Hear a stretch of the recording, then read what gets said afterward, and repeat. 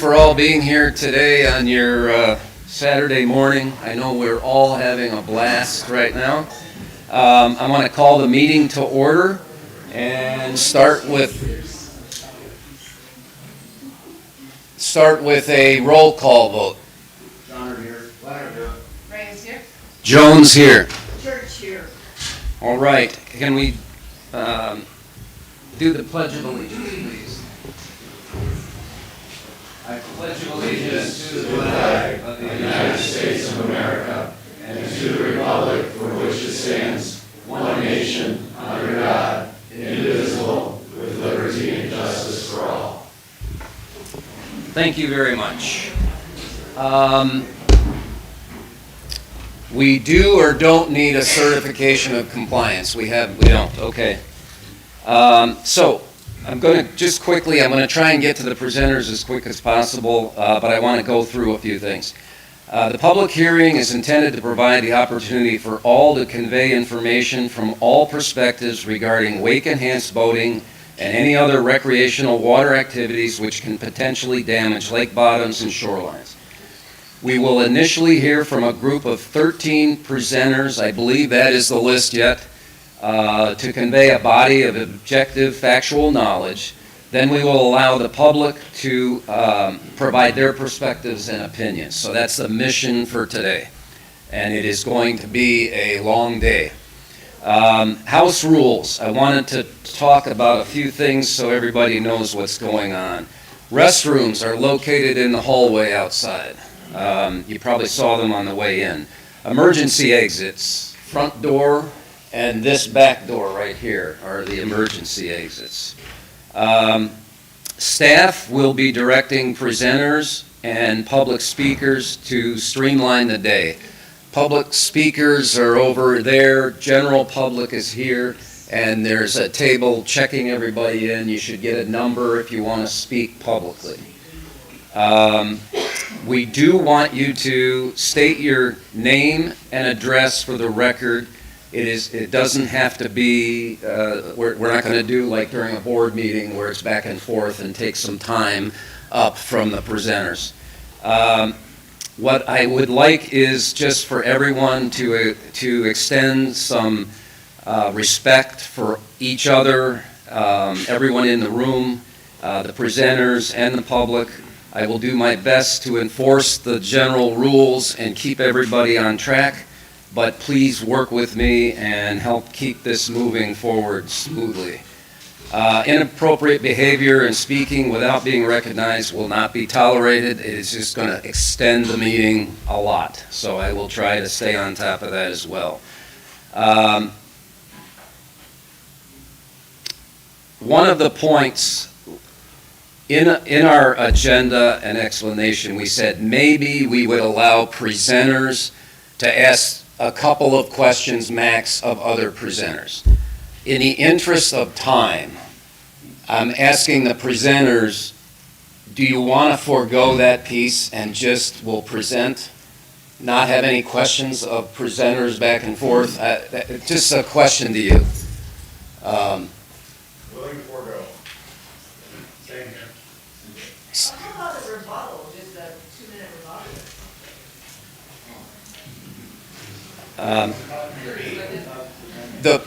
For the presenter, so the presenters are what I'm asking. So if you're a presenter, where are we at? Do we want to forego the questioning or rebuttals? Show of hands to forego. And this is of 13? 1, 2, 3, 4, 5, 6, 7, 8 of 13. 9 of 13. Okay, so we'll just forego the questions and keep it moving, all right? It is being, the whole hearing is being live streamed over YouTube, so you can dial in through YouTube. You don't have to sit here for the full 8 hours. You can still see what's going on. I'm setting expectations. Okay, for 5 hours, 4 hours.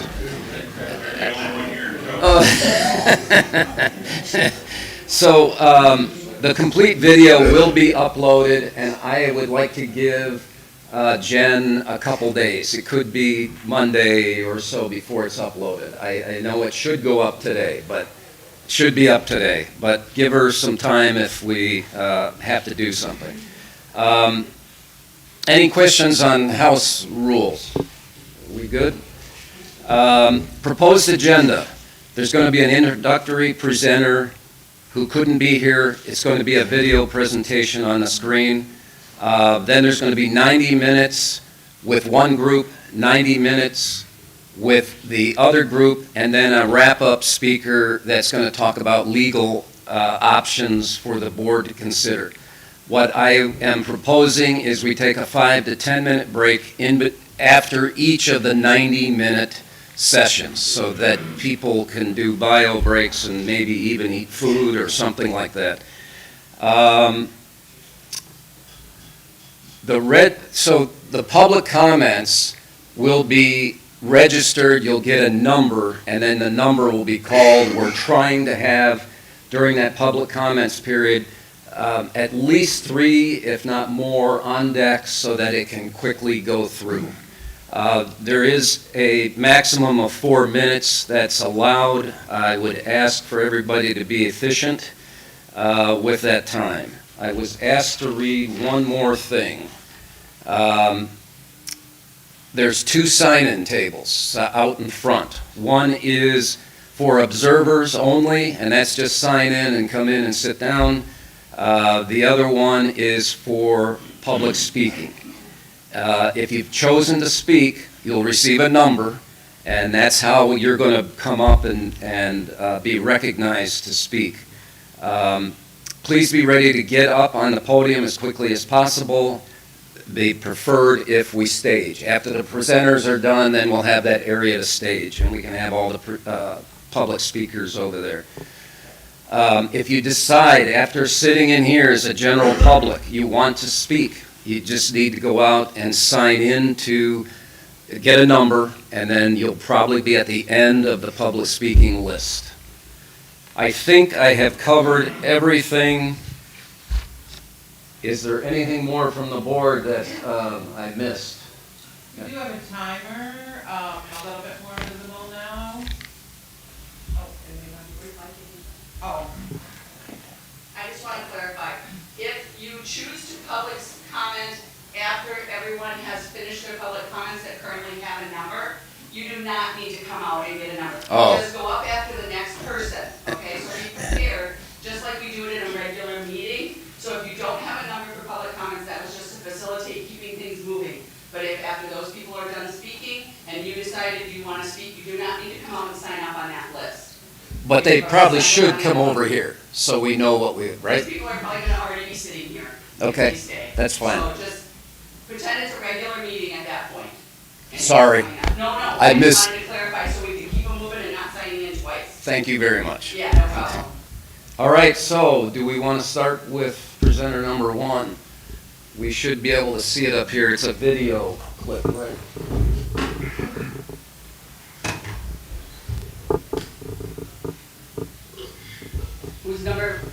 Who's presenting Hello. first for the district? My name is Tim Ellinger. It's right on here, it's And I video. want to thank the town 20 board minutes. of East Troy for the opportunity today to talk with you.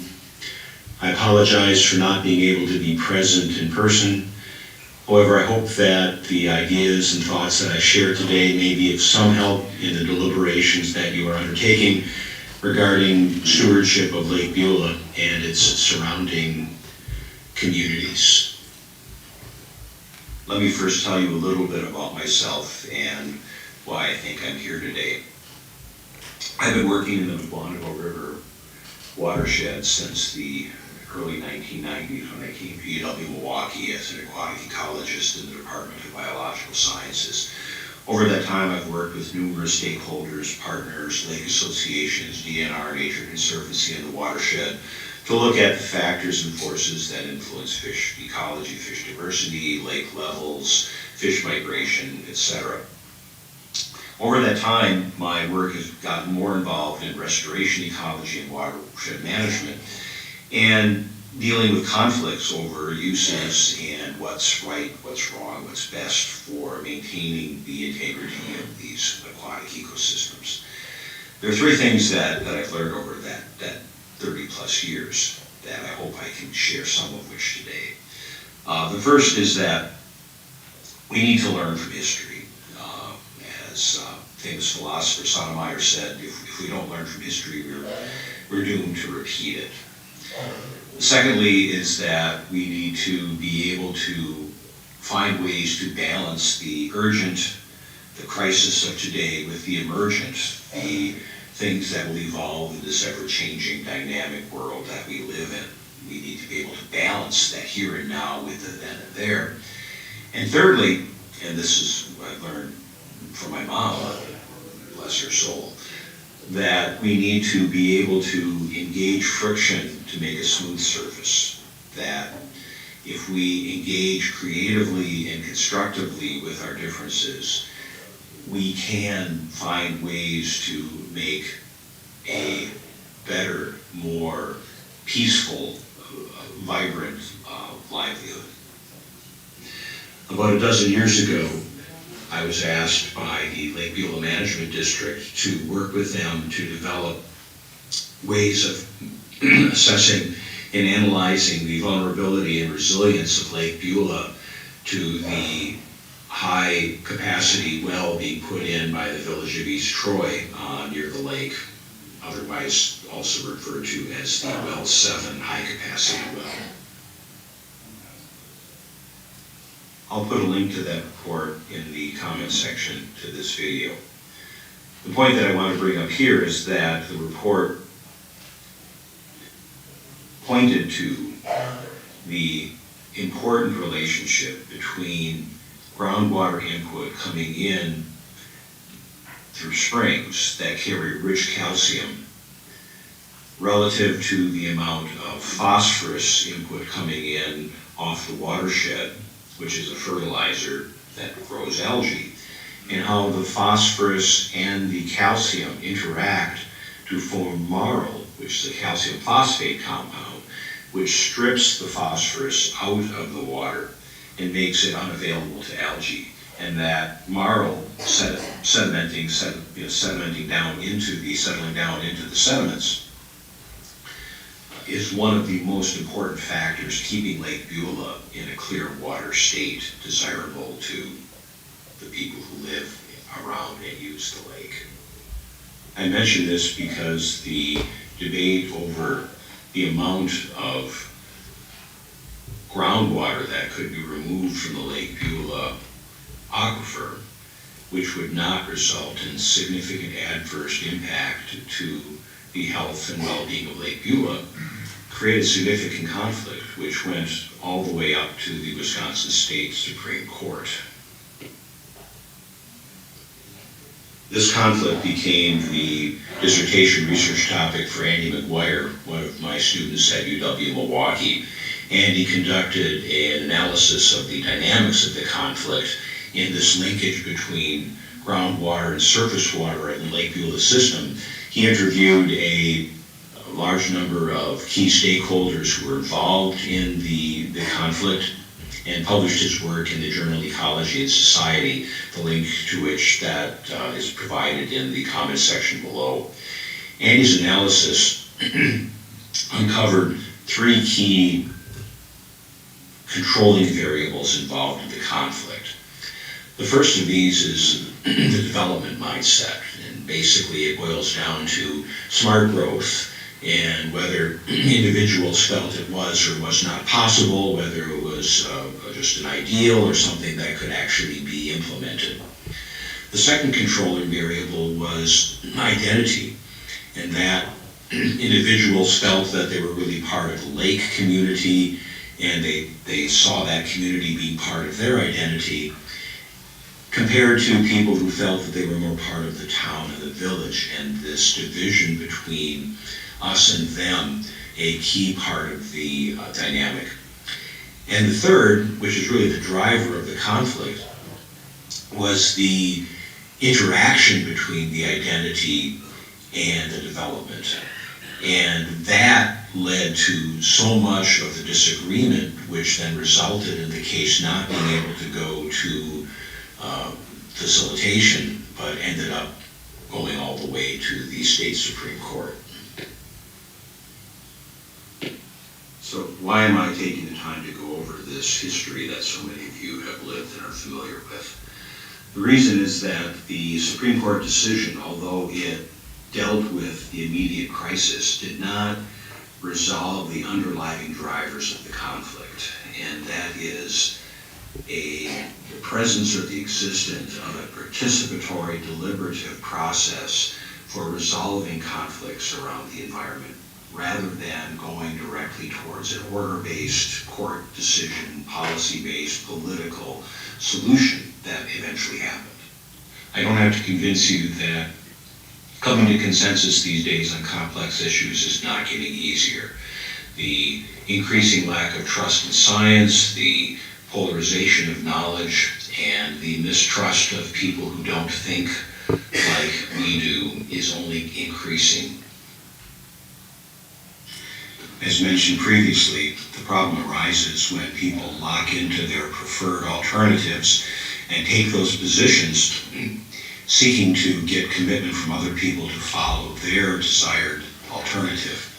What's necessary in mediating conflict is for people to step back from those positions and focus on what's to the left of this figure here. Basically, develop the rapport that allows them to communicate, build the relationships so they can have civil dialogue concerning what their interests are, what options might be created based upon those shared interests, and what criteria could be used for selecting among the different options available. Only then can you sort of move into the right part of this figure, seeking to have collaborative alternatives developed that people can commit to, even though they might not be getting everything that they would have desired from their initial position coming into the negotiation.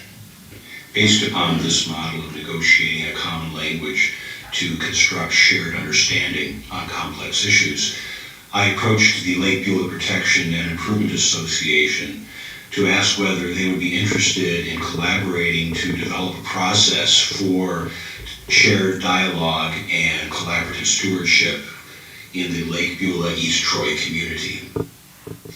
These conversations led to what we call the Lake Beulah Collaborative Stewardship Initiative.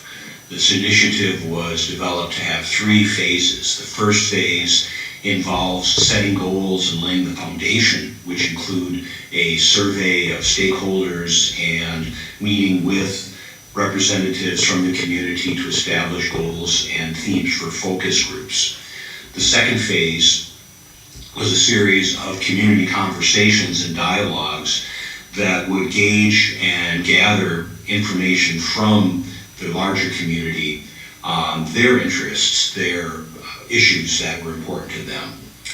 These community dialogues would have 2 parts. One would be conversations with key stakeholders that would be held in a panel format, followed by circle dialogues with the community at large in small group breakouts. The third phase would be bringing together the information gathered from phase 1 and 2, and with interested parties developing a sort of strategic system map for the issues at play, and developing a framework that could be used for the construction of, development, and implementation of a strategic plan for the Lake Beulah watershed community. The survey was developed and implemented in the fall of 2022 and continued through the early part of 2023. Respondents were from 2 different groups, one from the Lake Beulah Protection and Improvement Association membership, and the other from social media platforms in the Lake Beulah East Troy area. You can see from this figure that people responded from all across the world, from California to Florida to the south of France. The survey drew responses across an array of ages. Respondents contacted through the LBPIA membership had a median age in the 60s and 70s, Not surprisingly, the membership contacted through social media was a bit younger, with median ages in the 40s and 50s. The surveys were constructed using a 9-point Likert scale where a statement was made and respondents were given the opportunity to gauge their response from, for example, strongly agree to strongly disagree, or participate never to very often. You can see here, for example, that LBPIA membership in blue tends to participate more often in the LBPIA activities, whereas the social media group tends to more infrequently participate. And not surprisingly, the inverse is true, where social media folks tend to participate more in social media, and the Lake Beulah membership is less likely. Interestingly, and perhaps not surprising, the results showed that the two groups responded from different locations, spatially separated. The LBPIA membership was responding from locations further to the east, that you can see in blue, and the social media group membership was responding to areas a little bit further west. Remembering this is survey data responding during the winter when people are not necessarily at their summer residences. That said, the interests of both groups were well aligned with choosing to live in the Lake Beulah area because of the quality of the environment. And likewise, they believed and their interests aligned in promoting the social and economic activities in terms of recreation and in terms of safe drinking water and environmental health in the community. Looking at the distribution pattern in these responses allows us to see where perceptions differ between the two different groups, and also where there may be an opportunity to align interests for collaborative action going forward. For example, here, the statement, sprawling development in the Lake Beulah East Troy area is having a negative impact on my quality of life. LBPIA membership tends to agree with that statement to a greater extent than the town social media folks responding. At the same time, you can see that there are quite a few individuals that respond in the middle of this figure, giving us opportunity for collaborative work. Their patterns tell a different story. For example, here, the question about resorts, dining, and pubs being important to the social and economic health of the Lake Beulah East Troy area. The social media respondents strongly agree, whereas the LBPIA membership less so. The results of the survey confirm the perception that people who live on the lake in the LBPIA believe that people who don't live on the lake have sufficient access to the lake, whereas people from the town in social media feel differently, that they do not have enough access to the lake. And correlated with that is the perception in the town that people who live on Lake Beulah have greater say over what can happen on the lake and what activities are allowed than people who don't live on the lake. That said, both groups, the LBPIA and the town Facebook groups, are aligned in their belief that political polarization is getting in the way of doing what's best for the Lake Beulah East Troy community, which sets up a situation allowing us to go forth with the community conversations in Phase 2. A series of 4 community dialogues were conducted in 2023 and 2024 on topics identified in the stakeholder survey. These included balancing environment and economic development, access and competing recreational uses on the lake, how to protect human health and ecological integrity, and finally on collaborative environmental governance and decision-making. What would that look like for Lake Beulah? Everyone participating in the dialogues, both from the community and panelists, agreed to a set of responsibilities for behavior, including listening to each other, providing space, not making assumptions about other people's positions, and respecting the diversity of the different opinions expressed. Breakout groups were facilitated by students from the UWM Masters of Sustainable Peacebuilding program, who also took notes during the breakout sessions, and surveys were given prior to and following each of the sessions. There's not enough time here to summarize the results from the different dialogues, but what I can say is that there was a general sense from those participating going into this session that they were curious, they were interested, they were concerned, and that after the sessions, individuals tend to feel much more positive, encouraged, felt more part of the community, and hopeful that there were opportunities for collaborative action going forward as part of this process. So why didn't the process continue on into phase 3 following the final dialogue session in April of 2024? Well, part of the situation was that individuals became impatient with the slow process of dialogue, and the increasing interest and increasing concern about wake surfing, wake boating, began to dominate the conversations. And a group of individuals felt that it was time to act, and that talking was not acting. And the LBPIA, now called Protect Lake Beulah, decided to put a poll out on options.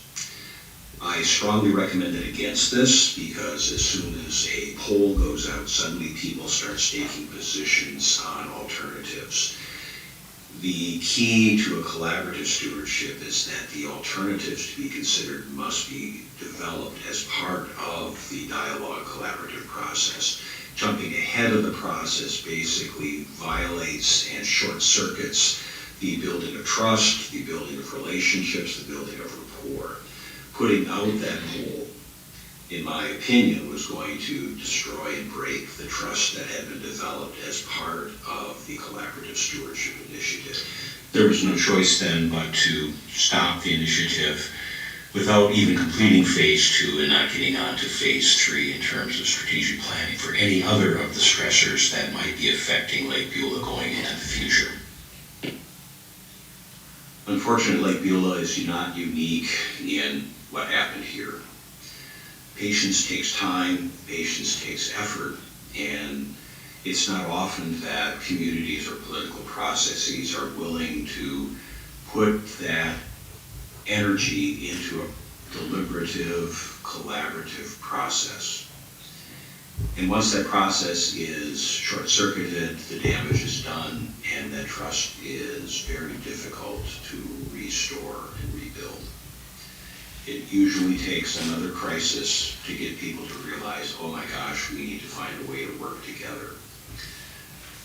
That next crisis in Lake Beulah will happen. It's happening around the world through climate change, through population growth. Unexpected changes will occur.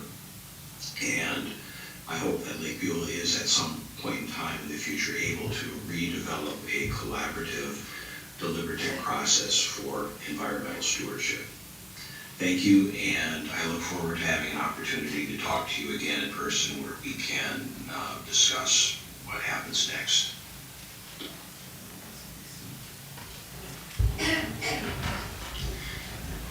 Okay, who's up next?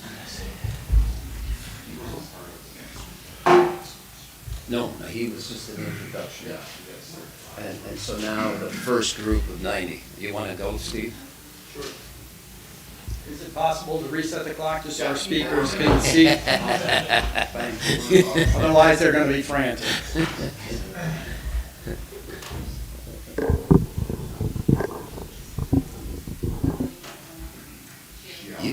You can get started. You get extra time. All Right?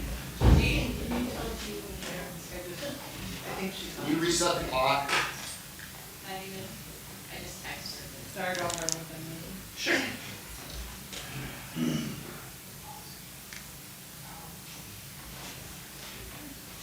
There you go. Thank you. 58 seconds. Good morning, everyone. Good morning And thank you, Chairman Jones, for providing this opportunity to learn and share important facts and opinions regarding wake surfing on East Troy area lakes. I do want to take a second to comment on Dr. Ellinger's presentation. Since we were the ones that were working with him so many years ago, I think it's proof that your Lake Protective Association has been trying to protect this lake and looking at all options to do so for a long, long time. In fact, the history goes back as long as this town has been in existence. So we look forward to continuing working with Dr. Ellinger, but current events overtook us. The wake surfing issue, as he mentioned, rose up and kind of took all the air out of the room and required our full attention. My name is Steve Heuning. I'm the new president of Protect Lake Beulah. My name tag still says treasurer. That's how new I am. My wife and I are East Troy homeowners. We purchased a small cottage on the north shore of Lake Beulah in 1990 after realizing that the quality and clarity of Lake Beulah was unique among southeast Wisconsin lakes. And the reasons for that high quality and clarity go beyond Dr. Ellinger's comments, and they go all the way back to the melting of the Wisconsin Glacier more than 10,000 years ago.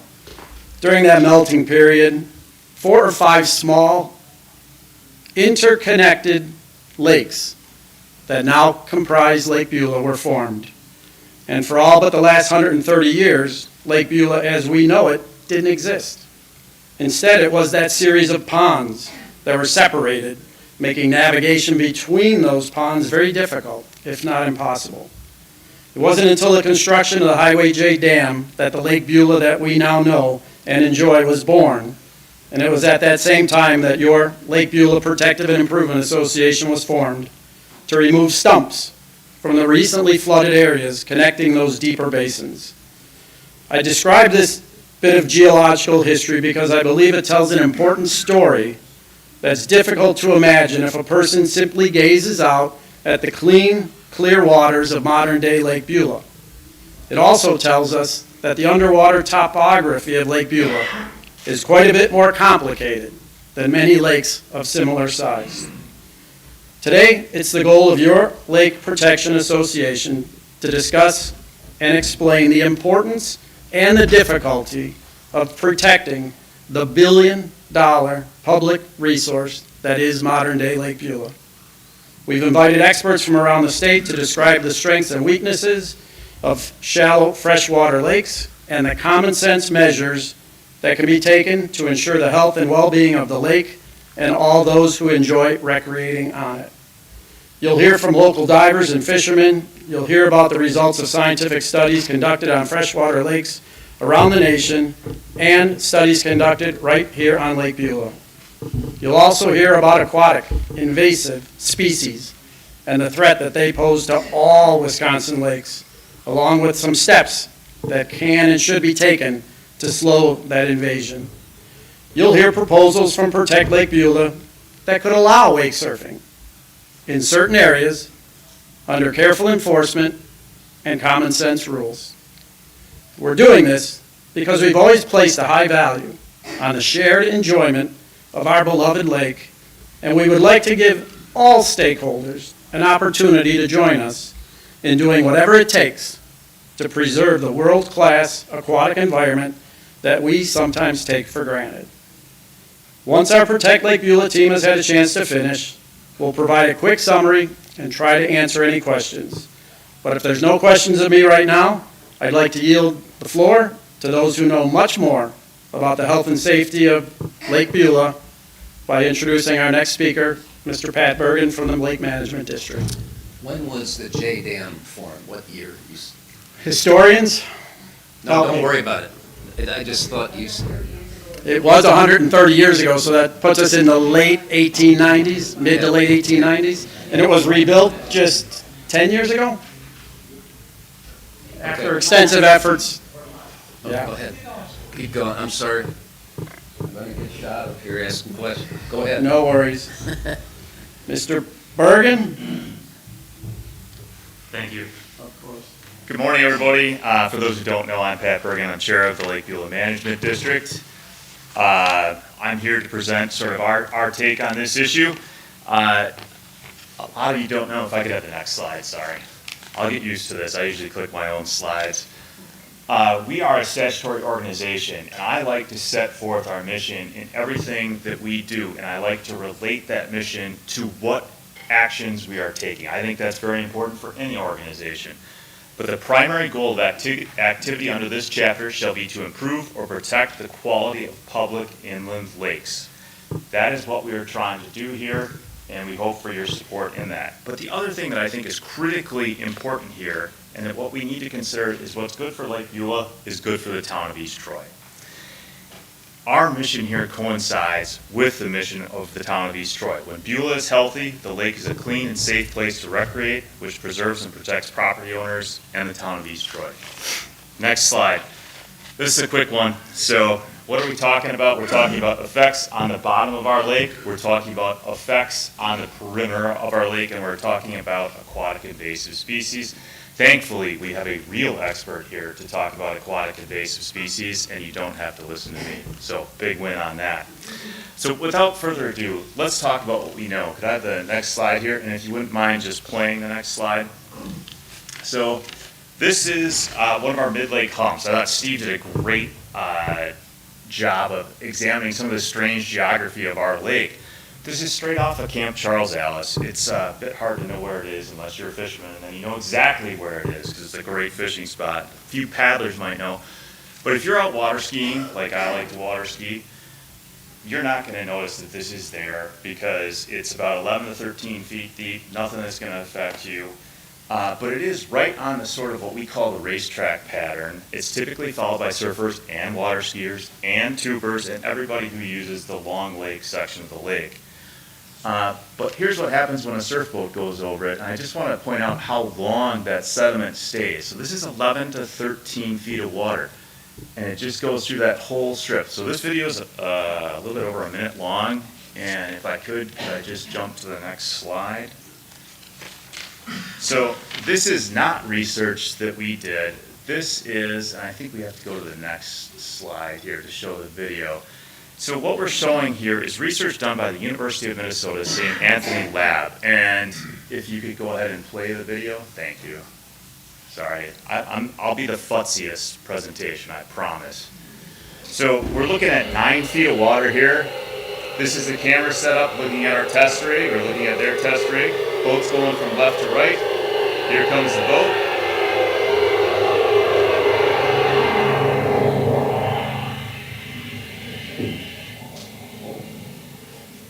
Now, the wake surf industry says 10 feet is enough to operate surf boats safely. I think, just looking at that, we can all agree that 10 feet is probably not enough. If I could I have you just jump to the 250 mark in this video? I know people want to look at the bottoms of lakes, but I don't know that we want to spend all our morning looking at them. So, uh-oh. It's trying. That's all I need.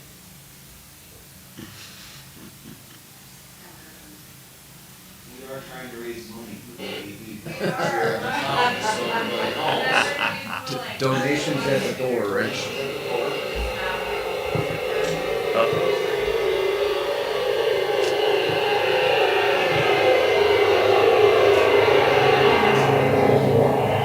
no. It's not allowing fast forwarding. Okay. We really want to see the 14-foot depth. It's really not going? Can we just drag this slider? Try and drop and it just keeps starting it over. That is not great. Just keep talking. All right, well, we'll just keep talking. So when you jump to 14 feet, we see a very similar video, similar angle, side angle. So, and just so you know, these videos are going to be posted, or are posted on the Lake Beulah Management District website. You can go and take a look at them. You can scroll back and forth just as frequently as you'd like. Thank you. But in each circumstance, it essentially the boat going over the top blows up the bottom so much so that you can't even see the test rig, which is obviously right in front. The effects last, and the camera goes, it actually cuts out and shows you the effects as much as 13 minutes after the pass. So when you jump to the, we're finally at 13 minutes after the pass. So sooner or later, we're going to get to about the 421 mark on this video. We're going to show 9 feet again. But that shows the boat going away from you, okay? And when the boat is going away from you in 14 feet, it literally looks like a bomb has been set off in the water, okay? We're still at, I think we're still at 9 feet here.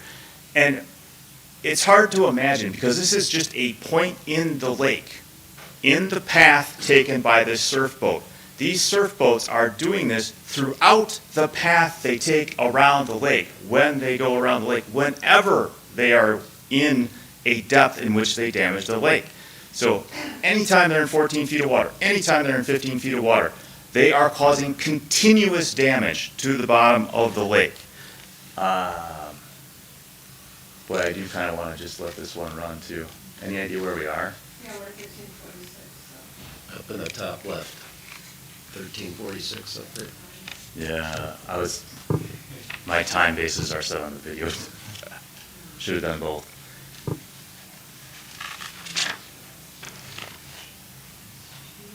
So this is 5 minutes. They're shortly going to jump to 13 minutes. We have to be about getting into it.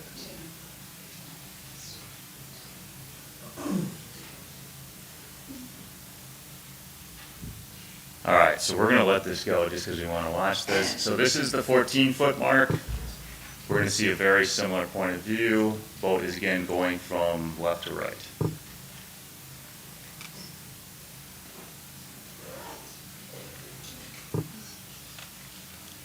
So again, this is 14 feet of water.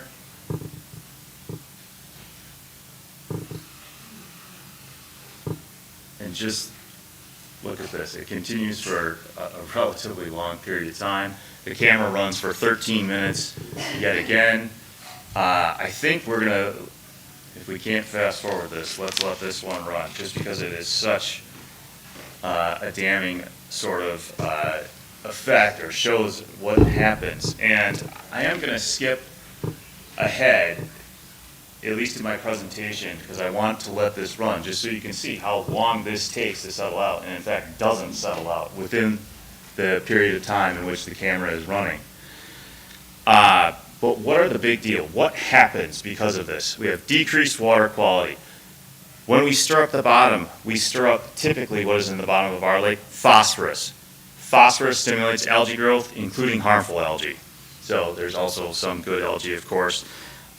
We have damage to aquatic vegetation. You just saw it, 13 minutes after the pass. We're about ready to get to the shot of the boat going away. All of these items are going to lower the quality of Beulah as a recreational resource for residents of the town of East Troy, and they're going to reduce property values. So we have this, this is the video that I was talking about of the boat going away. Now, if you would have told me that someone set off a little bit of a bomb right in front of the camera, I wouldn't have known the difference. But this is what a boat does as it continuously goes in circles around our lake. So if I could, can we jump to the next slide now? So, but this couldn't possibly happen here on Lake Beulah, could it? It does. So this is a video, if you wouldn't mind starting this one. This is a shot of a surf boat, relatively small one, 22-foot Moomba, on Lake Beulah at 15 feet of depth. On your top right camera, you're going to see the boat going over the top, and the bottom, you're going to see this blown over. You are going to see that this is a little bit out of phase. This is when our camera rig tipped over, but you see very, very similar effects on the bottom of Lake Beulah. Now, we did take videos of what happens when we run other boats in similar situations. And I think we're going to go ahead and skip those just because I've taken up too much time watching the other video, but there's nothing to see. I picked the most interesting one because it showed fish, and the fish were swimming as the boat went over the top. So let's skip to the next slide, please. And we're going to go one more. Oh, there were my fish, sorry. So we can jump to the next one. Nothing big, sorry. We can skip to the next slide. So this is the big deal. I think I missed the last point there is when you have silt that's sort of blown up on the bottom of the lake, it's really going to infect your fish and your invertebrates. It essentially clogs their respiratory structure. It's going to affect their ability to court, spawn, and it's going to reduce hatch rates. That means fewer fish. So if I could, let's go to the next slide. We were talking about wave effects, and I hope we've got the sound on here, because this one's pretty good. If you wouldn't mind just pressing play on this one. Oh wow, that is loud. So you can see the surf boat go by. The surf boat is 200 feet offshore. Just for reference, the last post of the dock here, and that is my dock, is about 5 feet of water. And you can sort of watch the waves come in. And what I want you to understand is that this is a one-off here. We're watching one surf boat. This isn't a weekend where this happens every hour of every day. And when you watch, what I want you to think about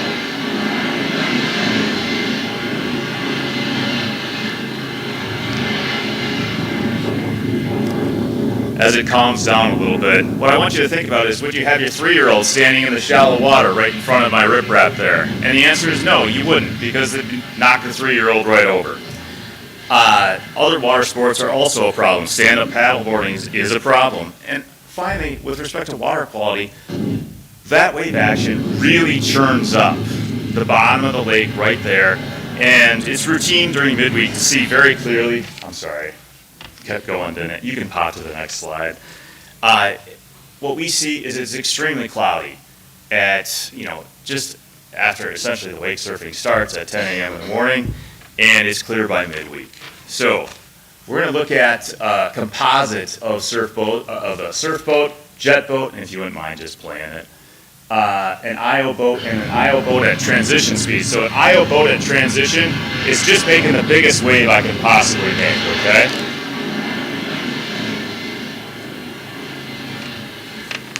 So you can clearly see that there's a very significant difference between the waves created by a surf boat and the waves created by other boats. If I could pop to the next slide, please. Thank you so much.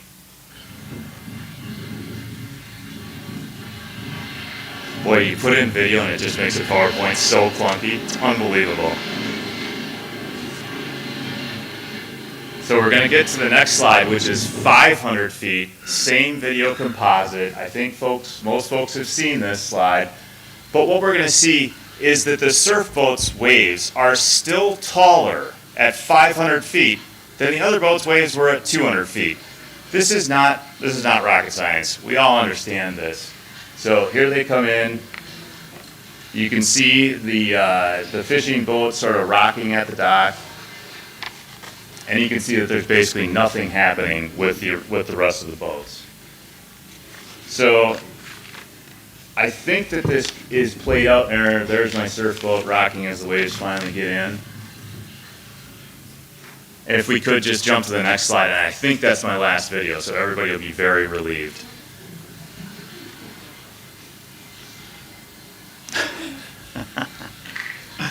But I still have pictures, so we'll keep it kind of entertaining. You gotta let the video finish before you get it there. There we go. So this is basically the measured maximum wave heights from the St. Anthony study. It's very consistent with what we saw on Lake Beulah as measured by Terra Vigilis. Surf boats waves are 2 to 3 times higher, 3 to 9 times more powerful. Again, super consistent. If I could jump to the next slide. Yay, no more video. This one's measures wave power. You can see that the larger surf boat generates extremely powerful waves in comparison to the other boats. And I just want to make a specific point here. The boat we're talking about is a 2019 Malibu Wakesetter MXZ. That boat was 24.5 feet, 5,500 pounds dry, 4,885 pounds ballasted for a total of 10,385 pounds before you put a person on it or fill it up with gas. So just for the heck of it, I went and checked a 2026 Malibu. 26.5 feet, 7,000 pounds dry, 6,100 pounds of ballast for a total of 13,100 pounds. That's before you put a person on it or the 115 gallons of gas that it takes. Okay? these boats, not gonna surprise anyone here, they're not getting smaller. We are not planning for today, we also have to plan for the future. Next slide, please. So, what do big waves cause? We all know this. This is not rocket science. Shoreline erosion, sediment resuspension, they reduce our water clarity, they cause damage to aquatic vegetation, they hurt our fish population. Seawalls, riprap, not the answer. All they do is reflect the waves back onto your neighbor's property, or they reflect them back out into the lake. They're also very, very expensive. Regular natural shorelines help reduce wave energy. That's what we need more of. Also on Lake Beulah in particular, we have very sensitive areas around the lake. Those areas we can't riprap. We need to protect those areas as best we can. So what's our recommendation here? 500 feet. If I could jump to the next, we're already on the next slide. Fantastic. So what the management district is proposing, interim solution, establish surf areas. Those surf areas would have 25 feet of depth. They would be 500 feet from shore. There's 4 of these areas that are possible on Lake Beulah. The management district would be responsible for marking the areas. It's critically important to communicate where surfing is going to be safe. If you can't see where surfing is going to be safe, we can't rely on just geographical notations. It's critically important to communicate where it's safe, where it's not safe, so everybody knows.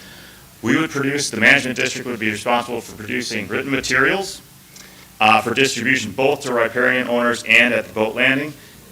And the management district is very supportive, and you can hear about invasive species from someone else, of enhanced participation in clean boats, clean waters, more personnel at the landing, more regularly.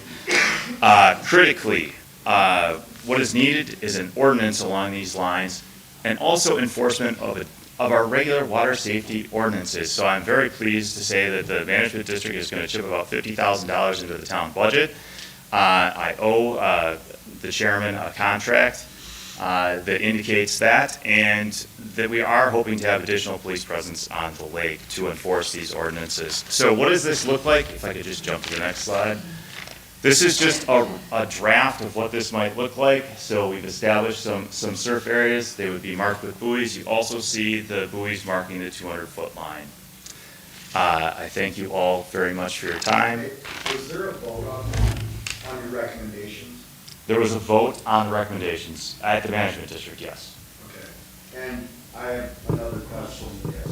No, I'll keep, you showed footage for 15 feet. I was under the impression that Terra Visualist did 20 feet and 25 feet. Is there a reason that that's not being shown? Yes, I picked the 15-foot one. It showed the most disturbance. The 20-foot, I didn't really have time for. It does show less disturbance. The recommendation for 25 feet comes directly from the disturbance that is shown at the 20 feet, but kind of hard to see on a television like this.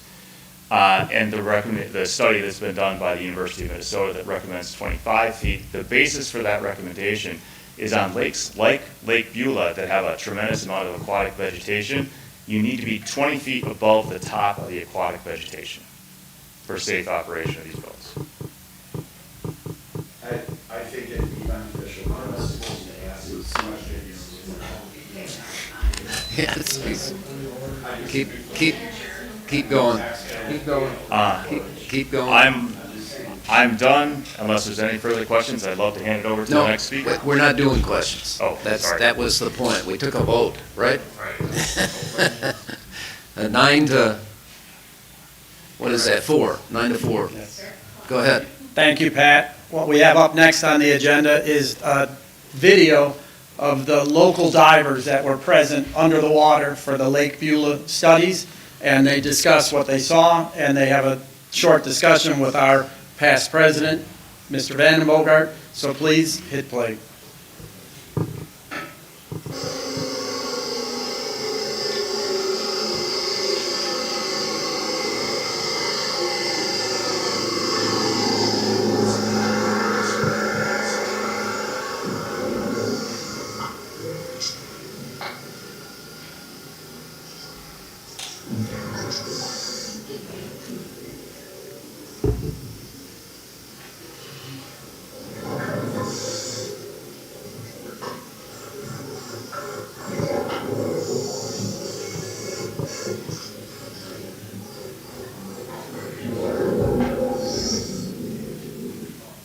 just want to take a second to further describe what you just saw. That was Sean Morath, who was kneeling on the bottom. His wristwatch, which you saw, was 16 feet, and that was off his diver's watch. So he's kneeling in the bottom. He's probably in 18 feet of water, and the boat passed right over him. What happened to him was, as that boat went over, the pressure wave knocked him down. You saw things moving around a bit. That's what happened there. After the boat passed, it displaces a lot of water. And this was sort of a new finding that actually came out in the St. Anthony Falls study that they observed. You get the pressure wave of the boat coming into the area. After it displaces all the water in the waves, the water wants to re-level. So as that re-levels, the easiest way for the water to come back is straight up from underneath. He literally got lifted 3 feet off the bottom. So there's a lot of things going on when that boat went over in 18 feet of water. And as you saw, it wasn't a minor disruption. There was zebra mussel shells that were kicked off the bottom and were floundering down. It's a pretty major disruption. So that was actually an interesting finding that Sean had observed there, and makes sense when we think about it. And I'll let you play the second, and they talk a little bit about that, the next video.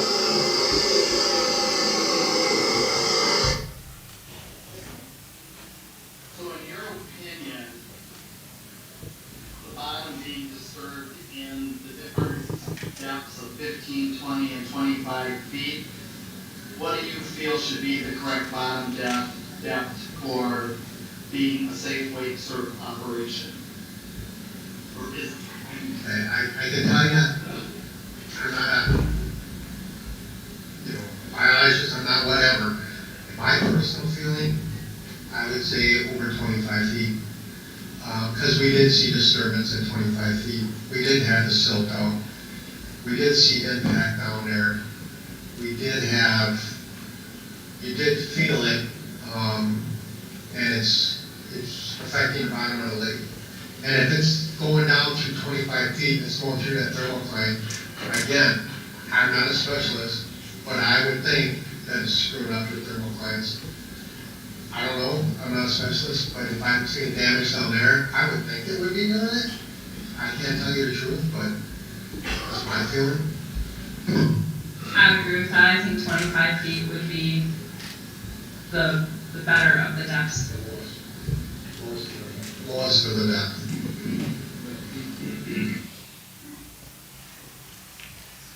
We're moving so in on. your opinion,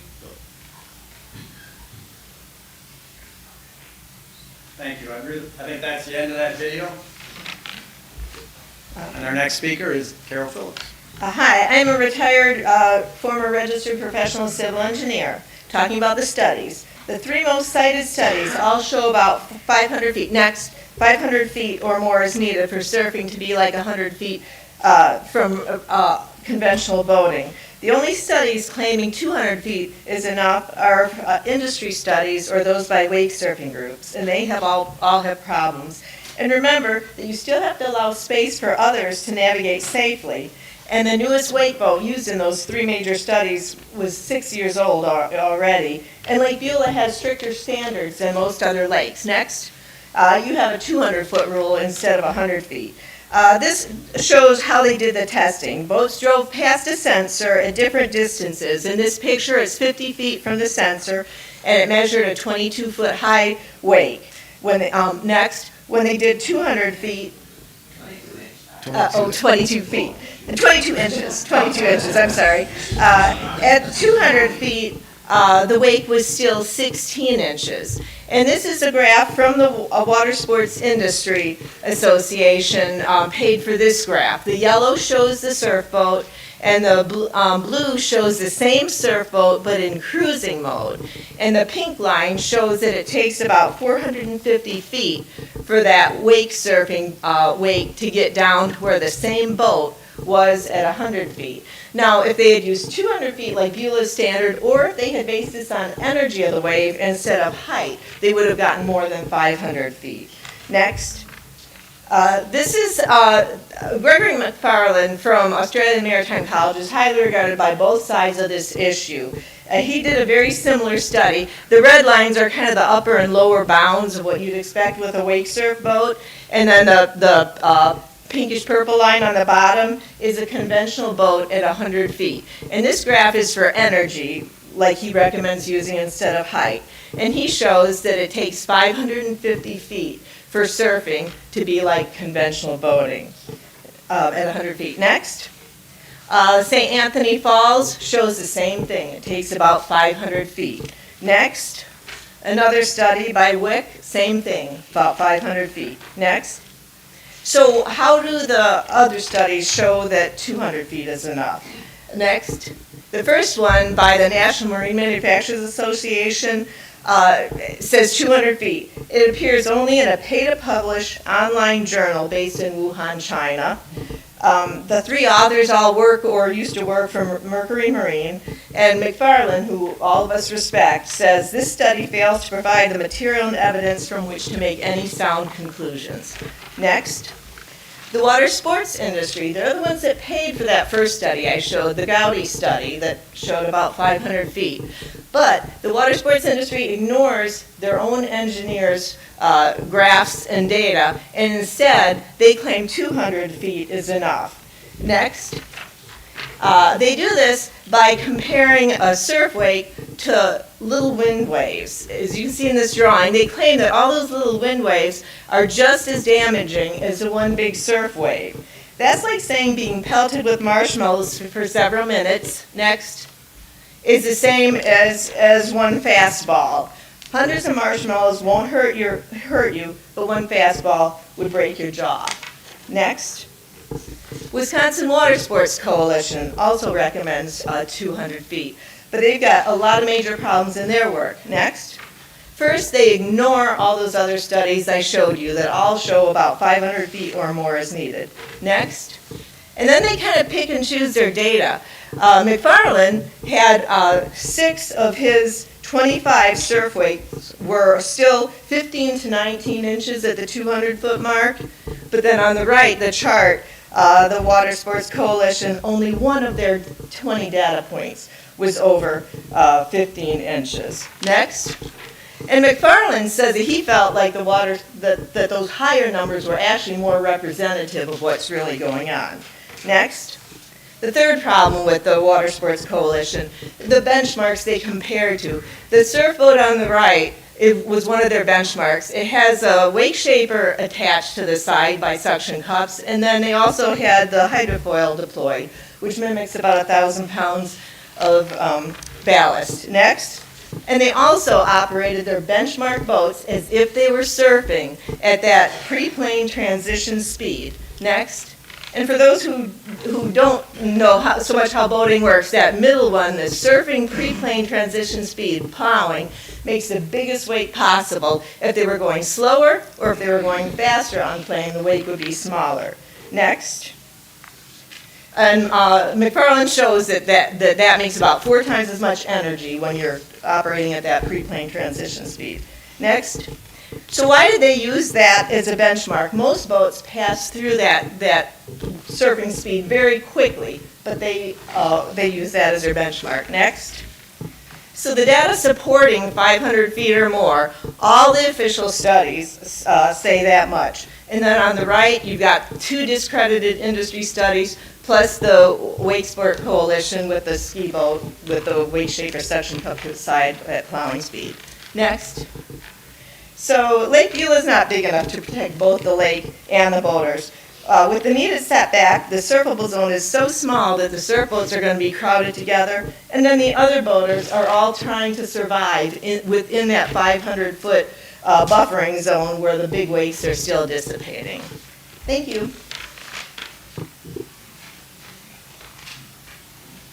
Thank you, Carol.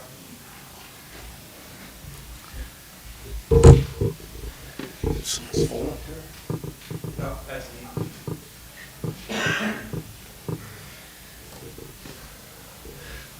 Next slide.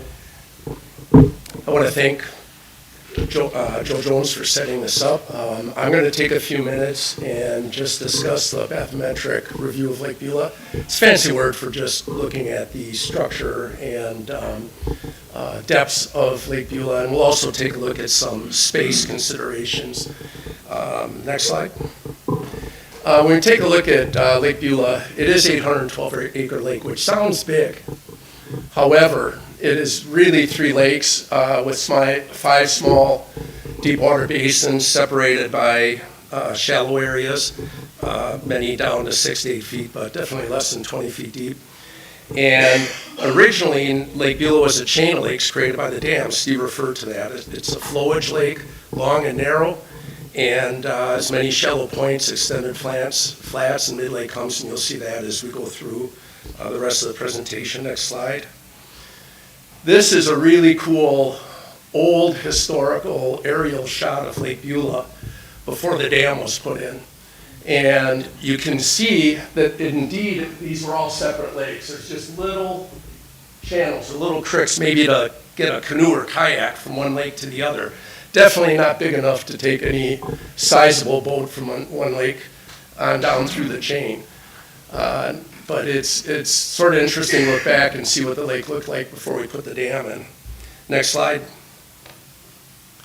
Shifting to the wake impacts on Lake Beulah from the wake boats, there's really 2 downward prop wash. I won't spend a lot of time on this because there's already been some discussion on it.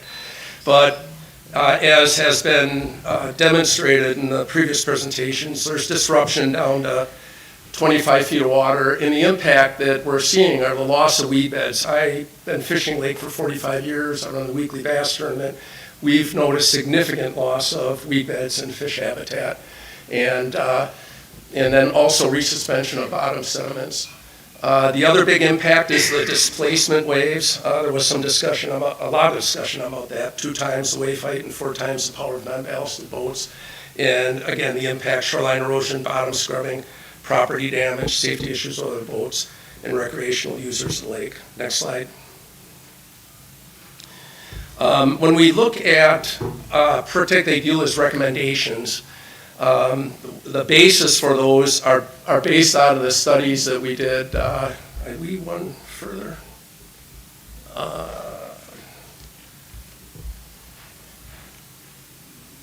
Okay, can you go back one, Jen?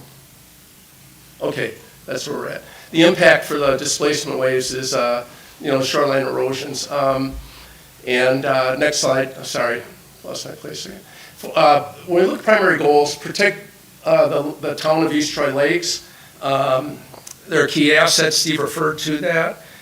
Counts for over half the town's property values and tax revenues. And then also to provide for the safety of town citizens. We have to look at the issue of the size of these waves in tight spaces and make sure people don't get hurt or there isn't any safety issues. Next slide.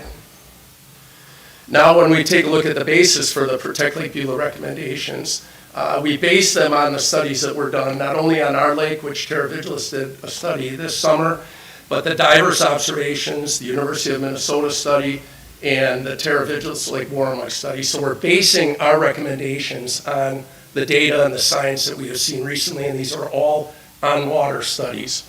Next slide. Now, when we look at our recommendations, it is for limiting wake surfing into an area of minimum of 20 feet of water, or no less than 25 feet of water. The Terra Vigilis Lake Beulah study noted bottom disruption at 21 feet. We just saw the divers video and the disruption at 18 feet of water. And then they also had a silt out at 23 feet of water. We were going to do 2 runs. After the first one, they tugged on the rope to shut things down, came up and said, we can't see anything. And that was in a little bit of an isolated hump that's a little deeper hump that has less weed growth, but literally silted out. And then the University of Minnesota St. Anthony Fall study concluded wake surfing not be done in less than 20 feet of water from the lake bottom or 20 feet from the tops of the weeds. Lake Beulah is primarily a weed bottomed lake, and we do have weeds growing in deep water as far as down as 25 feet. So therefore, the 25-foot recommendation. And then when we look at limiting wake surfing to a minimum of 500 feet from shore, there was a lot of information presented on that. And that coincides with Terra Vigilance's recommendation of that distance to protect shoreline and property. And also to protect the bottom as it approaches shore, because it will scrub the bottom as that happens over and over. It will erode the bottom and uproot plants, and it does affect vegetation in the shallows. And then safety considerations, and one that hasn't been mentioned is to offer a safe passage zone for people that want to get around the lake, that don't want to be out in the fray of any bigger waves. Next slide. What have other municipalities done? We have a lot of different approaches and different examples. Each lake is unique, so they're going to be different. Lake Geneva recommended a zone of 30 feet deep and 500 feet from shore. Pewaukee and Agawika Lake recommend a zone of 30 feet and 700 feet from shore. Big Green recommends a zone of 40 feet deep and 700 feet from shore. Powers Lake in the town of Randall has sort of a unique situation or solution where they created a wake surf pattern. We'll take a closer look at that in a little bit. Vermont, as a state, passed a law looking at restricting wake surfing to 20-foot depths, 500 feet from shore, but they also added in a 50-acre contiguous space that is needed at those parameters. They're actually going to be holding some hearings over the winter. They're considering making that 100 acres. The Wake Sports Reform Coalition, which is a coalition of over 70 organizations throughout the state, recommend 30 feet deep and 700 feet from shore, as well as 100 contiguous acres. And then 68 Wisconsin municipalities have passed ordinances prohibiting wake enhancement, representing 370 lakes, 16% of all lakes in Wisconsin over 50 acres. Next slide. Now let's take a look at Lake Beulah and the 500-foot recommendation, and this also shows 20 and 30-foot depths. There's two things I want to point out here is that when we look at those parameters, it breaks the lake down into really 5 separate basins. And the other is when we take a look at the 30-foot, which is in green, and then you add in the 20-foot, there's really not much difference. There's a little bit of some area over by Dockside that you have a 20 to 30-foot flat, but for the most part, they're pretty consistent. When Beulah goes deep, it goes deep. There's not a lot of 20 to 30-foot area. But that sort of highlights how those parameters would lay out in Lake Beulah, and we'll take a closer look, next slide, at those areas. Next slide. So I purchased some mapping software which allows me to create distance lines. So all of these little lines are 500 feet. I created distance lines, and then it allows me to draw an area which will calculate acreage.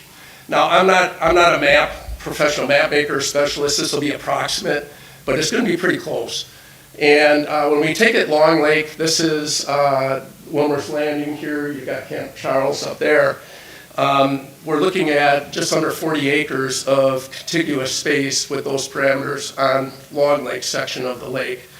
And the light blue marks on there are the West Bay hump on the left, and then the mid-lake hump that Pat showed some video from earlier. That is between Camp Charles Camp and the South Shore. So that's what Long Lake looks like. Let's take a look at the next section. This is coming into the main lake through the channel. You have YMCA camp down here, the white bench up at the top. And with the same parameters, the 25 feet of water, 500 feet from shore, you're looking at just under 18 acres. Next slide. And then when we look at the main lake, or the middle of the main lake, this is the East Horn here. You have the beaver camp up there, Jesuit Island there. We're looking at about 25 acres. And what's interesting with this whole part of the lake is that you have big flats that come out from both sides here, little deep water trough there, but not enough to work with. And then the same thing here. This is a huge flat right through here, and a flat that comes way out through here. So it really does separate those areas. Those are all about 8 feet, 7 or 8 feet deep. Next slide. And now we're looking at over by Dockside. This is the main lake, east area. You have South Shore on the bottom, the channel to Mill Lake on the north.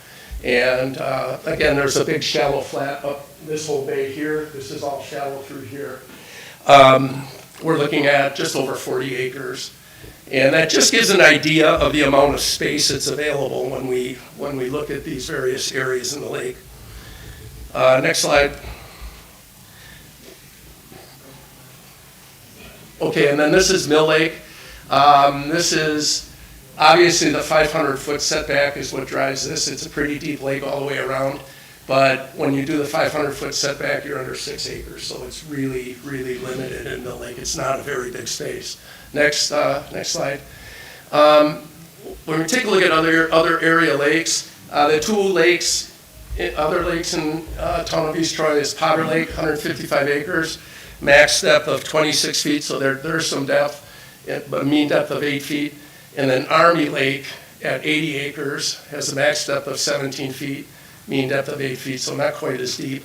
And then we'll also take a look at Lake Geneva, 5,400 acres, Powers Lake at 451 acres, and then North Lake at 440 acres.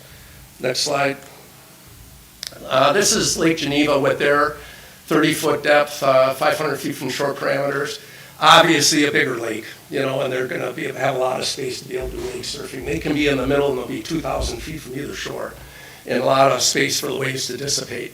It knocks it down from 5,400 acres to about 3,400 acres, just a big lake.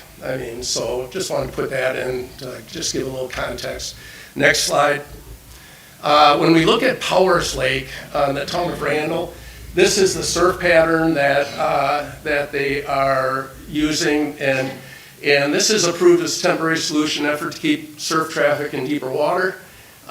Pretty much keeps it in 30 feet of water. Goes works around a few humps here, but that's something that they're trying down there, something to think about. Next slide. And when we look at that at Powers Lake, this is roughly what that track would represent. That's covering about 92 acres, 93 acres. So they do have some space down there, and that might be a solution for them. But it is an interesting concept. Most just come up with zones. They came up with a track, so I just wanted to put that up there for that. And then the next slide. This is North Lake. And there was some discussion about North Lake as our investigators did some work up there as well. And they do have a zone up there. It's pretty much 500 feet from shore. It's pretty deep lake. It's down to 80 feet, drops pretty quick. They do have a few sandbars, but not in the middle.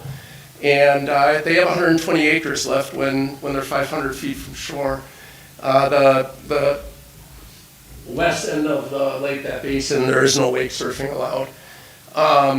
And then the other difference with North Lake is that they only have like a river or a creek launch. There's no way to get big boats on the North Lake, so they have a situation where they have a resident population. That's it. They're not dealing with outside wake boats, but they do have 120 acres. Next slide. And yep, this is my summary slide. I want to thank the town board for, working with this issue. It's not an easy issue. It's a very challenging issue, and I know it's a lot of work, and you're caught in the middle. But you do have the authority and responsibility to protect the town lakes as well as all the properties, and then also provide for the safety of town residents. And we appreciate all you, being there to look at this issue and try and deal with it. Lake Beulah presents unique challenges, 3 separate lakes connected by channels, a lot of irregular bottom structure, as we saw on all the maps. And the challenge is going to be the space, limited space for wake surfing. There'll have to be some sort of considerations for that. And the 5 deep basins with 7 acres to 41 acres. And then our recommendations for Protect Lake Beulah are supported by the science. We follow the science, and we recommend that, any area for wake surfing be done at a minimum of 25 feet and 500 feet from shore. And then also there has been some citizen advisory input, and over this past year, and there was a strong turnout for people that want some action on this issue. The April electors meeting, also the multiple surveys, and then I know the two candidates in the LBMD elections, both incumbents won, and they were supportive of protecting the lake and doing the in-lake studies, and we appreciate them for doing that. We learned a lot. So that's my presentation, and I will turn it over to Richard, I believe. No? I represented from Sewerpack. Oh, Sewerpack, I'm sorry. I'm so sorry. 40 minutes, right? You don't get all 40. I know. Thank you. My name is Tom Slosky. I'm a chief biologist at the Southeastern Wisconsin Regional Planning Commission. And you can go to the next slide. I thought I'd talk just briefly about that and why I'm here. Our organization was established back in 1960. Oh, Just step closer. Oh, stepping closer. Okay, don't worry. Okay, and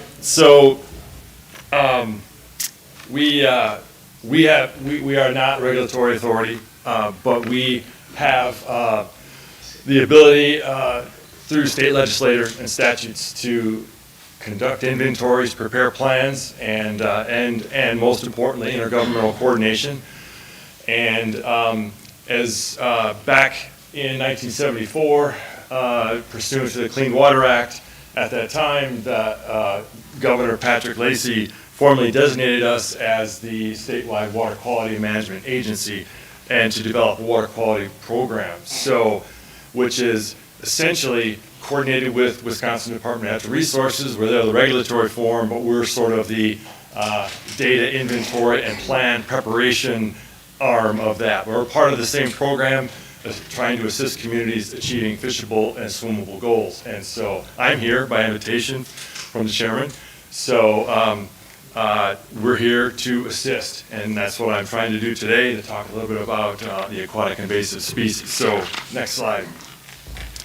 I'm gonna kind of give a brief outline of what's going on, at least as far as what we know for Beulah Lake, a little bit about boat traffic to and from the lake, and recommendations then on potential actions to protect the lake moving forward, as well as if there's time, I think there's one more speaker after me, is that correct? Yes. Yeah.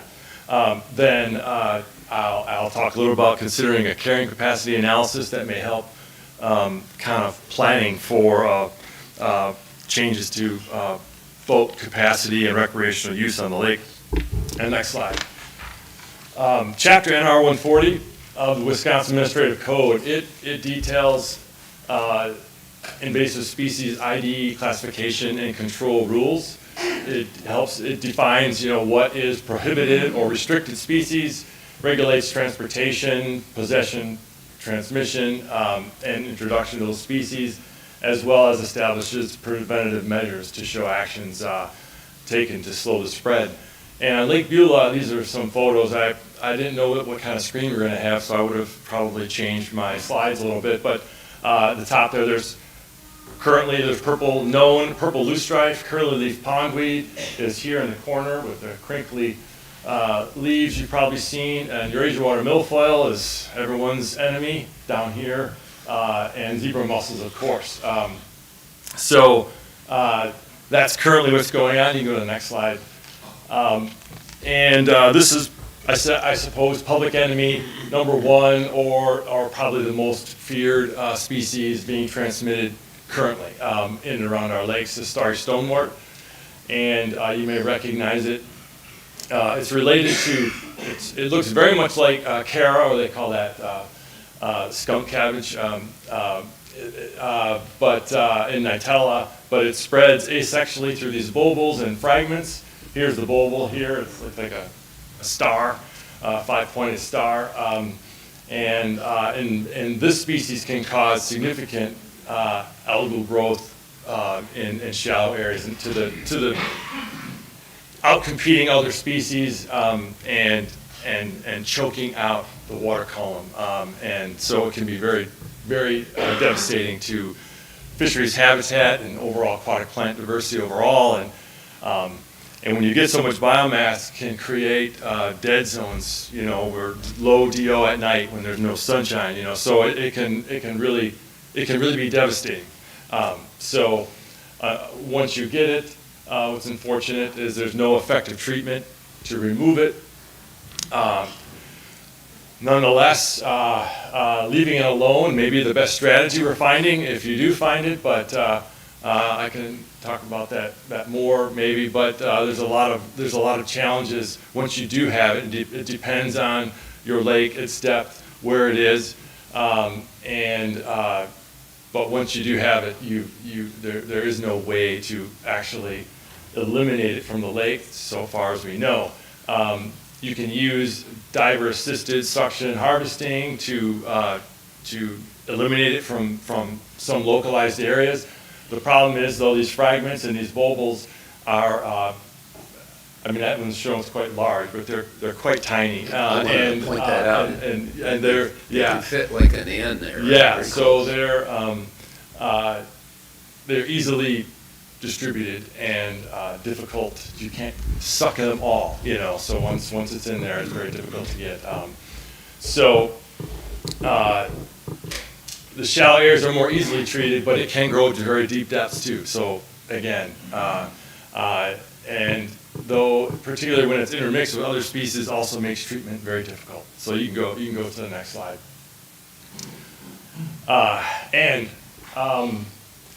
It was first discovered in '78 in the St. Lawrence Seaway, first observed in Wisconsin in 2014 in Little Muskego.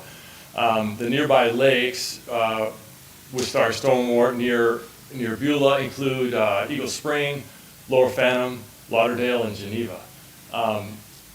Typically, it's likely spread through recreational boating, and lakes with star stonewort either have a public launch or are immediately downstream of invaded lakes. And lakes without public access often have no aquatic invasive species. So I don't think it takes a lot of sleuthing to understand this stuff's not flying around. We're really good at transporting this stuff on our lake, from lake to lake. It's human vectored, I guess. And you can see the dots on this map is showing different years. Older years are bigger dots, but you can see they're not random.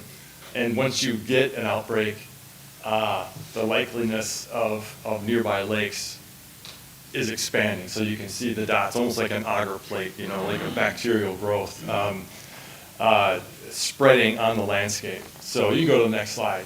And this is kind of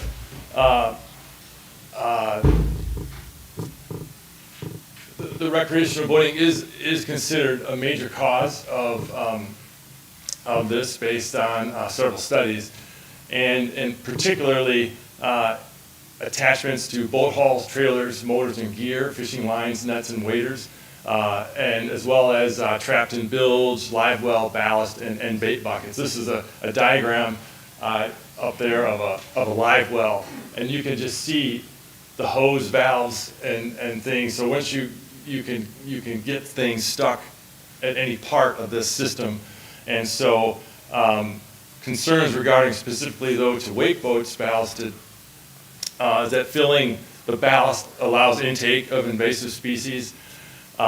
Some have quite small veligers or fragments of plants that can be pulled in. Empty ballast can hold residual water in which AIS can persist, and they cannot be easily inspected upon entering or exiting water bodies. That's another difficulty. And traditional AIS removal, removing visible material, does not address ballast because you can't see it, and most public launches do not have equipment to flush the ballast. And so the next slide, my point being is that all boats carry a risk of transferring invasive species, and all boats have areas that are difficult to inspect. So it's very challenging, but it's not specific to wake boats, this issue. So next slide. And Beulah Lake used to have a Clean Boats, Clean Waters program, and so I was able to pull data from 2016. And this shows, because they take records on visitors who come to the lake and where they're coming and where they're going. And so visitors before and after Beulah Lake within 5 days only includes lakes in Wisconsin, so this doesn't include all our friends from down south in Illinois. But the most frequent lakes before visiting Beulah were Eagle Spring Lake, 71 trips, Potter's Lake and 22 trips, Eagle Lake had 8 trips, and Little Muskego had 7. And the most frequent lakes after visiting Beulah was Little Muskego, Pewaukee, Delavan, Browns, and Eagle Spring. And I know it's hard to see this map, but so it just makes a lot of sense. If you're coming to Beulah, then I also fish in Eagle Spring, right? So or Potters. So, but you can see, it always fascinates me. There's points all the way up, well north, all the way north of the state that are coming to visit this lake, and so you can see that the potential for transmission is quite evident on this map. Next slide. And again, most likely spread from nearby lakes with frequent traffic include then Eagle Spring, Potters, Eagle, and Little Muskego. And AS documented in these lakes, but not in Beulah, would be star stonewort, rusty crayfish, and Asian clam. So potential AS introductions from lakes with less traffic include Lake Michigan, which would be quagga mussels, and of course Lake Geneva more recently. Spiny water flea would be Mendota, and spiny water flea has also been in Lake Michigan since the late 1980s, and as well as biohemorrhagic septicemia, banded Chinese mystery snails, and yellow iris. So there's always the next threat, right, coming to our lakes, whether it's a zooplankton here, this is the spiny water flea, quagga, or rusty, or hydrilla, so it's important to be vigilant. Next slide. And I had a really good discussion with Joe, and we followed up with a conversation. He sent me a summary of what he thought would be good for Beulah Lake, and I couldn't agree more. He stated that one of the largest impactful areas the Lake District can have on invasive species is to run a comprehensive Clean Boats, Clean Waters program, meticulous boat inspectors, and educational interactions with boaters. Couldn't agree more, and I would also say, as part of my recommendations, I believe that it would be a great asset to restart and enhance the boat launch AIS prevention efforts, reestablishing Clean Boats, Clean Waters monitoring, education campaign for hunters, ice fishers, and other non-summer lake users, as well as maybe consider a carrying capacity analysis to assist with this. So, and with that, we can go to the next slide. Although we missed the September 15th notification for DNR, I encourage the district to email Christy Kosick at DNR to see if they can still apply for a Clean Boats, Clean Water surface water grant. Since you had a grant in the past, it may not need to be so formal. That was LBMD that had that, correct? Yeah, I think so. Yeah. And there's limits on what's eligible for those expenses, but it looks like mostly for paid time for inspectors to be there. So worth a shot for providing some offsetting funds for this. In addition, we can go to the next slide. Polk County passed an ordinance that required using washing equipment if available, and so the town should consider a similar type ordinance so that you can have a required decontamination station and device provided at the Public Navigation Water Act. Since there's only one site, you don't have to worry about equal levels of treatment at different sites. So anyway, as an example, and I've got a link to the Polk County amendment there, or ordinance, I'm sorry, and website as well. It's not just Polk. You go to the next slide. Sir, yeah. Oh, 1 minute. Burnett County also passed an amendment on watercraft decontamination station, and you can catch that. That was back in 2018. Looking, I got a link. I assume all my links are working in the PowerPoint presentation we sent, but there's 2018 Lakeline article on that. And so, with that, I'm just going to say I'm going to stop there. But the best offense in this case is a great defense, and you have to be vigilant. There's so many opportunities for stuff to be transferred from lake to lake, and that I'm not even talking about bait buckets and worms and all those other things that are going on as well. Those are all equally important and difficult and challenging for our lakes to protect them. So with that, that's what I got. So thank you. Thank you, Tom. Our next speaker is Richard. And Richard is going to talk about, I forgot already, legislation. Let's put the slides I put up. that in my pocket, so he's got the remote control back in his hand, Jen. And the remote control is not working for some reason. So, next slide.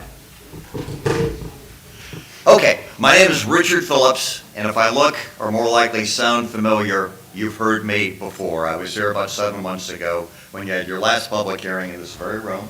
And I've been asked to talk about what other Wisconsin towns are doing about wake surfing regulation and the industry's response. Next slide.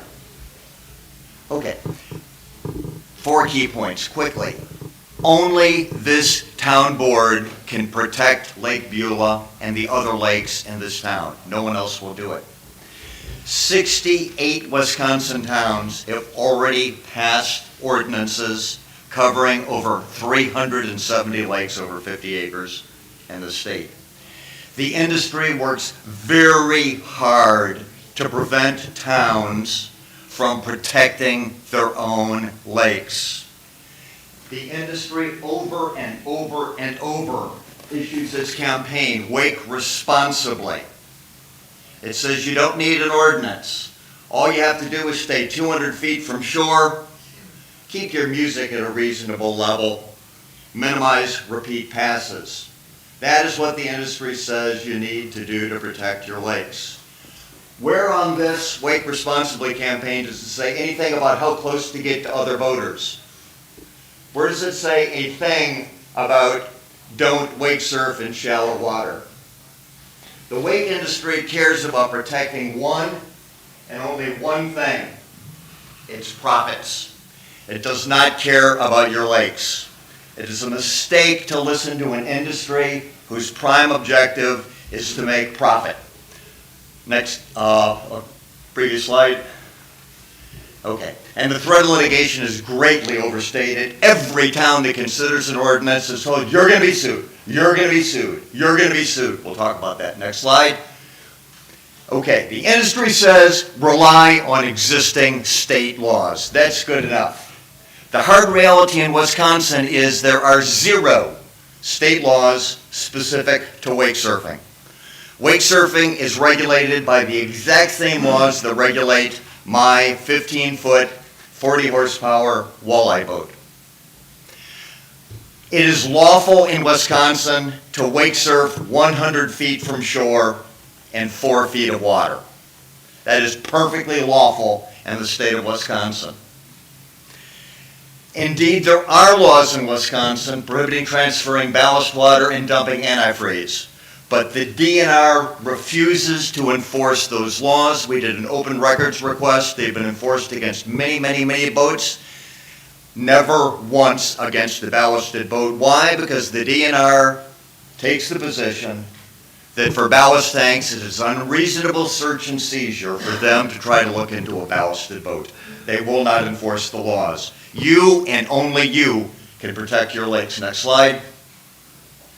The industry says, towns, don't do anything. Wait for the state to act. Wait for state legislation. In the 21-22 legislature, nothing happened. In the 23-24 legislature, 3 bills were introduced. 2 were the exact industry bill. The principal purpose of that industry bill, the reason they introduced the wake surfing bill, was to kill local control, to take away the right, long established in Wisconsin law, for town boards to protect their own lakes. Wisconsin is the only state in the country where it's easy for a town to protect its lakes. The wake surf industry wants to kill that. There is almost no chance a meaningful bill will be enacted. In this legislature, which is mostly complete, not a single bill has yet even been introduced, let alone gone to committee. You will not have state legislation. This town board and only this town board can protect your lakes. Next slide. The state will not take meaningful action. The DNR has done nothing and will do nothing. Counties are expressly disabled from regulating lakes. Counties can regulate rivers and streams. They may not regulate lakes. The U.S. government has no interest in protecting inland lakes. The only people in the universe who can protect the lakes in East Troy are sitting before you, right here. Next slide, please. Many Wisconsin towns recognize that the industry will do nothing, the state will do nothing, the DNR will do nothing, and they themselves have enacted their own ordinances, the kind of ordinance we're talking about today. 68 towns, those 68, 63 have wholly prohibited wake surfing. 5 towns have restricted it to a distance from shore. 4 of those 5 restricted to 700 feet from shore. 1 of the 68 ordinances restricts wake surfing to 600 feet from shore. That is the least restrictive ordinance that any Wisconsin town has passed, 600 feet from shore. 16% of all Wisconsin lakes over 50 acres are protected. Dozens of more towns are working ordinances right now. Next slide. The industry says, but it's only those crazy northern tree hugger towns that are working ordinances. This is a map of the ordinances in Wisconsin. Apparently they include southeastern Wisconsin and those crazy northern tree hugging towns. Lots of ordinances already down here. Next slide, please. They also say they're just a smattering each year. The first 15 years, we got 15 ordinances, on average 1 ordinance a year. Last year, we more than doubled the number of ordinances, 20 ordinances in 1 year. Thus far, 10 months, 2025, we have 32 ordinances this year. There will be several more before the year ends. Next slide. So what about other states? The industry is fond of saying most states that pass statewide ordinances pass 200 feet from shore. Let me tell you about that. The industry has gotten its own bill, its 200-foot bill. Same thing you see on their advertising. Passed in 4 southern states: Alabama, Georgia, South Carolina, and Tennessee. Those states, all 4 combined, have fewer natural lakes than the little dinky town of Presque Isle, where I'm from, in 1 county of Wisconsin. Tennessee, 1 natural lake. Alabama, 1/2 a natural lake. It's shared with Florida. And the lakes they have are Tennessee Valley Authority reservoirs, giant mountain valley hydroelectric lakes. You can afford a 200-foot from shore ordinance. I wouldn't recommend it, but you can on a lake that's 10 square miles. Lake Beulah is a mill pond compared to the lakes regulated in those 4 states. That is not useful information for you. Why have other northern states with glacial lakes not done anything? They have not done anything because of industry money. We can't get a decent bill passed in Wisconsin because the industry, billions and billions of dollars, can outspend my nonprofit. We're lucky when we get $10,000 in an entire year. Okay, next slide, please. Industry response in Wisconsin. What has the industry done? It's attempted to kill local control.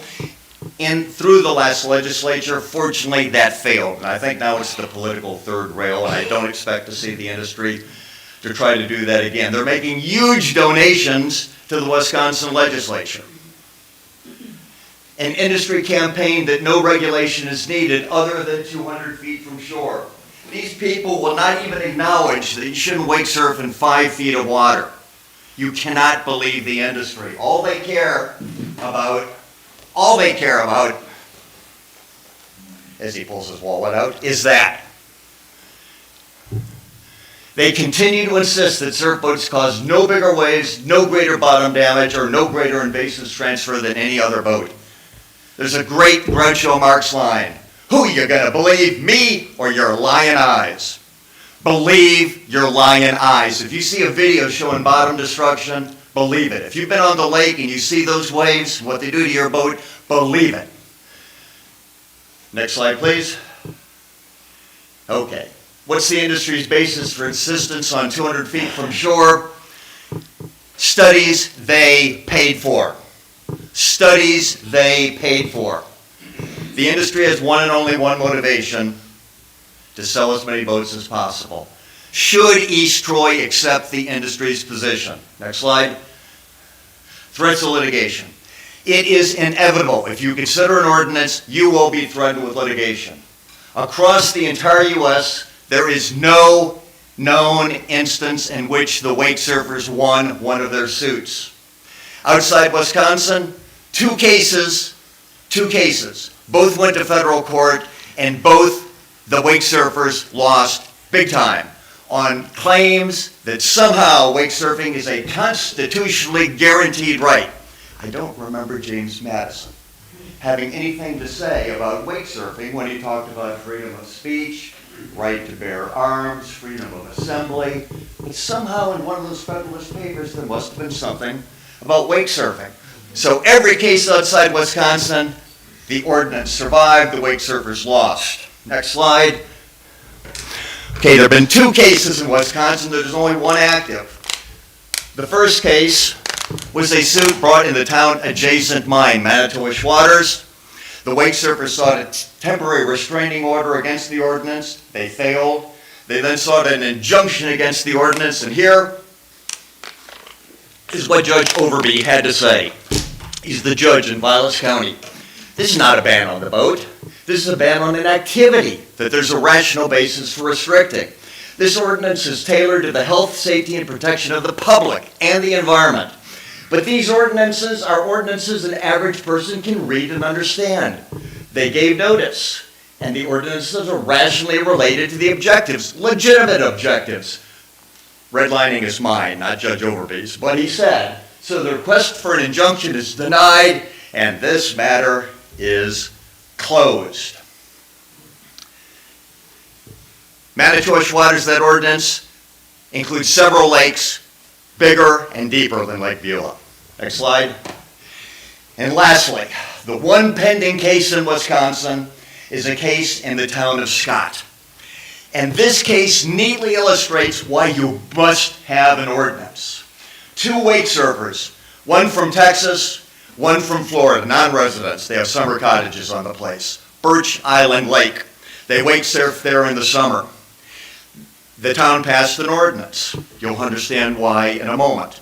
And the ordinance forbids them to wake surf on Birch Island Lake. And they brought a case now in federal court claiming that their constitutional rights have been violated under the U.S. Constitution, the Wisconsin Constitution, and they make a few other claims. Birch Island Lake, per the DNR, is 13 feet deep at its deepest point. It has an average depth of 6 feet. Most wake surfers are responsible people, but not the two fellows in town of Scott. The reason you need an ordinance is there are wake surfers out there who think they have a constitutionally protected right to wake surf in 6 feet of water. The trial was set for October 26th. The town requested a jury, and oh boy, it'd be fun to see what a jury does with these two gentlemen. Next. Okay. Only this town board can protect Lake Beulah. The state and the DNR will do nothing, and the county is disabled from doing anything. The town board has the duty to protect the health, the safety, and the welfare of the people of the town, and to protect the natural resources of the town. 68 Wisconsin towns have already acted, protecting 370 lakes, and we ask that you do also. Next slide. Thank you.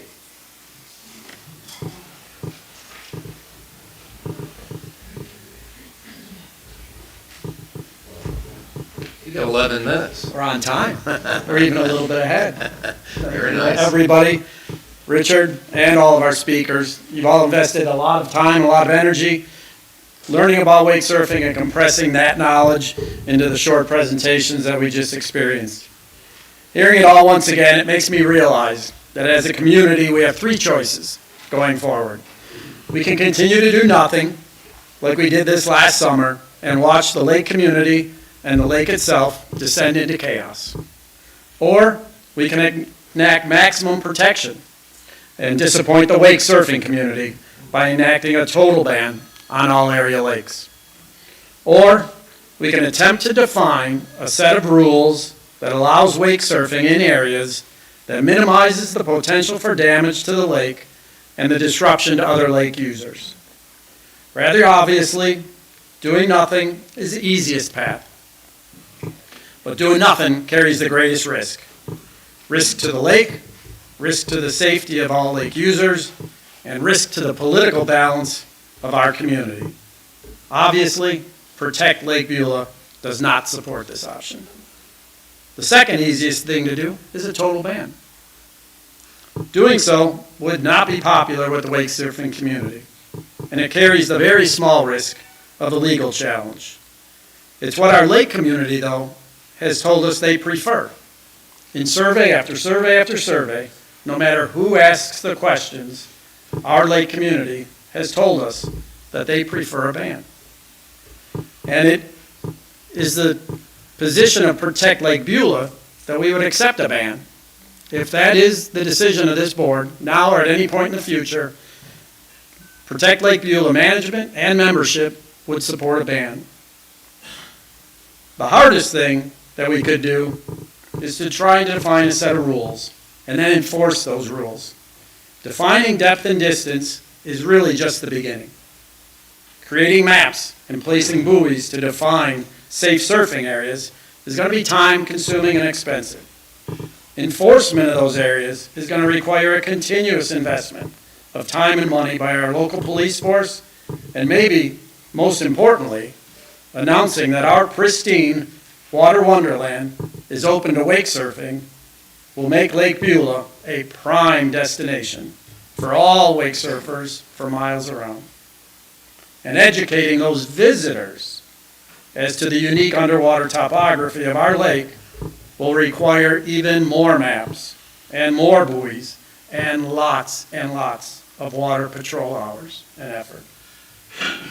And then there's AIS. The risk of welcoming AIS from all of those off-lake boats carrying non-drainable ballast water that mixes with our carefully protected lake water the very first time and every time that they fill or drain their tanks. So, as we complete this portion of our program, I respectfully request that our town leaders do what the experts have recommended and either ban wake surfing or enact an ordinance that institutes AIS safeguards but allows wake surfing on East Troy area lakes to occur in water at least 25 feet deep and at least 500 feet from shore for the summer of 2026. And if, and only if, no disasters requiring an immediate halt occur, we plan to revisit this topic next fall to discuss the pluses and the minuses of this first attempt to allow wake surfing on East Troy area lakes. Thank you for your time. Thank you for your attention. I now turn things over to Chairman Jones for any questions that the board might have of all of our presenters. Are we going to not have questions? Joe, you can't talk, I guess. Is that? What a public hearing is. We're here. I understand. So, We can have, a few board meetings ago, we were told that, GPS coordinates would be available for the study of terra vigilis. And we would be given available the footage from 20-foot depths and 25-foot depths. Is there footage available for us to see this? Yes. Yes. I think right now where we're at is looking at a depth and a distance. So can we make sure it's available? We know where it is. We don't need to do it right now. Yeah, Just- the map of the areas we did is in the full report. I can get that to you, okay? Yes. And then the videos, I'd have to look, see specifically, but I just uploaded a bunch of videos on the Protect Lake Beulah YouTube channel. But Terra Vigilis has all those posted as well. Mike Mortensen was the one that posted that. So what we'll do is if you could just send the board a link to that stuff. Sure. And then we would have, okay? Sure. What we're gonna do right now is take that 10-minute break, 5-10-minute break. It's gonna be really hard to bring everybody back together, but I'm gonna say, according to that clock, it's 11:05 is what we're gonna reconvene. All right?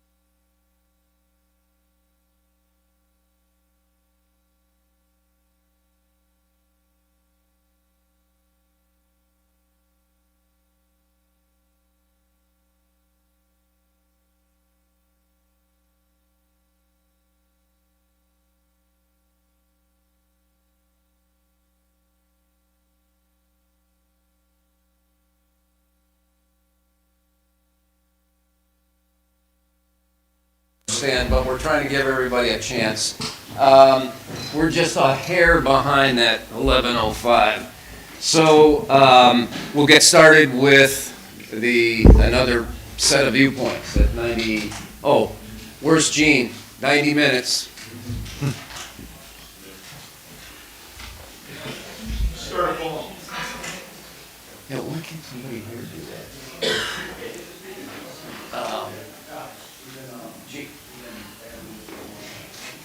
Gene.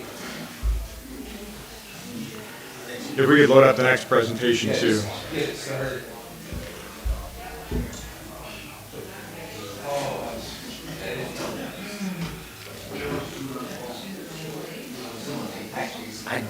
I don't have any control over that.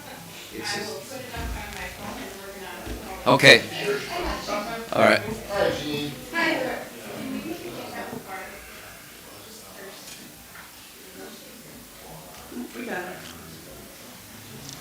All right, while she's getting that going, I'm going to go ahead and get started just to save some time and keep the ball rolling here. My name is Ed Janak. I'm the director of the Powers Lake Wake Surf Club, and apparently I'm already famous because I already got talked about once today. And I'm also a member of the Wisconsin Water Sports Coalition. I have over 30 years of experience as a business executive. I have an accounting degree, and I have a lot of expertise in data analysis. So I just wanted you to kind of understand part of why I'm here today talking to you. I've also been recreating in Wisconsin since 1967. My family came up on vacation when I was very young. We were fortunate enough that my parents bought property in the North Woods in 1980. And about 4 years ago, I was fortunate enough to buy that property from my dad's estate when he passed away. In addition to that, I have a home on Powers Lake, and my wife and I actually relocated to there a number of years ago as our permanent residence. So I'm no longer a Illinois person. I'm actually a Wisconsin resident, which is a good thing. And again, just so that everybody understands, I guess, I'm a water skier, more so than a wake surfer. And I'm as much of a conservationist and environmentalist as anybody in the room. My dad instilled a lot of important things in my life to make sure that obviously we want to see our natural resource be taken care of. So we can go on to the next slide. Now it's great, and I want to point out right at the beginning here that you guys that already spoke this morning did a lot of our work for us because we're super close. We advocate for change, just like the other viewpoints are, and we're really here today to offer an additional viewpoint, not necessarily an opposing viewpoint, for anybody who's open to looking at the science. And we're not all going to agree on what exactly the science says, so you're going to hear some additional viewpoints on science from myself and Steve Radke today. But again, I think we're close. I think it's also really important for you to understand, because we just heard the boating industry about 60 times in a previous presentation. We are not the boating industry. We are riparian owners just like you guys from throughout the state. Again, we care about our natural resource just like you guys do. And we're here to try and help sort of guide decisions and directions, and sort of extending that branch to the town boards to say, look, we're very willing to work with you guys as you enact policies and come up with decisions and need to do things like education, et cetera, et cetera. We're really the folks that can help you work towards those things as we move forward. So we can go ahead to the next slide. So understanding the facts and data allows us to distinguish between what is real and what is merely perceived. My wife makes a great comment that, first of all, the first thing you hear is the thing you tend to believe. So when somebody says, hey, this is really bad, and shows you something, you go, oh my God, you're right, it's really bad. And then the uphill climb is that really the truth, the whole truth, and nothing but the truth? I guess, I don't know. Another way to look at it is science with a capital S. I can show you a data point, that's really bad. That's kind of science with a small s. If you look at all of the science, that's science with a capital S. That would really give you all of the tools you need to truly make an informed decision. The last point I would make is, for the folks in the room and the board specifically, have any of you actually read any of this research we're all talking about and hammering and doing everything today? And if you've read some of it, most likely you haven't read all of it. The Wisconsin Water Sports Coalition, again, we're not the industry, we're a bunch of goofy professionals that have, are riparian owners. we've done the deep dive into all the science, and we're trying to look at everything to make the most informed decisions. So we feel like we can be a very good resource to towns in that regard, because, you know, I think we're pretty much the experts in what the science says. But also be very clear, we haven't actually conducted any research ourselves. We're only taking all the tools that are out there and evaluating those. So I think that's really important that, you know, we're coming at a perspective the same way others are. We're not trying to do a predetermined solution test where we say, well, this is how we're going to prove it's okay. We're just looking at all the data that's out there. So let's go on to the next slide. So kind of some wake surfing basics. And today we're going to talk a lot about benchmarks. And a benchmark is a standard. And really the question that we have is, are we holding wake boats to the same benchmark as other boats? And some things that you need to understand as we go through this slide very quickly. Surfing with ballast tanks has been on lakes for about 25 years. Wake boats only make up 4% of the boats on the lakes in Wisconsin. That's a 25-to-1 ratio of other boats to wake boats. Ballast tanks are filled and emptied within the same body of water. Full ballast or even partial ballast is not transported to another lake. Any boat with a flat deck has a bilge area underneath the deck of that boat. So when drained properly, residual ballast water is the same as bilge water on many other types of watercraft. Ooh, nobody told me the sun was going to be blocking my screen. So, you know, you may have a minor amount of water that's left in a bilge, or you may have a minor amount of water that's left in a ballast tank. And those are both very difficult to inspect, and they're not going to readily dry. And, he left. I was going to point at the guy from SewerPack that was over here. I think he did a great job of sort of, you know, pointing all of that out and what all of those risks are. So we can go on to the next slide. So a big part of my presentation is going to be about aquatic invasive species. And really, what you have to ask yourself is the risk of a wake boat transferring invasives actually greater than the risk of other watercraft? And if you say yes, you might actually be surprised by the reality. So again, we're saying let's look at all watercraft and make sure they're being treated the same. All boats do carry the risk of transfer. All boats have areas that are difficult to inspect, such as bilge that I just talked about, live well pumps, lines, engine cooling systems. Again, we're only 4% of the boats out there, so singling out wake boats is pretty disingenuous if you're using that as your argument to say we need to ban these boats or not let these boats on the lake because they might transfer invasive species. We can go to the next slide. So here's an example of boats that are on your lake already. And again, we hear the argument, we don't have anything against your boat, it's just that ballast that's going to transfer that invasive species. Every one of these boats' pictures has a deck area that covers part of that boat, and it has a bilge area that's very hard to see or inspect. Every one of these boats carries a risk of transferring invasive species, and that risk is really not all that different when you get into the science and look at the details of what's going on. And again, at 4% of the boats compared to 96% of the boats, and the amount that wake boats travel, it's not a significant risk beyond the risk of any other boat. I'm not saying it doesn't exist, because it does, but it's not any different.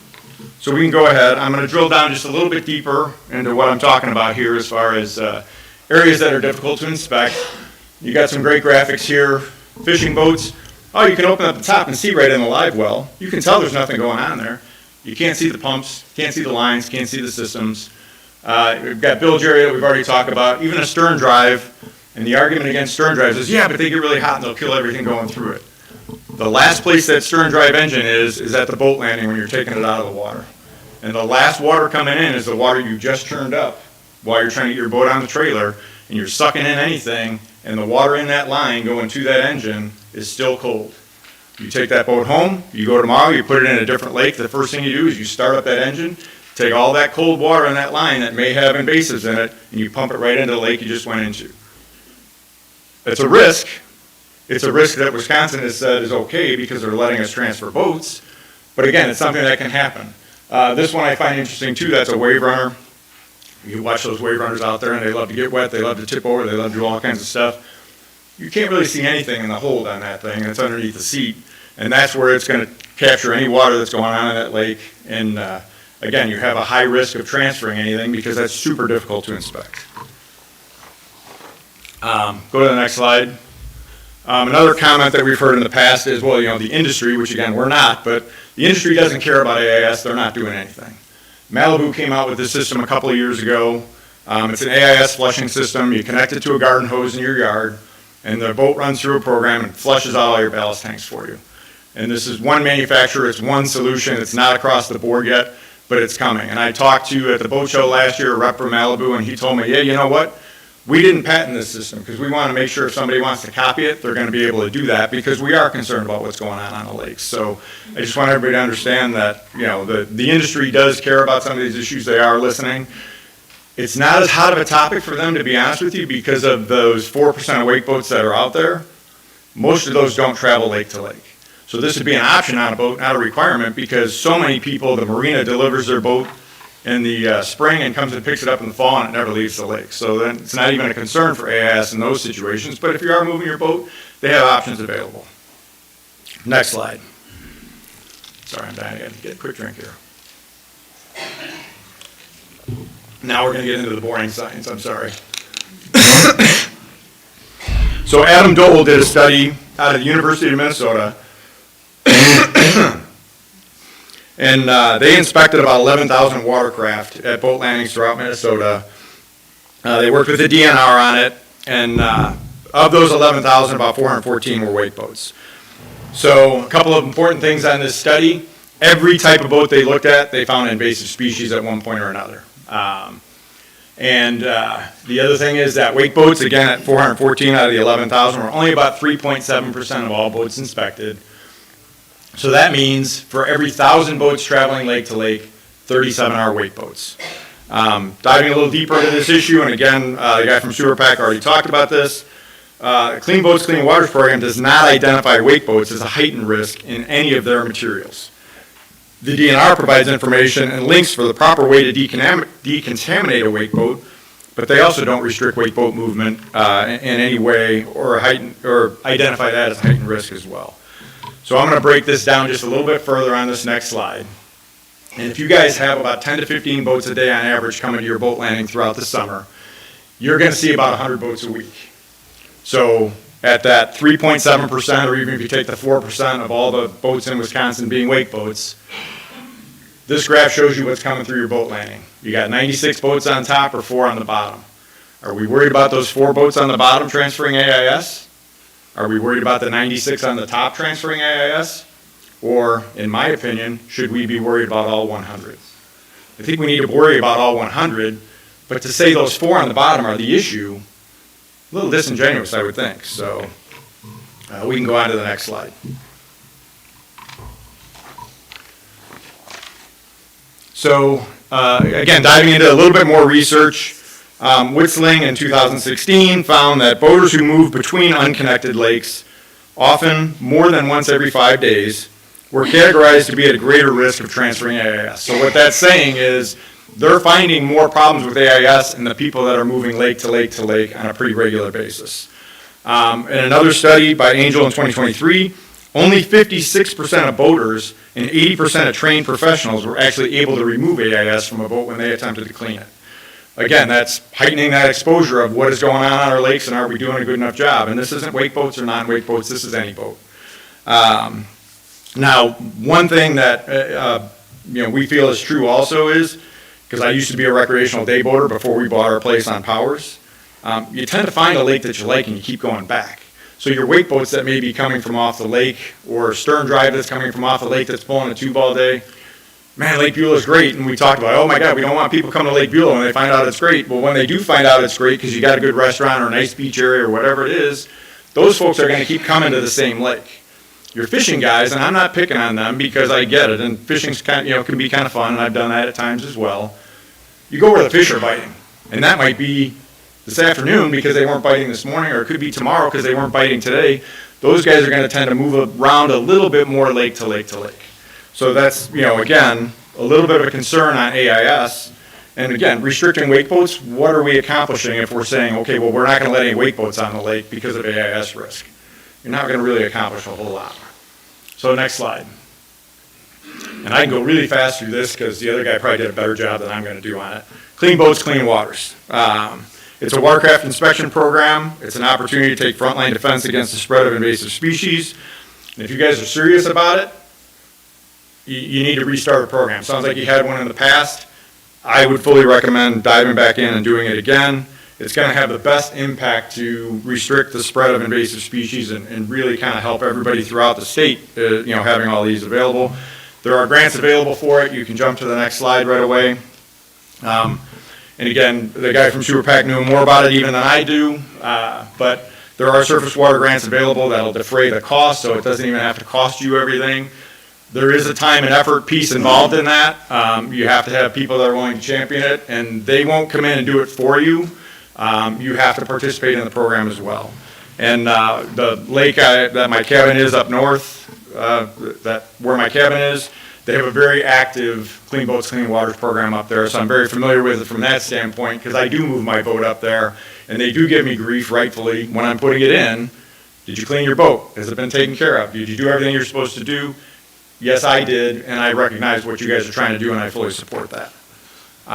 So you can go to the next slide, and basically, that's kind of what I just said. If you're serious about this, Clean Waters, Clean Boats is the way to go. Trying to use that as your excuse to ban wake boats or keep other wake boats from coming on your lake, it's not really a valid argument. So that's one that I think you want to probably stay away from, in sort of my opinion, if you want to look at it that way. Next slide. Education. So again, we're calling this sort of the path to a reasonable solution. And regardless of the solution you choose, education is an integral part of that, right? If the public doesn't understand what your new expectations are, it's going to be impossible for them to comply. And we're going to first look at a case study, which we've already talked about a little bit today, which is Powers Lake. So we can jump ahead to the next slide and give you a little background about Powers, and I'll go into a little bit more detail, obviously, than the gentleman that talked about us earlier. We're a 451 acre lake, 33 feet deep. It's a good fishing lake. We have a lot of fishermen that come, both from on the lake and off the lake on a regular basis. We have an active yacht club with regattas every Saturday and Sunday throughout the summer. In the District of Powers Lake did a census. We have about 1,000 watercraft moored on the lake for 451 acres. That's a couple boats per acre. I mean, there's a lot of boats on Powers. Approximately 65 of those are boats with towers. And those wake boats may or may not all be ballasted. The survey that they did is basically drive around the lake and count the boats. You can't tell if it has ballast just because it has a tower. So, we don't know for sure how many of those are ballasted. Our surf club, we have about 20 surf boats in the club, and we know of a few boats that are not in the club that opted not to join that are residents. That we kind of see out there all the time. So there's somewhere between 20 and 25 surf boats in that 65 number that are actively surfing on the lake. We can go ahead to the next slide. So real quick, this historical distribution of the watercraft, I wanted to point out a couple of things here. Power boats, which would be any stern drive, ski boat, wakeboard boat, whatever. They weren't breaking them out previously, but we went from 250 to 218 between 1990 and 2023. We're down a little bit, but really relatively not much change. Again, 65 versus 153, because they did break it out in this last survey. Fishing boats are down a little bit. Really interesting point. Pontoon boats went from 120 or 115 in 1990 to 308 in 2023. PWCs are way up from 1990 to now as well. And if you look at the totals, 700 boats in 1990, over 1,000 today. We have 300 more boats on the water today than what we used to have, 20, 30 years ago. So part of the issue that I really think we're here addressing isn't just for Powers Lake, 20 wake boats or 20 surf boats that are on the lake. It's the 300 additional boats that are on the lake. The lake is busier. It's rougher. There's more stuff going on. We've got more people pulling tubes. We got more people cruising on pontoons, and now pontoons have become tritoons with bigger engines, and they go fast, and there's just a lot more activity on the lake. So you really need to kind of consider, what are we looking at, and what is the impact on the lake? It's not just surf boats, it's all the other boats that are out there. Next slide. So at Powers, and I've done these presentations at a handful of towns, and I've heard people stand up and say, well, if you want surfing, go to Powers. They love surfers there. The reality is we're the same as everybody else. The lake's not that different than anybody else. We have the same cross-section of property owners, and I think the survey of boats that you just looked at will show you. We go across that whole spectrum. We had to push to ban wake boats in 2023. That was really the birth of the Powers Lake Wake Surf Club. We sat down with the town of Randall, the District of Powers Lake, and our club, and we reached a compromise that would allow surfing to continue. We defined a recommended surf pattern in the middle of the lake. We moved the surf traffic away from other sports traffic by designating a separate pattern. And that was important for us because surf boats are going 10 to 11 miles an hour, and your tubers and skiers and everybody else is going anywhere from 10 to 30 miles an hour. And you're creating issues as boats are overtaking other boats in this pattern that we used to all have to kind of try and follow together.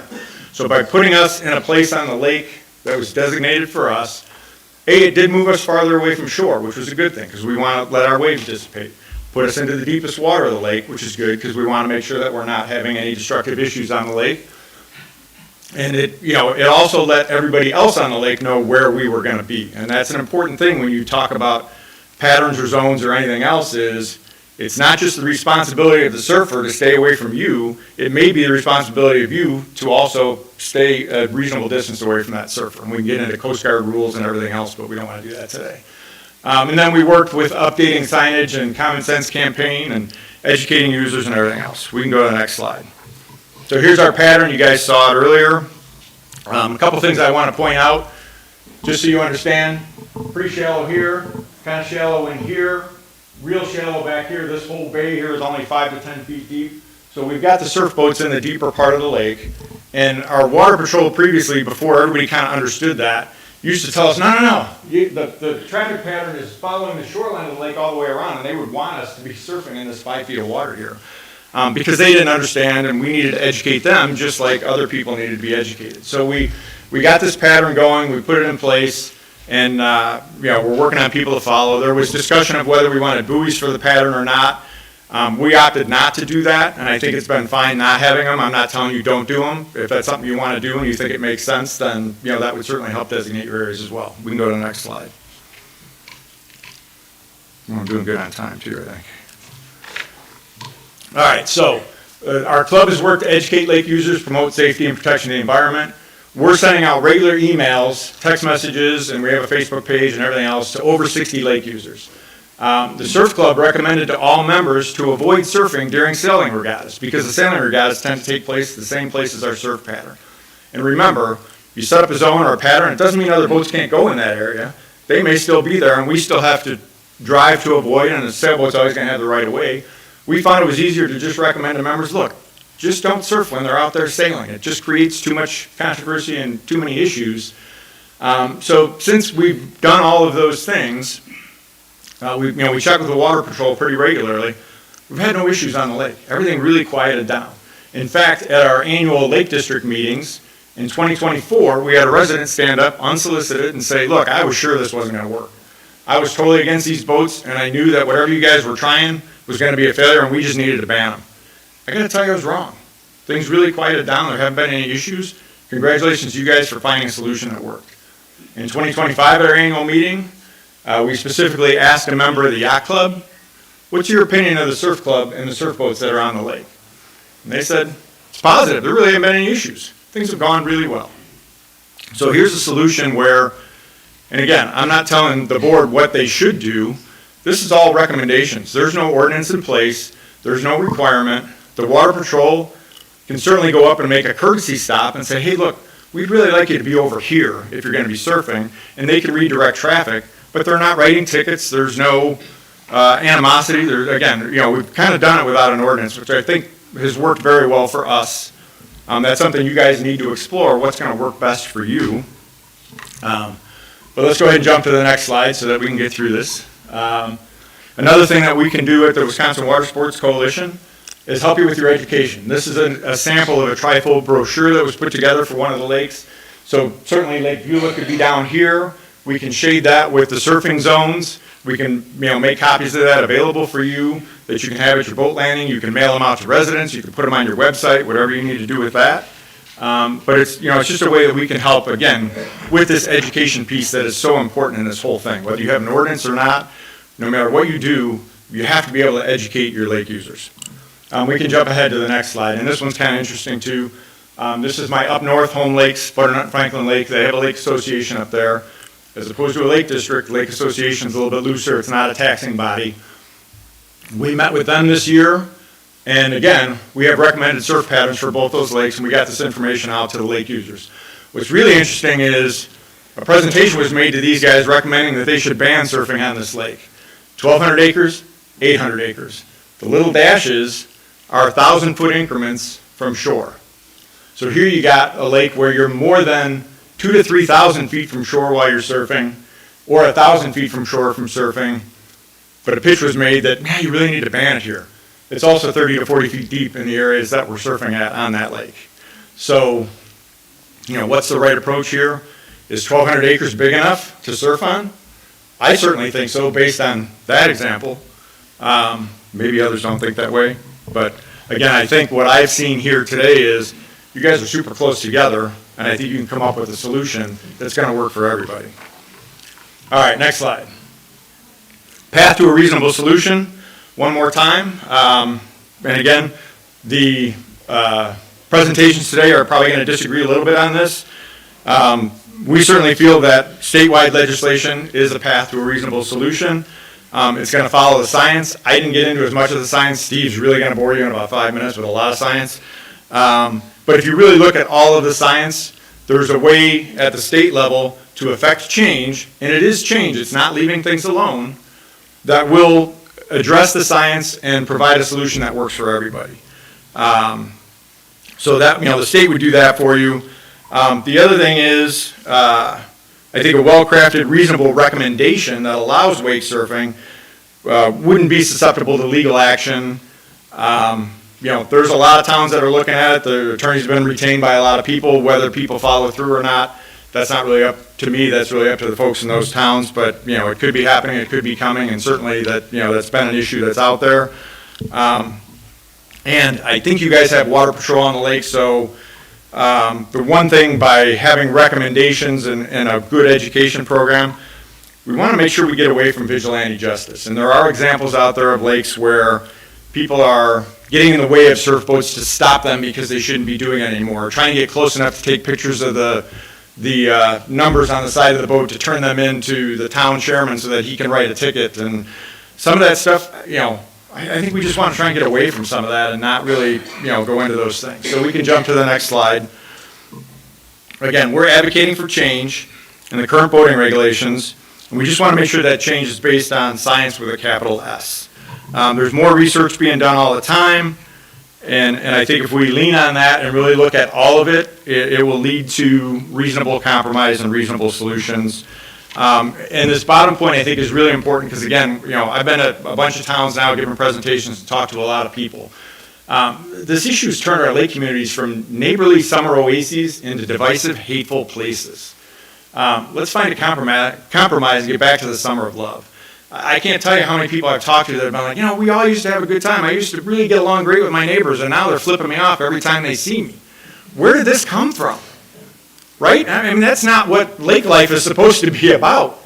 So, I have a hat that says Lake Lovers Club. I mean, I think that that's really what we want to be, is this community that all gets along and understands where everybody's place is, and that there's mutual respect on all sides for everybody and for the activity that you're doing. Certainly don't want to see a wake boat going 20 feet away from a fishing boat and throwing up a huge wave and causing a problem for him.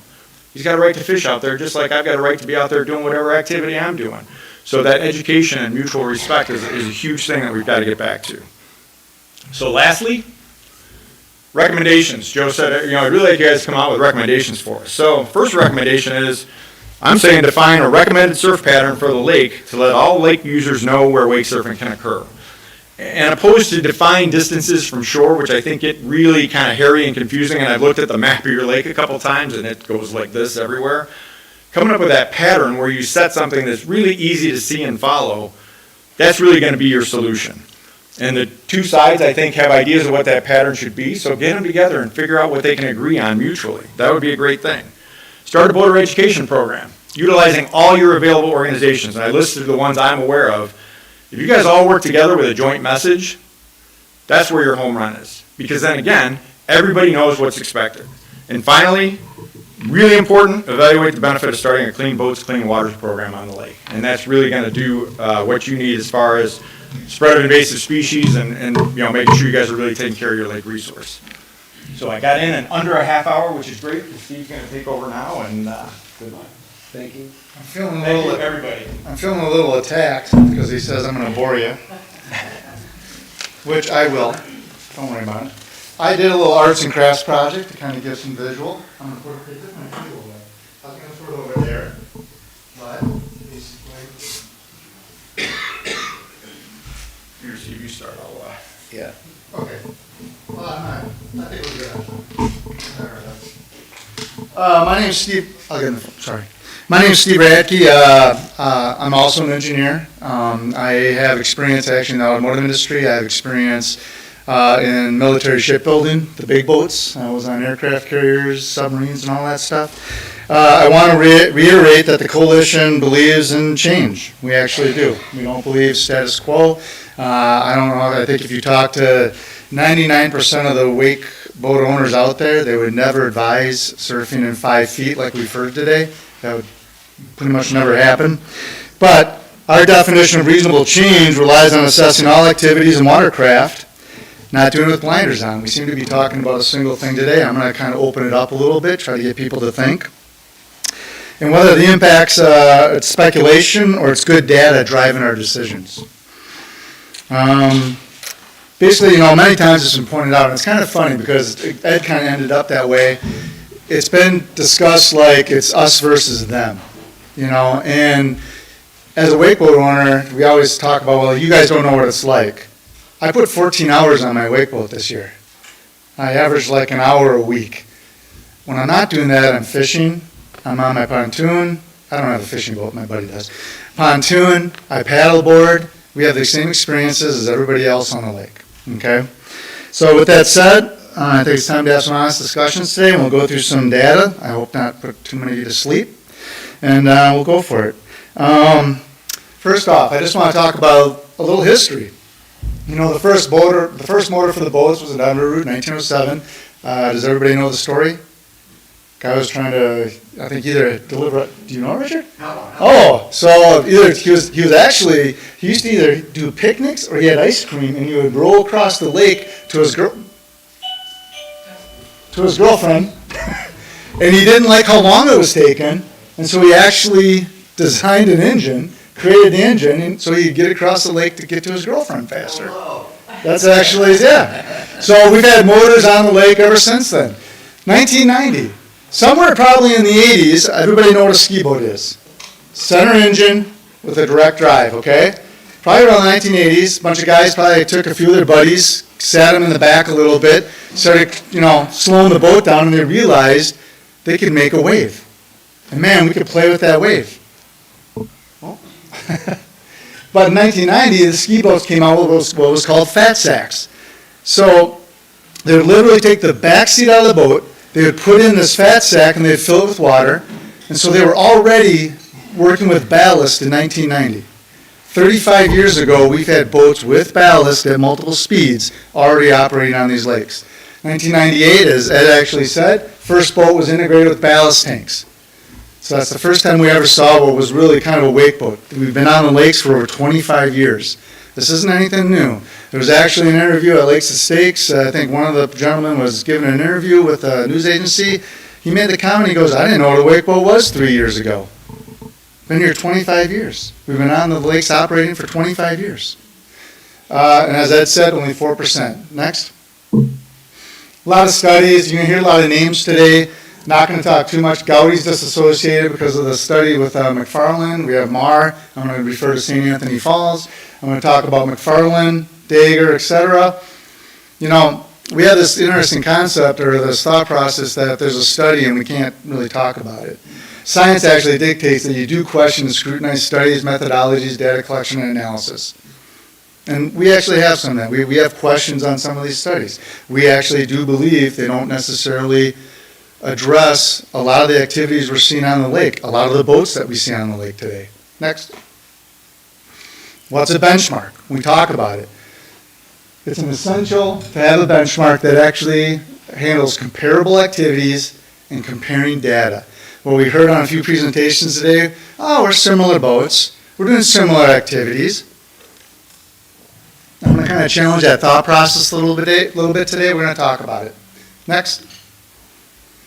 Okay, now these are some ordinances that I've gone through they've actually, what they do is, they ban wake surfing, but they actually exempt towing, any towing sports. So we got wakeboarding, kneeboarding, tubing, anything that is pulling behind the boat, they're saying that's okay.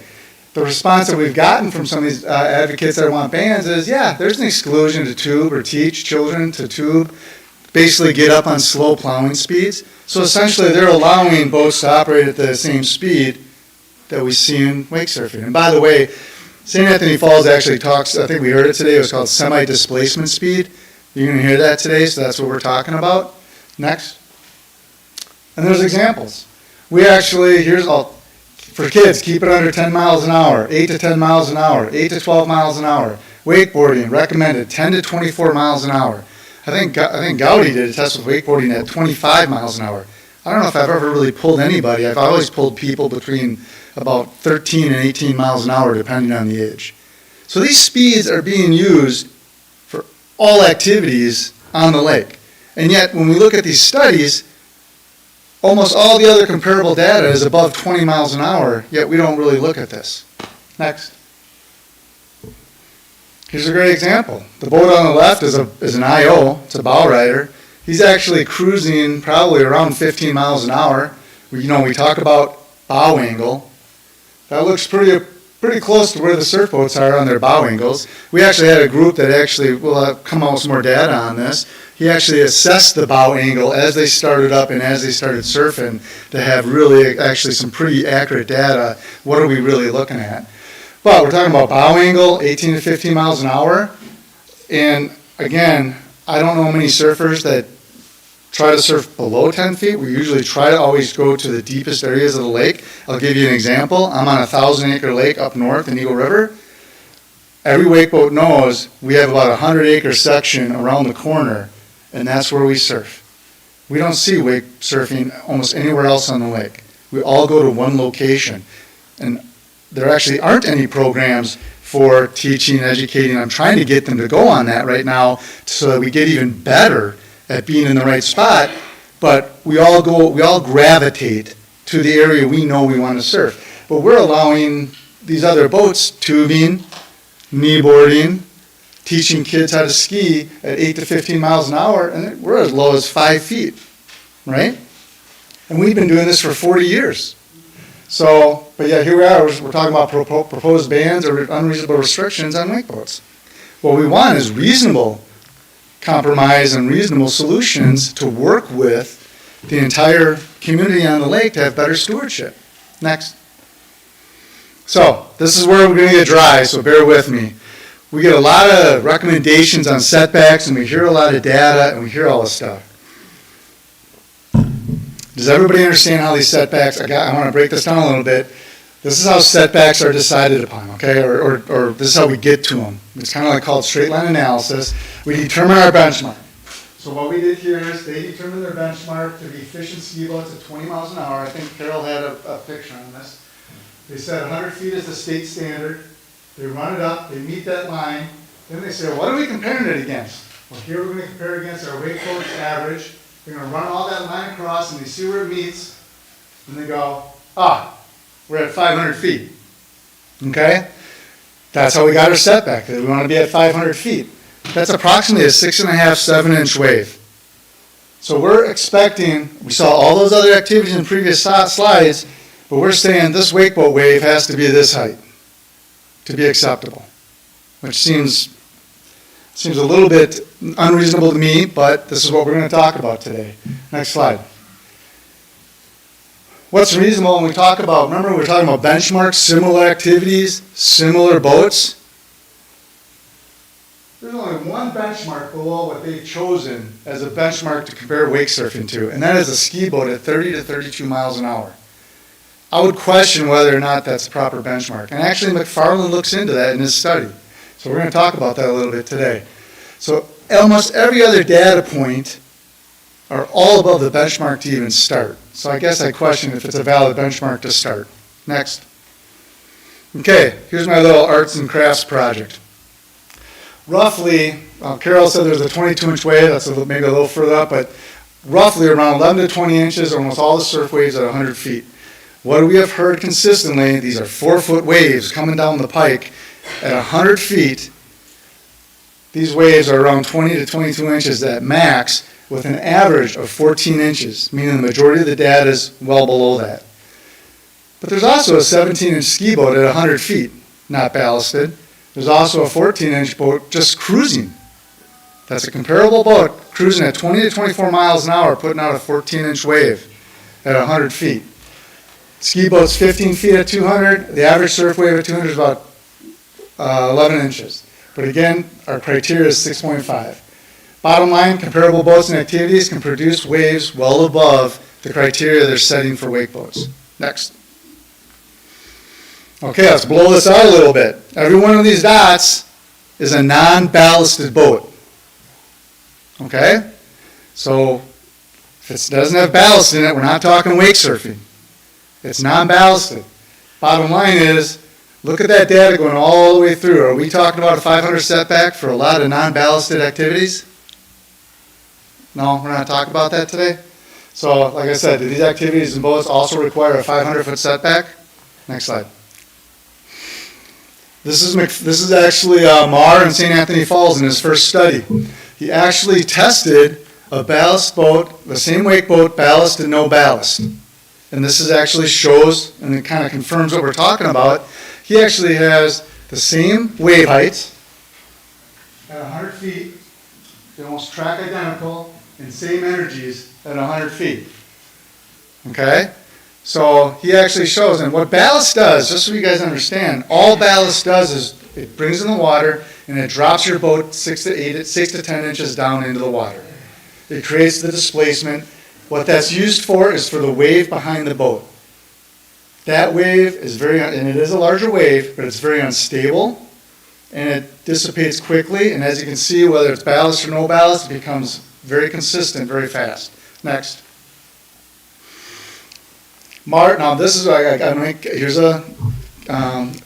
to say this flat out. This isn't every boat, okay? So this is not to make the assumption that every boat's this way, but in St. Anthony Falls, he actually showed, he has condition 1A that's a surf wave. That's him testing surfing. That boat had an 11-inch wave surfing. Condition 2 is cruising, 20 miles an hour, no ballast. Average of about 10.8 inches. So this is what we're talking about today. So a lot of times we see kind of apples and oranges comparisons, but we kind of have to look at apples to apples here. Next. Oh, can we go back one? Sorry. But I want to make the point. Marr actually had a comparable boat and comparable activity to actually look at and make an analysis. But in Marr's study, his criteria started with a ski boat at 200 feet. So that's what he chose as his similar boat comparison. And that's what should be noted, at 100 feet, that ski boat is like 8 inches. So when we look at my little license arts and crafts, we see these graphs and we see these big extended graphs and we're saying, oh my, we're really talking like 12 inches between all this stuff from 100 feet out from the boat travel. Okay, now we can go. Not really a study, but it does confirm what we've done. People up in Lake Kesis, actually, they went out. They wanted to know. They were looking at the studies. And the problem with some of these studies, when we talk about them as recreational boat owners and being on the water a lot, some of the data an analysis doesn't always make sense to us. So they did this little run-by. This video is on our website, and you can see all the effects. Surfing at 200 feet, they had about a 9-inch wave. Tubing at 100 feet, they had about a 13-inch wave. I can tell you when we looked at that data and you see those slopes, that tubing wave, now just as a note, that tubing boat is going 16 miles an hour, it's on plane. It's not at a semi-displacement speed, it's not plowing, it's on plane tubing. And it produced a 13-inch wave 100 feet out. That wave would probably still be 9 to 10 inches at 200 feet, pretty similar to the surf wave. Next. Let's talk boats. Again, we hear a lot of similar boats. When you look at the studies and you break it down, these studies seem to, about 50% of the boats are 23 feet or greater, which are large wake boats. And we saw some examples like 25 feet. I can't get hard numbers, probably between 80 to 90% of the boats sold for wake boats are 20 to 22 feet. These bigger boats aren't as common as they're kind of made out to be. We do understand boats are getting bigger, but all boats are getting bigger. I mean, we're talking about, we still see Chris Crafts driving around and they got 5,000 pound dry weight. Crown Lines, Yamahas are all pushing 4,300 to 4,600 pounds. So then we go by Ed's talking about we have more boats, but we also have bigger boats in general. When you look at these studies, and this is what's one of our,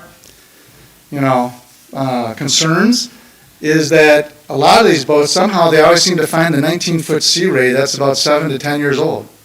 And we never really look at boats that are available today. Next. Okay, McFarland. So the graphs I apologize, I didn't explain this. Those graphs I was showing you was from McFarland, and I think Carol possibly showed it. I feel a little attacked, Carol. But McFarland actually did a study in 2018, and it's actually probably one of the more comprehensive studies. He also wrote a paper in 2025 that was peer-reviewed, and that's where that graph is coming from. So he incorporated 3 studies together to kind of create his data.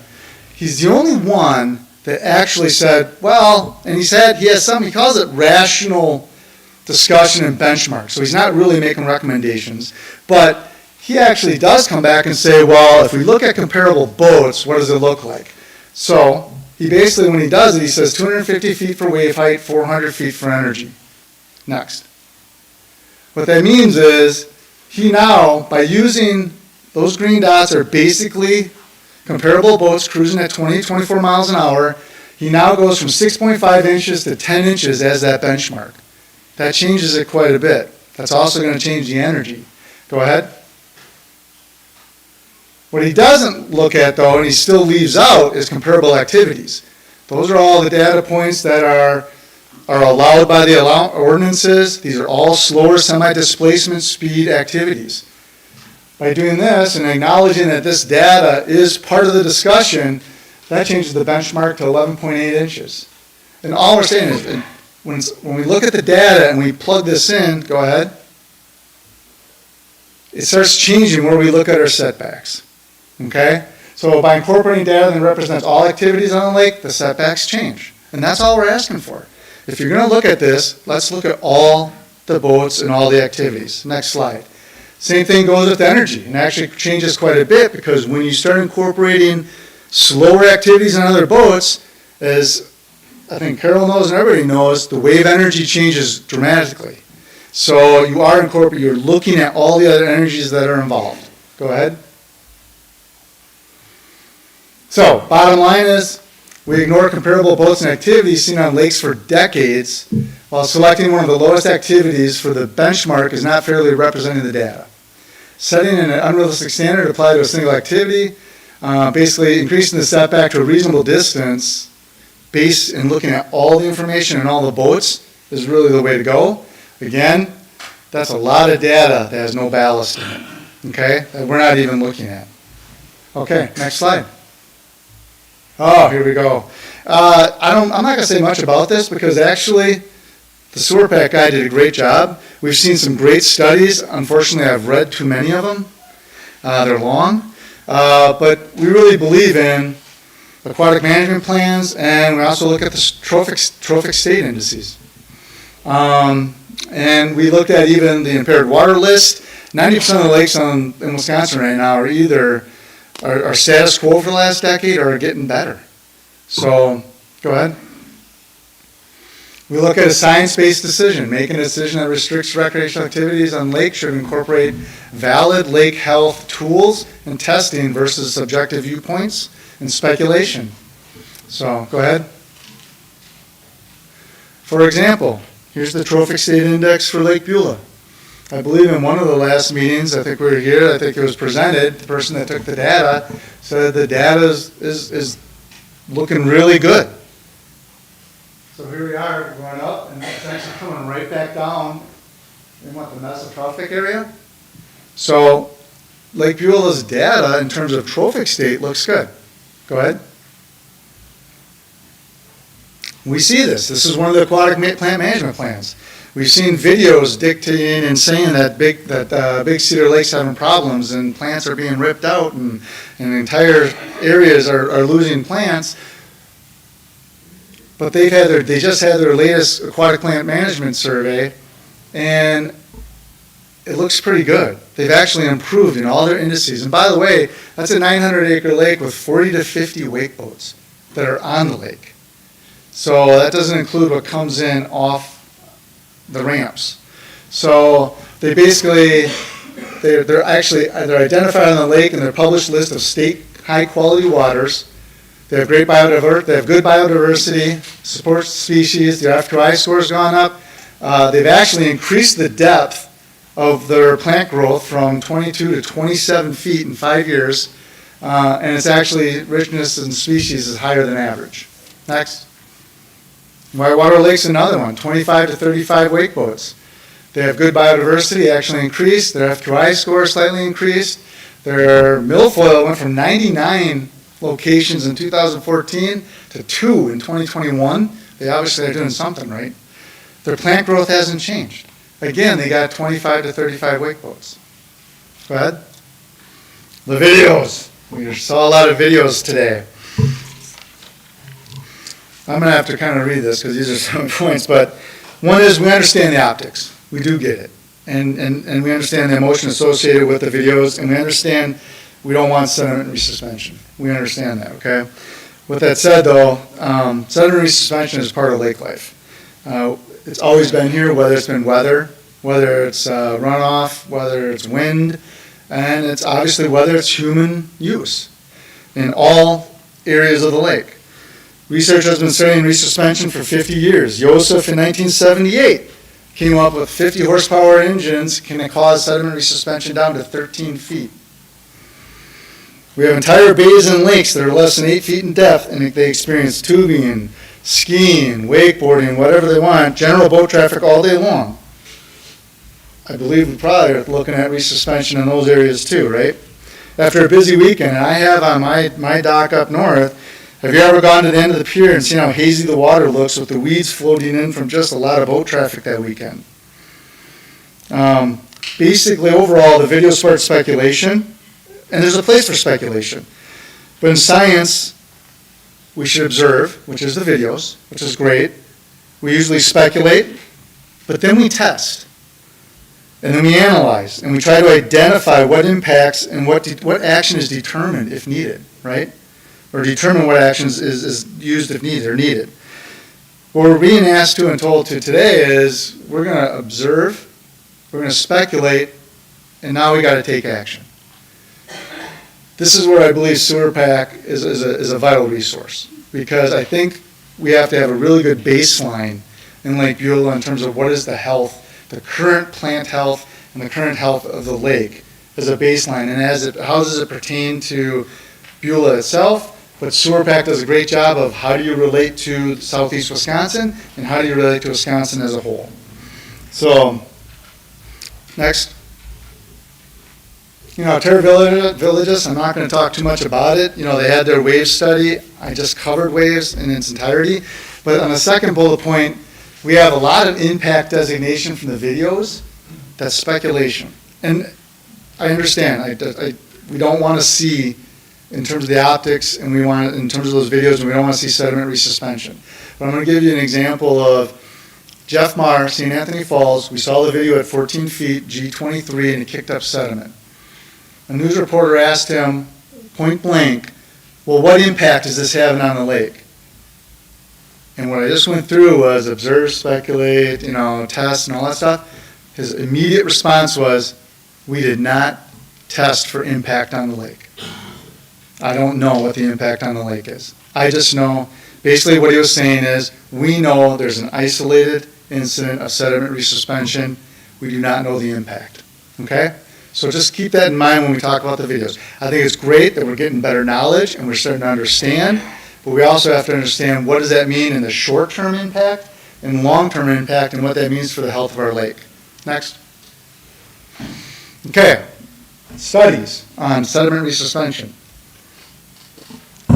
I add beach, Anthony and Downing for just real quick, 2003, kind of pre-wake boat.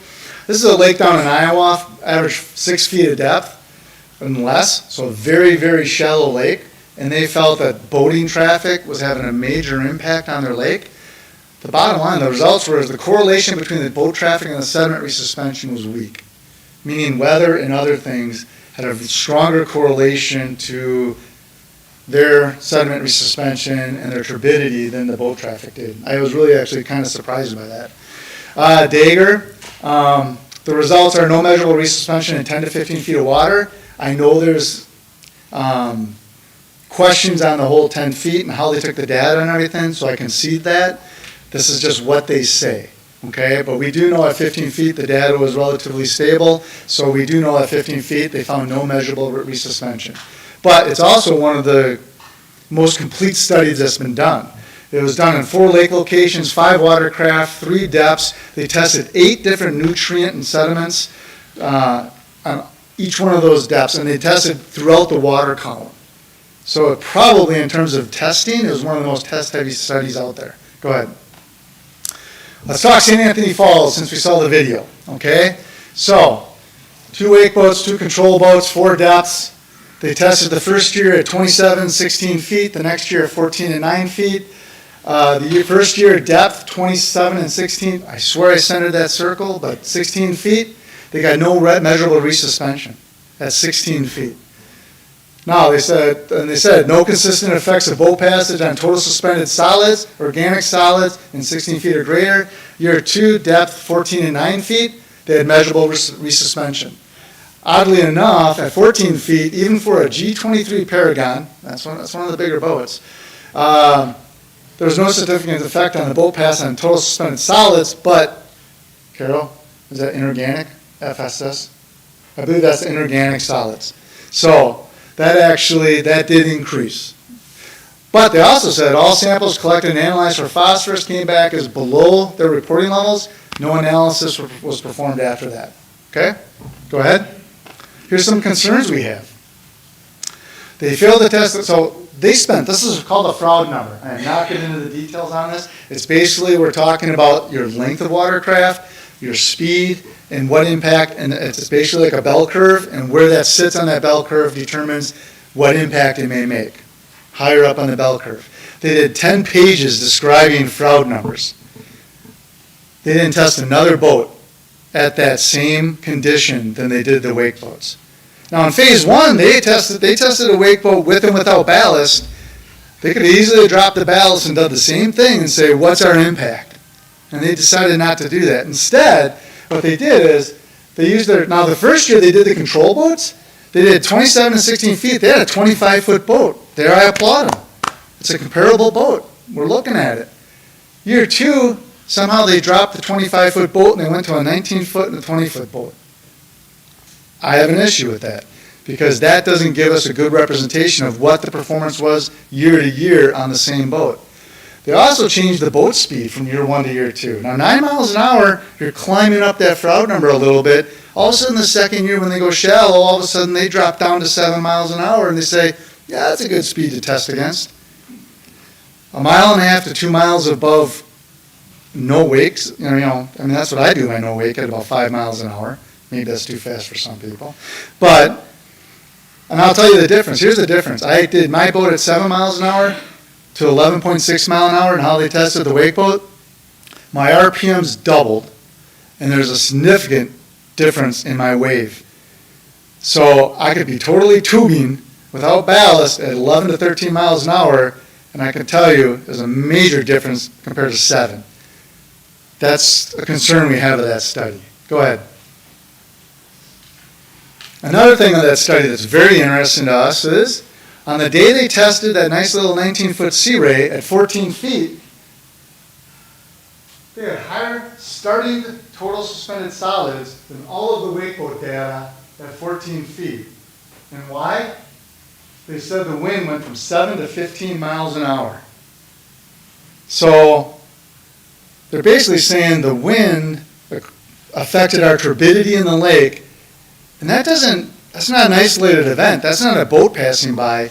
That's 14 feet turbidity That's the entire area, okay? So we look at what happens on a 19-foot boat traveling at 7 miles an hour, and we compare it against the, now I'm not saying the wake boats aren't having an effect. Again, I want to look at all the data, all the activities, and all the boats that are generating, okay? So, next. So, when we look at regulations, we look at stuff, they can't be arbitrary.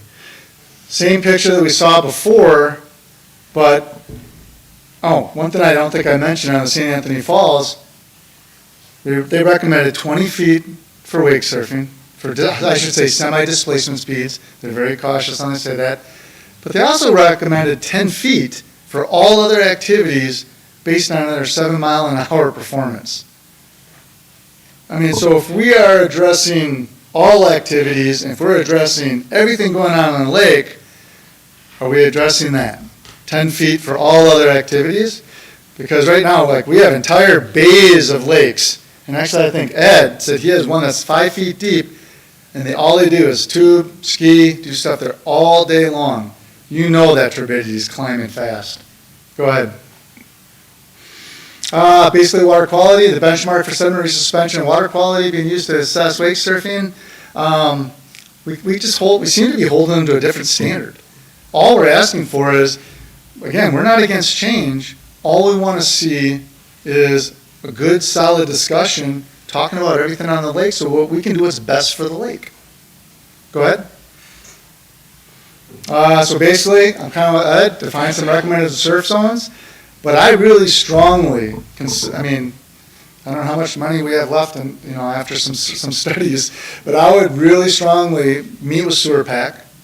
I would start, because it's great to see a baseline, and then a few, you can see where you're at, and a few years later, you can see what they will define a complete aquatic plant management plan for you and some suggestions. We've seen some of these shallow areas. Big Cedar Lake has called what's a sunken island. Sewer Pack actually says you can put a buoy up to kind of, and then educate people to stay clear of that. They decide not to do it. And again, if the town decides not to do that, then we complain about it when boats go over it. So we gotta figure out what our solutions are going to be together as a community. And again, we're just here to help. So I think that's it for me, is it not? There you go. I didn't bore you too much, did I? Okay. No numbers, just graphs.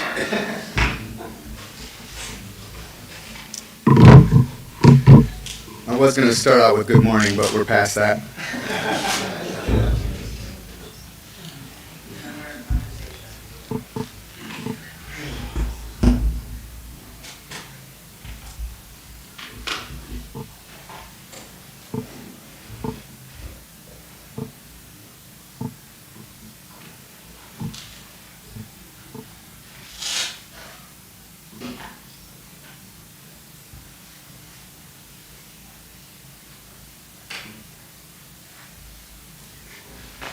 Okay, ready, Jen? Members of the board, I'm delighted to present an example of educational programming. These are things that I'm committed to, and have also committed to helping to develop in conjunction with and aligned with the Lake Management District and other and municipalities to better inform guests of our lake, residents of our lake. Finally, I'd be remiss if I didn't recognize that Potter's Lake is also right here in East Troy, a sizable recreational lake, that we want to assure the board and the community that the same dedicated support and collaborative resources we offer to Lake Beulah Management District, we would also wholeheartedly extend to Potter's Lake. Our goal is responsible lake management for the entire township. This module we're calling Own Your Wake is designed to promote responsible boat operation on Lake Beulah in what we propose as zones. Its content is particularly relevant as it details wake surf wave mitigation guidelines drawn directly from recommendations of BRB, Wisconsin Water Sports Coalition, and others. We are confident that this education initiative is in strong alignment with our shared mission and collaborative goals. Click.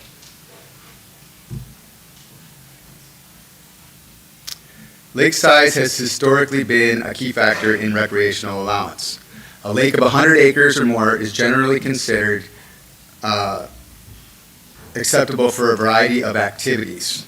Lake Beulah probably exceeds the standard at 800 acres, boasting some of the best recreational waters in the area. I will begin our discussion where all boating activity starts, and that's from the shore. The initial line we have established is a buffered line, intended to create the outermost boundary of our protection zones and ensure further inwardly converging lines are evenly spaced. We're talking about going towards the distance from shore and depth. Given that many lake guests may not seek out the rules or actively study lake's anatomy, we believe it's our responsibility to take the lead. So we're committed to utilizing as many sources as possible to support this educational programming and ensure guests are fully informed about the zones we are introducing. Click. From the shore. This is just simply because I'm more of a photorealistic person, so we have satellite view. I'm also happy to give resources for all of the technology that I'm using in here at the end. Click. So starting from the shoreline, we are creating a 200-foot buffered line. The area between the shore and this 200-foot mark is our designated slow no-wake zone. This isn't a new concept for our community. We believe this zone should already be in our operational DNA as it aligns with our existing town ordinance. This simply reinforces and visually clarifies the near shore protection already in place. Click. And I highlighted it partly because I like using all the new tech tools, but then also to identify where the 200-foot buffer is on the lake at the moment. Click. So once we've talked about, a zone or where we're at, we should also talk about what do we do in that zone? How do we behave in that zone? Any cautionary measures? The slow no-wake zone inside the 200-foot buffer serves dual purposes. First, it creates a dedicated path that helps mitigate congestion for vessels traveling to and from other areas of the lake, preventing the creation of unnecessarily long, strong, or large wakes near shorelines. Second, the perimeter acts as an area where more caution is required, simply because that's where we find our peers, our rafts, our pets, our kids, our divers, etc. All of which use the near shore environment for recreation and sometimes refuge. Maintaining slow no wake in this zone is fundamental to ensuring safety for all users. Click. Now we're going to get into another zone. We're going to call this planing speed. If we look toward the interior of the lake, the light gray shading of this map represents the ideal operational zone where we recommend operating any watercraft on plane. This area provides sufficient depth and distance to accommodate most recreational boating activities safely and responsibly. Click. How do we behave in this area? It is important to remind operators that when a vessel is operating below cruising speed, the hull displaces significantly more water and operates less efficiently, and the boat operates less efficiently than when it's on plane. We encourage operators to know the manufacturer's specified cruising speed for their particular boat. Furthermore, while the visual effect of a rooster tail may be appealing, it is a direct indicator of operator control, and rooster tails, we do see them on the lake. A sudden steering wheel correction, aggressive change in a direction will project the resulting wake or rooster tail outside the boat's safe operating path or centerline, potentially impacting other boats or sensitive areas. Click. When we apply an additional 100-foot buffer, we achieve a uniform 300-foot separation from the shoreline.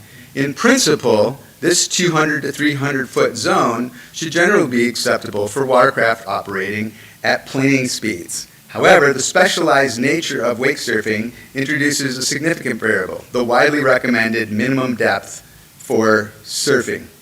Our recommendation is 20 feet. Critically, in certain areas of Lake Beulah, a depth of 20 feet is found significantly further out than 300 feet.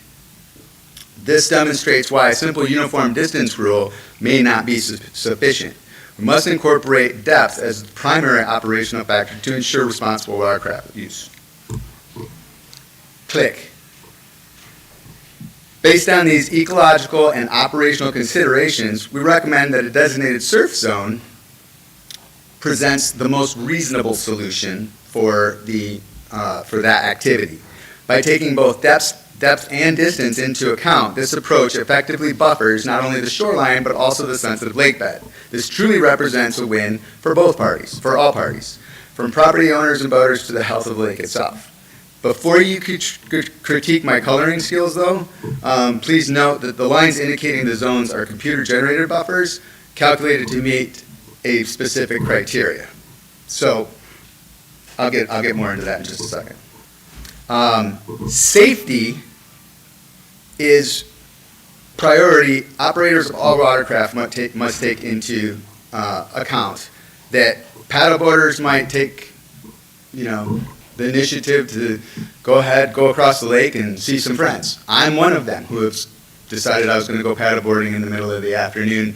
I also am one of those who has a high-performance paddleboard, which means it's really, really tippy. It will go fast in calm water, but it's really tippy. And it is really hard to manage. So definitely one of those things that we need to educate all boat operators, and this is an equitable idea, the education of boats, right? Is because there are things like stalling your boat, which is something I'm learning when it comes to towable sports, things like that. These are all techniques and skills that I've been skiing behind boats for 30 years and just learned that this summer, right? So these are all things we can do and we can learn and get better at with education. Something else that's interesting in this slide, when we talk about weights of boats, size of boats, capacities is the big thing here, right? Knowing what the capacity of the boat is, when we see a boat that says, I can throw in, I can put in 4,600 pounds of ballast. If my boat has a maximum person and equipment and load may or may not be taken into consideration with the manufacturer's specifications. So we talk about boats getting ballast in them, lowering down into the water, but if I put 12 people in there because my placard says I can put 12 people in there, now I've actually exceeded the capacity of that boat, right? So these are all things to consider. I'll move on. Click.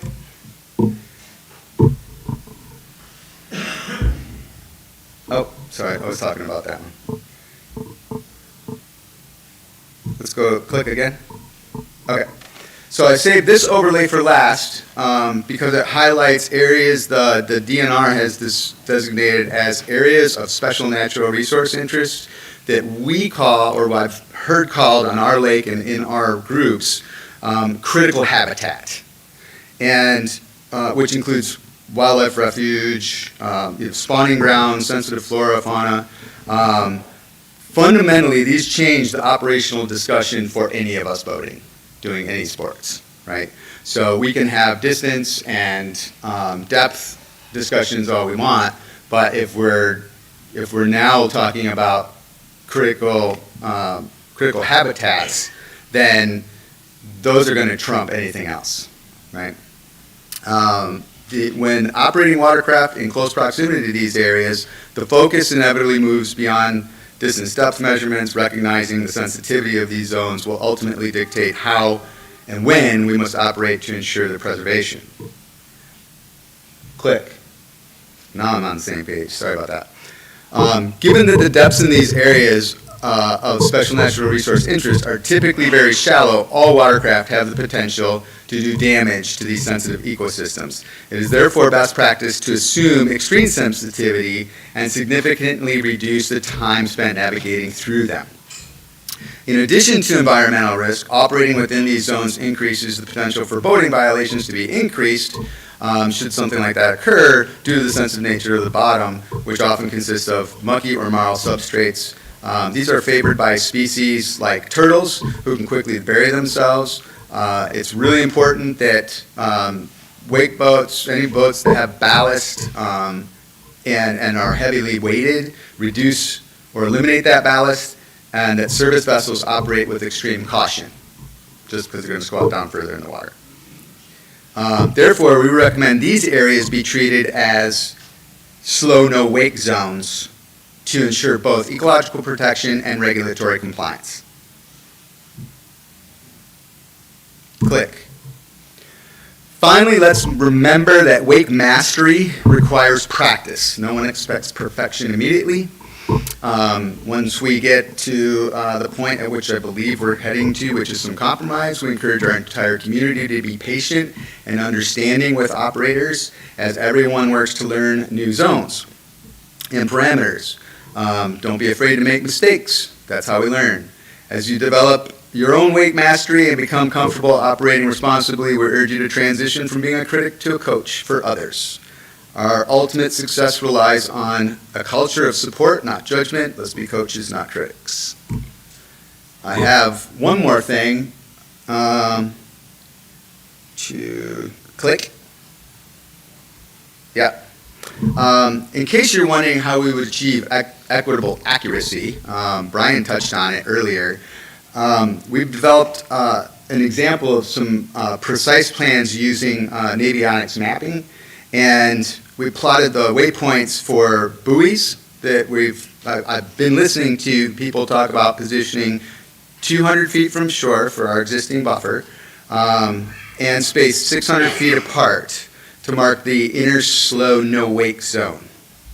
And you can see on that map up top of all of Lake Beulah, that's what that would look like if we were to do it consistently and uniform. Furthermore, the recommended 300-foot minimum surf zones, I also plotted to provide a clear detailed reference for both depth and distance measurements. This plotting is crucial not only for the physical deployment of buoys, but also because some of us are into tech and we're loading up with GPS capabilities, AIS capabilities, not aquatic invasive species, and can utilize these waypoints in lieu of buoys. So if you don't want to litter the lake with a whole bunch of buoys, then we could use some tech to determine where those zones are. And that just because I'm putting one in the boat as a fixed position doesn't mean, like I've been playing with the phone app this summer to find zones and learn distances and things like that. Let's see, I think that's my point. We feel this approach further represents the creative and collaborative ways we can work together, not just on the creation of zones, but on the deployment, coaching, and educational support needed to preserve our magical lake. Click. And then I've got a couple of things in closing. In closing, we want to extend our heartfelt gratitude to the Beulah Responsible Boaters, the Lake Beulah Management District, Ed and Stephen from the Wisconsin Water Sports Coalition, and all of our friends and neighbors around the lake who have been supportive. The unwavering support will be instrumental in our collective effort to find compromise without sacrifice. This collaboration is more than just a first step. It marks the beginning of a culture of positive change leadership. It clearly demonstrates that through unity and shared purpose, we can achieve meaningful progress.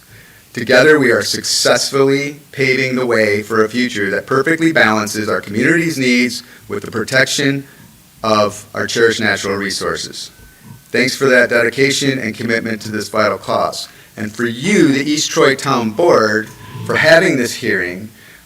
We appreciate the opportunity to hear solutions and recommendations from all sides, choosing slides, and determine the facts and trust that your guidance and action, or with your guidance and action, we can find compromise as neighbors and community members. Our collective efforts are focused on several vital areas: clean waters, invasive species mitigation, responsible boat operation and education, and further enforcing the existing laws on our lake. By focusing here, we ensure every member of this community has equal use of this magical place. Looking ahead, Beulah Responsible Boaters will continue to create and deploy educational programming.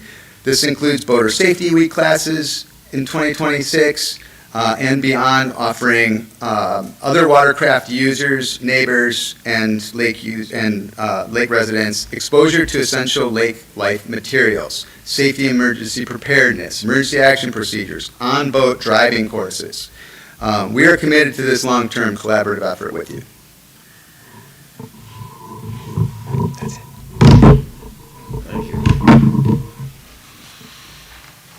All right, I'm going to just do a real quick summary. We have 11 minutes left. I promise I'm not going to use them all. But again, I just want to thank everybody for listening to our alternative viewpoint. And I think I'd like to really go back to the very beginning, the first speaker who was on recorded video, who talked about collaboration and cooperation and, communicating and finding a solution. And all through the alternative or different viewpoints, we've heard several speakers who have proposed a compromise solution. You guys are really close, and this is really great because some of the towns we present in aren't so close, and I think you guys are really coming somewhere where you can get to a solution that will work for everyone. You guys have a hard job ahead of you. And again, I would recommend engaging all of the different groups. You got quite a few on the lake that have an interest in this, and work together to find that compromise solution.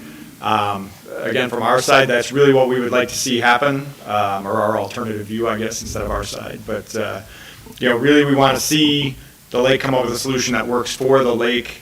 And again, the zones, the different things.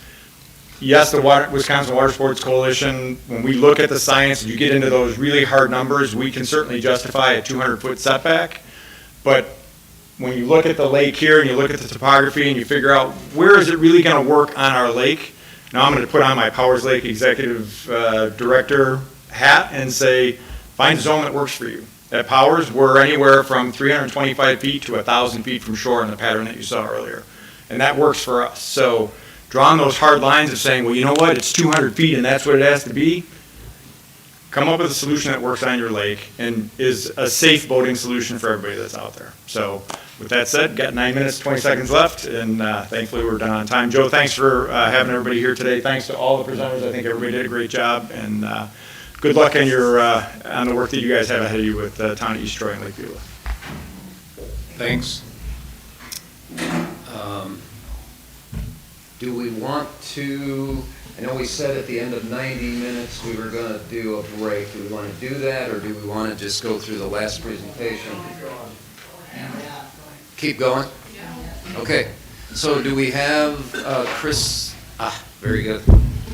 I haven't met you. I don't think I've even talked to you, so you're one of the ones that I haven't. Mystery. Well, nice to meet you now. Thank you so Okay, much. very good. All right. So let's see. Just wait for the clock to reset. Oh, gee. Or if somebody just wants to time me on. Yeah, we could. This will be an easier one than the 90, I think. But I don't have videos, so So what do we that's want the time at? 15 is I think Around what I was 15. told. All right.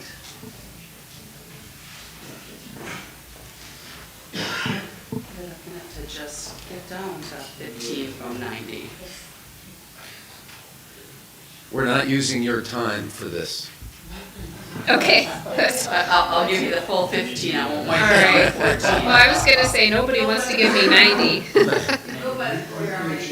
That's right, Yeah. that's right. All right, there you go. Holding you to it. Ready to roll? Okay. Yes, ma'am. Well, hi, thank you so much for the opportunity to be here. My name's Krista Westerberg. I'm an attorney at a firm called Pines Bach in Madison, and Glenn McMurray asked me to be here today. I'm, like I said, an attorney in Madison. I've been practicing going on 24 years, doing mostly environmental, land use, zoning, and energy law, but a lot of water law over the years. And so that's why I'm here to give you the kind of the legal context as you're looking at regulating wake boats. So next slide, please. So I'm going to do this in 3 parts. The first one being just generally speaking, what is your town authority? Next slide. And it starts actually in the Wisconsin Constitution. I think we've had some early dates. We've heard today, the dam went in 100 and odd years ago. We heard the first power boat was in the early 1900s. Well, I'm going to go back even further to the Wisconsin Constitution, and before that, with the Northwest Ordinance, which was the predecessor to Wisconsin and the Wisconsin Constitution of 1787. which says that it contains our public trust doctrine, and that says the river Mississippi and the navigable waters leading into the Mississippi and St. Lawrence rivers and the carrying places between the same shall be common highways and forever free for all citizens of the United States and Wisconsin citizens. So you might say, well, what does that have to do with anything? This is not the river Mississippi, but the carrying places in between the same have been interpreted to include inland lakes by Wisconsin courts. And they have broadly interpreted, next slide please, the public trust doctrine to include not just commerce and floating your log down the river, but all these things: fishing, swimming, travel, boating, recreation, hunting, natural scenic beauty, clean water. Case law over the 100 or so years that we've been interpreting the public trust doctrine has recognized all of these rights. And why is that relevant to the town? Next slide, please. Well, who administers the public trust doctrine in Wisconsin? The state of Wisconsin is the trustee. The legislature does. The Department of Natural Resources does, as delegated by the legislature, and so are local governments, again delegated by the legislature. Next slide, please. And the public trust doctrine, again, like I say, it's been interpreted broadly, and it is affirmative. It creates, it's active, and it creates affirmative duties. It's not passive. It's not saying you can do stuff if you want to. Going back to this case that's almost 100 years old, it says the trust reposed in the state is not a passive trust. It is governmental, active, and administrative, and requires, skipping down, the lawmaking body to act in all cases when action is necessary, not just to preserve the trust, but to promote it. So you don't see that kind of language very often, but it's here, and it requires governments to do things. So what's an example of this? Next slide, please. Well, as this area well knows, there was the lawsuit that the first speaker referred to from back in 2011, the Wisconsin Supreme Court, about high-capacity wells, and the concern there was the well was drying down and changing the chemistry in the lake. And the Supreme Court said, yeah, well, the DNR has to issue these high-capacity well permits, and it is required to consider the environmental impact of a proposed high-capacity well when presented with sufficient concrete scientific evidence of potential harm to waters of the state. So that's just one example of when the courts have said, yeah, a governmental body which has the trust delegated to it has to act. And so another way I interpret that holding, next slide please, is you just, when you're faced with trouble and you're faced with harm and you're faced with problems, a trustee cannot put its head in the sand and has to do something. So what does that mean, again, for towns? Next slide please.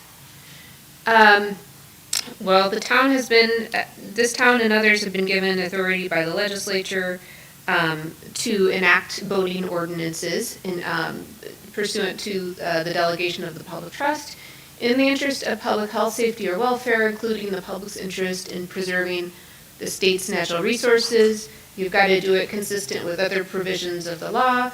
There's some procedural steps to enact a boating ordinance, and the town, of course, would know this because it's already done so in the existing ordinances that it has in Chapter 16. So that's all by way of background, you know, when it comes to wake boating, to say, next slide please, the town of East Troy has authority to pass a wake boat ordinance. And in light of specific scientific evidence of harm caused by wake boats in the town, discussed by prior speakers, in my opinion, the town should pass an ordinance regulating wake boats. And, you know, the science that we've seen so far, I think, has actually been very strong, more strong than you typically see when a local government is making a decision like this. You've got statewide studies or nationwide studies conducted by a variety of organizations. You've got the Terra Vigilia study, which is really interesting because it's site-specific. It is specific to this lake. It was done here. And I think you've heard at other meetings, and I'm imagining what you'll hear today is testimony from lake users as to the effects that they have seen. And it, you know, shoreline impacts, lake bottom impacts, aquatic invasive species, and impacts to all those other uses on the lake that were shown in that earlier slide: the fishing, the swimming, I mean, wake boats, they're only concerned with one of the things on that list, which is boating. And the town has to protect all the other interests and all of the other uses of the lake that are protected by the public trust. So we're not just here to talk about boating. Okay, next slide, please. So part 2, well, okay, you have the authority to pass an ordinance. You probably should pass an ordinance. But what are the advantages of doing that? Having a wake boat specific ordinance. So next slide, please. And because obviously you do have the option to do that. What's the alternative? Well, we have got existing ordinances on the books that apply to all watercraft. Maybe we should just focus on enforcing those. But I would say an ordinance specific to wake boats is a better option. Next slide, please. Kind of those advantages of a new ordinance are on the left of the slide, and the enforcement of existing ordinances, that option is on the right. I think ordinances are, an ordinance specific to wake boats is a good idea because it is more clear and it is specific and people know the rules up front. Instead of just referring and relying on general language like you've got to operate at reasonable and prudent speeds under the conditions. Another advantage, and I think this one is really important, is that it prevents harm. If you do enforcement, the harm has already occurred and you're trying to go backwards in time, but some harm takes a long time to undo. And it's better just to deal with things on the front end. This is sort of a classic debate in environmental law. Do you prevent with a rule or do you just enforce on the back end? And when you're talking about the environment, I think preventing harm is a good choice. A new ordinance is less costly. Enforcement, as you know, I think I heard like there's going to be a $50,000 donation next year to do more education and marking and things on the lake.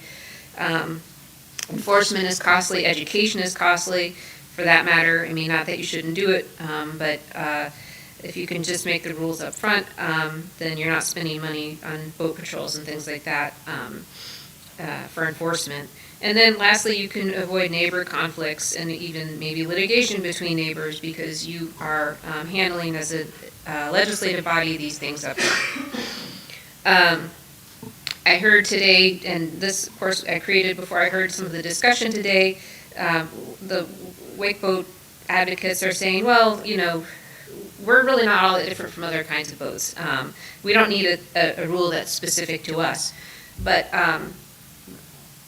it just doesn't seem consistent with the facts. We've seen a lot of evidence to that effect. And also, you know, wake boats are designed to be different.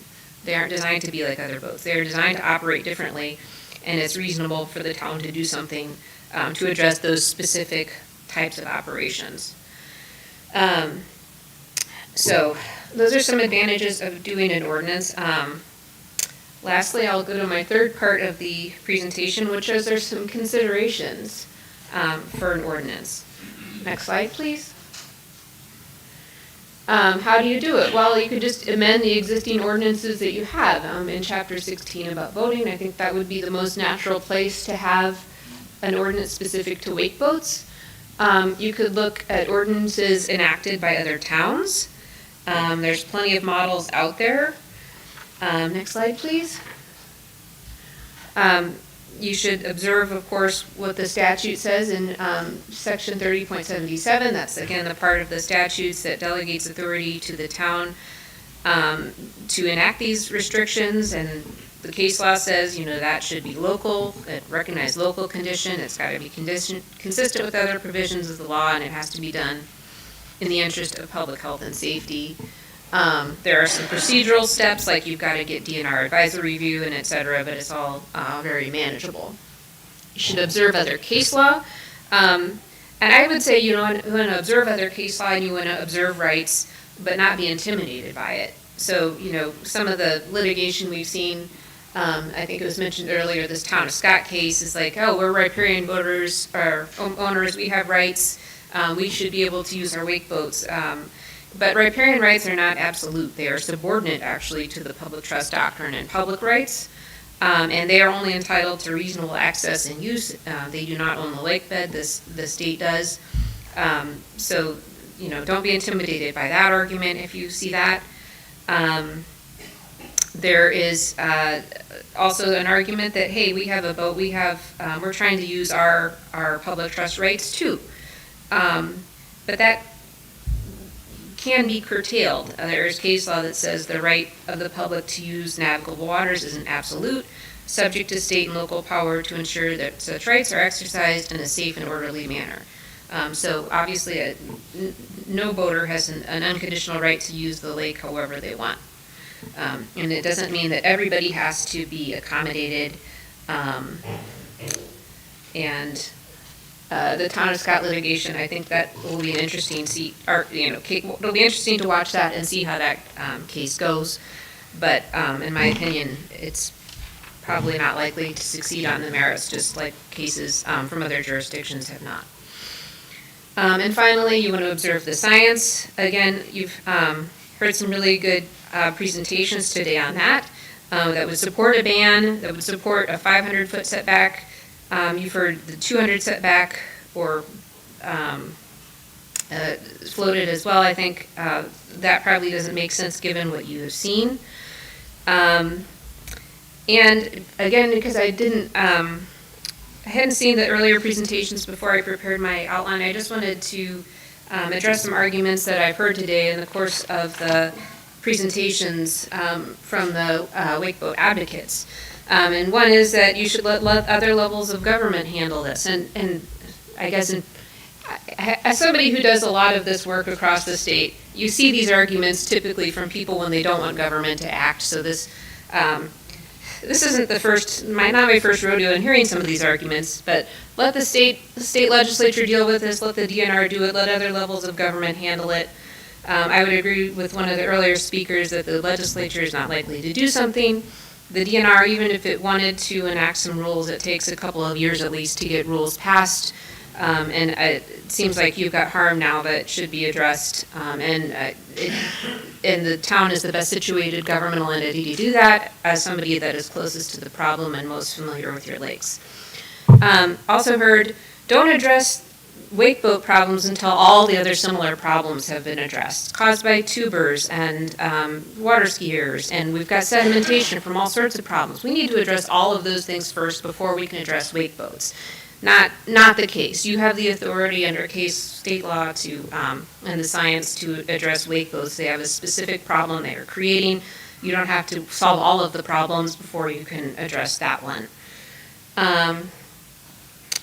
The opponents of wakeboats are just relying on emotion, and speculation is a word I heard. I don't think that what I saw today in the presentation with the first group of people is what I would call speculation.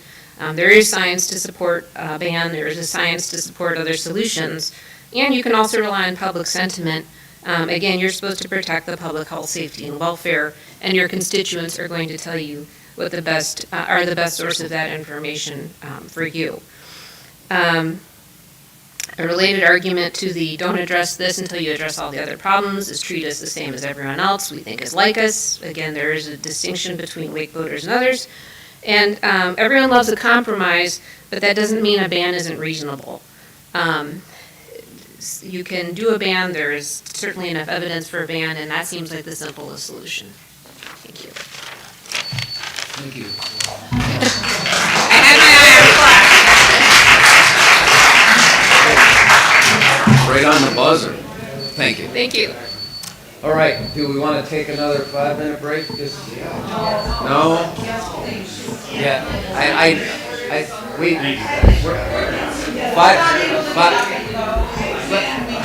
let's go 10, 11, 5-2, 5-1. Thank you.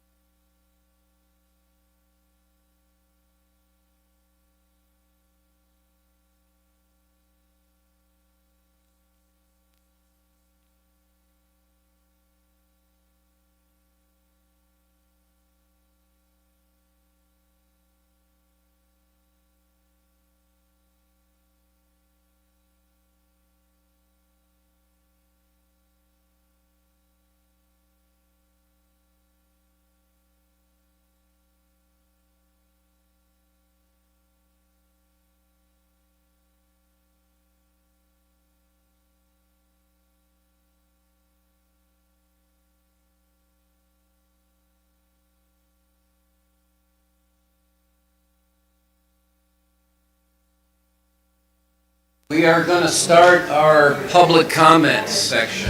All right. Number one. Number one. Bingo, yes. I'm Amy Evans from 2035 Beulah Heights Road. None of us want to look back and feel we didn't act when we could have. Please don't be swayed by boating industry smokescreens. The health of Lake Beulah is in your hands, and the evidence is clear.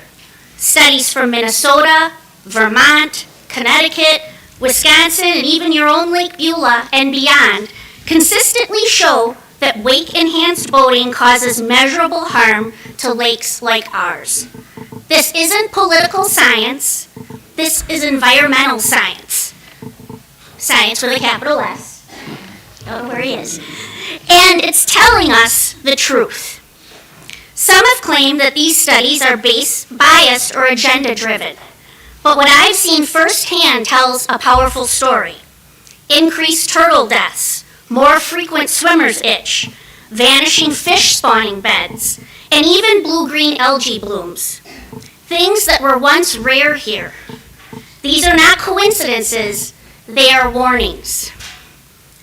Even if we set aside the research data, we face very real risks, especially from invasive species like the starry stonewort and the quagga mussel that's already present in Lake Geneva. No local cleaning system can completely remove the water trapped in ballast tanks. That risk alone should make us think twice and to take action now. And then there's the issue of our lake structure. Lake Beulah's glacial topography makes proposed buoy zones impractical and unsafe. Our lake isn't a uniform basin. It's a network of smaller, interconnected bodies, each with unique depths and habitats. There simply isn't a safe or sustainable area for wake-enhanced boating that wouldn't cause harm to the lake and those who use it. So we must ask ourselves, is it fair to compromise parts of the lake for the short-term enjoyment of a few, those 4%, when so many depend on its long-term health? I recognize the difficulty of your position. Leadership means weighing competing interests and making tough decisions. But this is also an opportunity to lead, to protect, and to preserve something irreplaceable. Lake Beulah is not just water. It's a part of our town's heritage, our economy, and our future. My family has loved this lake for 5 generations. I hope my children and grandchildren will have that same privilege. I believe they can if we act with integrity and foresight now. This isn't about restriction. It's about stewardship. Let's make the choice that ensures Lake Beulah remains healthy, vibrant, and safe for all of us and for future generations still to come. And let it be known that I do support a ban, but if a ban isn't possible, then no less than 500 feet from shore and a 25-foot depth. And I just wanted to bring this little visual out for you guys to take a look so you can kind of see, here's our beautiful lake coming from Upper Beulah going down to the big lake.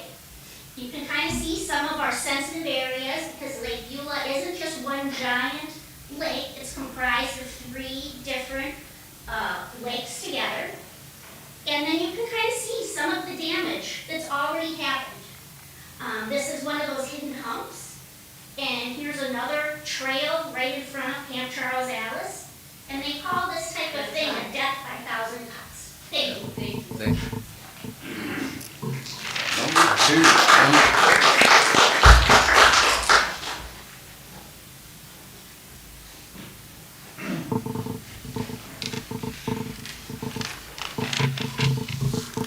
Hello, my name is Eddie Evans. I'm from 2035 Beulah Heights Road. When wake boats first started appearing on the lake, I admit, I thought they were the coolest thing. Loud, big, flashy, colorful. I could easily picture myself cruising around in one. But back then, I didn't understand the hidden impacts of wake-enhanced boating. I didn't realize the damage that occurs when these boats fill their ballast and switch into wake-enhanced mode. the disruption of the marl sediment, the imbalance in the thermocline, the harm to native vegetation that supports our fish habitats, eroded shorelines, and the growing risk of invasive species. But now I know better. I've come to see Lake Beulah as more than a place for recreation. It's a living, breathing ecosystem and the heart of this community. It deserves our care and protection. We live in a time when people are divided over so many things, but this shouldn't be one of them. The natural environment isn't political, it's personal. Lake Beulah belongs to all of us. We each have an equal stake in its health and longevity. And while you, as decision makers, hold a special responsibility, you also have overwhelming community support. More than 80% of riparian voters have already voiced support of a ban. That's not politics, that's neighbors standing up for something they love. I understand the desire to act carefully, but sometimes the right choice also requires courage and timeliness. I've never seen our lake community so divided. Years ago, you could cruise down the water and everyone waved hello. This summer has felt different. More tension, more hostility. The division comes from uncertainty and fear that the lake we love might not be protected. The longer we wait, the more strained our community becomes. A clear decision, one that prioritizes the health of Lake Beulah, can help heal that divide. I urge you to listen with open minds and make a timely, thoughtful decision that prioritizes the lake's future. Waiting another year will bring consequences that can't be undone. None of us want to look back and say we could have done more. This lake connects generations, family, and friends. It's the center of our town's identity. I'm asking you to lead with courage to protect what makes Lake Beulah so special before it's too late.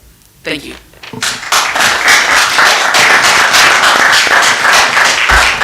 Number 3. Carrie Franzine, W1530 South Shore Drive. As you can see, I prepared this today as I was sitting here. I do think that some of the things we are saying are very important. Kudos to Michelle for having asked for the research to be done on Beulah, because I feel that's the most important part of all of this. We can go ahead and look at data from other lakes. Luckily, it does align with what we found on Beulah. I do think that the quantitative data is not as important as the qualitative data of what we saw, because we have things we need to protect, like the marl bottom, like the sensitive areas. And we have to be mindful of what we are going to do about the aquatic invasive species. That is important. Maybe there is something we can do that's going to help with that, but it's going to have to be the board that's going to come up with some good ideas. Maybe we can have some sort of a certificate on the boat, for example, saying that that boat is only going to be on Beulah.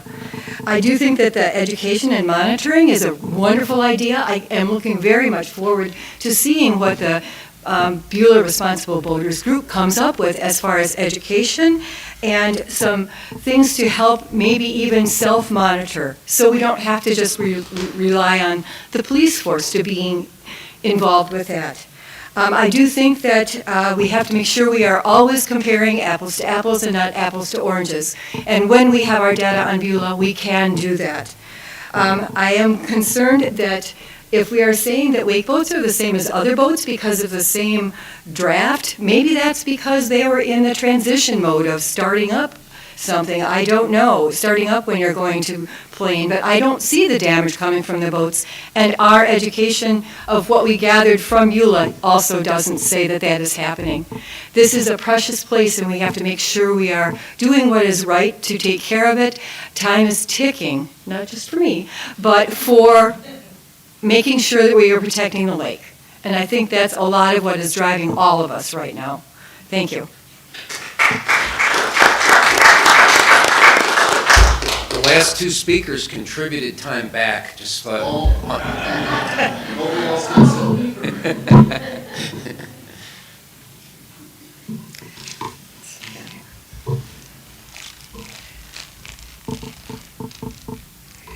Okay, get a little air here. My name is Terry Savage. I live at Inn 9423 East Shore Road. I've lived in my home for 46 years now. I remember coming to Lake Beulah. I was a young woman, and on a beautiful, cool April day when the lake was very clear, and walking down to the beach on my property. I live on that point between the 2 lakes, Mill Lake and the Big Lake. And I bent down, and on that little sandy beach, I saw a crab claw.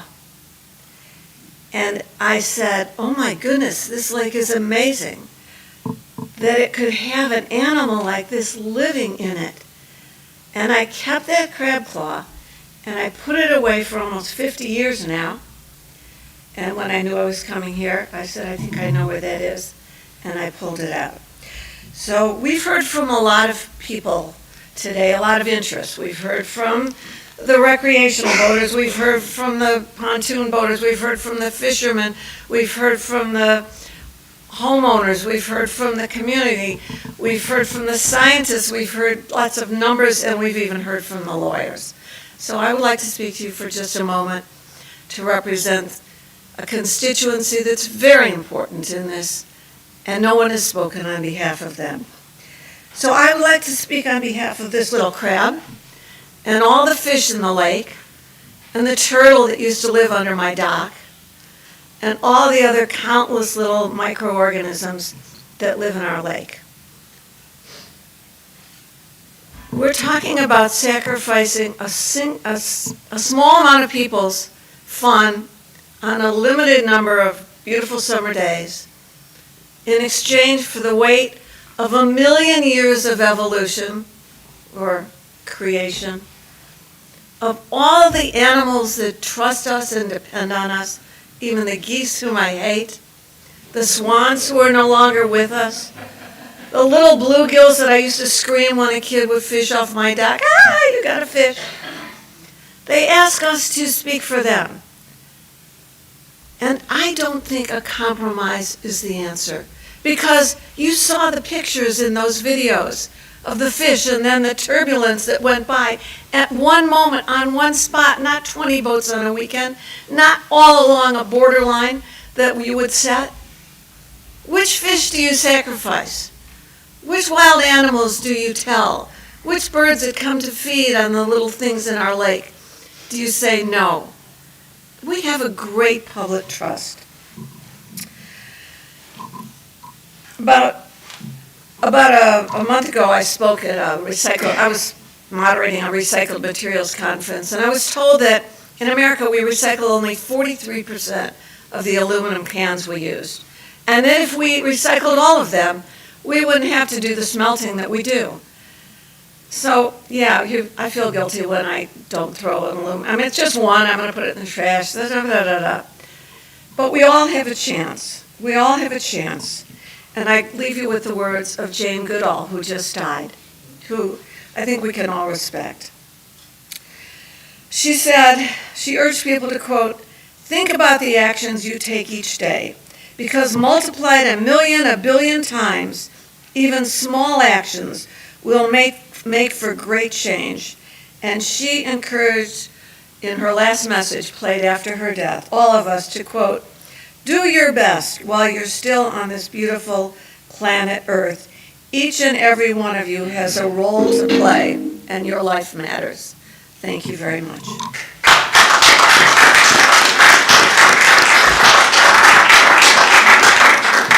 I recycle all my cans. You go ahead. Thank you, Town Board. My name is Jennifer Torsch, N9174 Humphrey Lane. I'd like to speak with you today about the Clean Waters Clean Boat Act. It has been mentioned many times this morning, and it recommends boat inspectors to help perform boat and trailer checks, hand out informational brochures, and educate boaters on how to prevent the spread of invasive species. This is a small step in the right direction. However, these boat inspectors are unable to see and identify the microscopic organisms that will and can contaminate our waters, nor are these boat inspectors able to crawl in to live wells or ballast tanks with microscopes to determine what is lurking inside. So this act is not going to prevent the transmission of invasive species to our beautiful lake. What is the best solution? In Wisconsin, hot water is recommended by the DNR to decontaminate live wells, bilges, and ballast tanks. This would prevent invasive species from being transmitted to our lake. We just heard that Malibu is designing a boat that you hook up your garden hose to.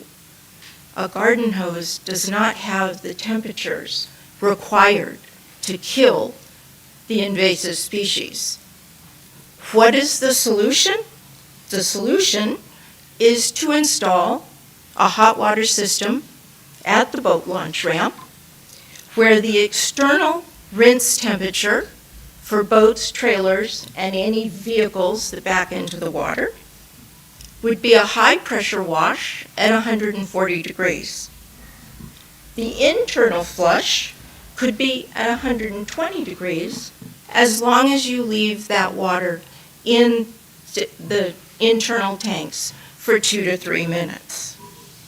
And this applies to all boats that use our beautiful lake.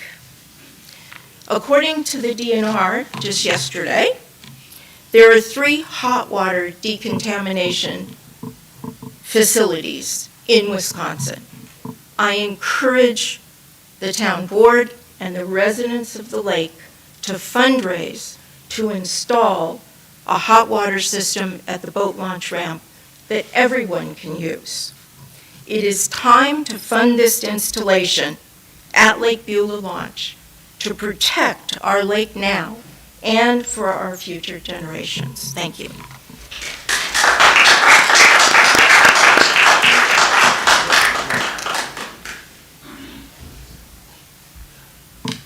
I'm Monty Mackey at 9555 Horseshoe Lane. My wife and I own the property there, which is on Mill Lake. The property's been in my family for over 100 years. In the 1930s, my grandparents had a pier built there. Some of you may remember, it was very distinctive. It had a low diving board and a high dive. That pier was maintained. Planks were replaced every year to keep it strong and sturdy. It withstood all the water skiing and tubing that went on for decades until 2016. In 2016, there were 2 boats operating in wave surf mode on Mill Lake, and our pier was torn apart. It was destroyed by those waves.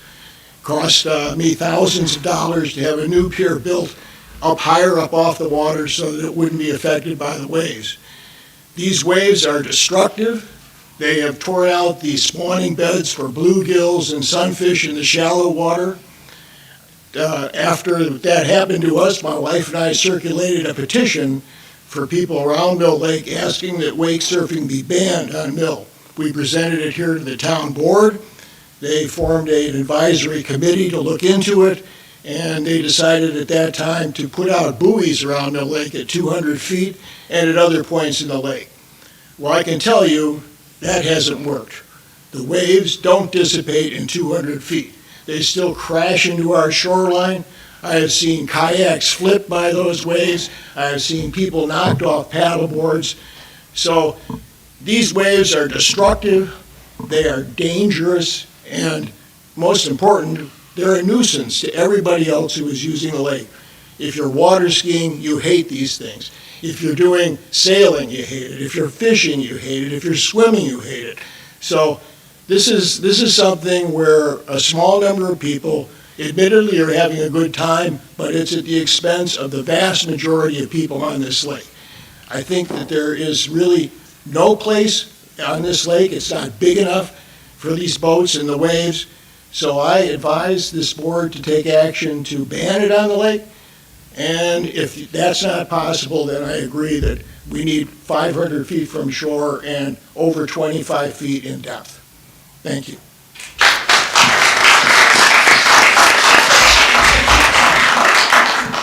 We're at 7? I was number 7, I give it up. Oh, you're giving it up? Wow. He gets the prize. 8.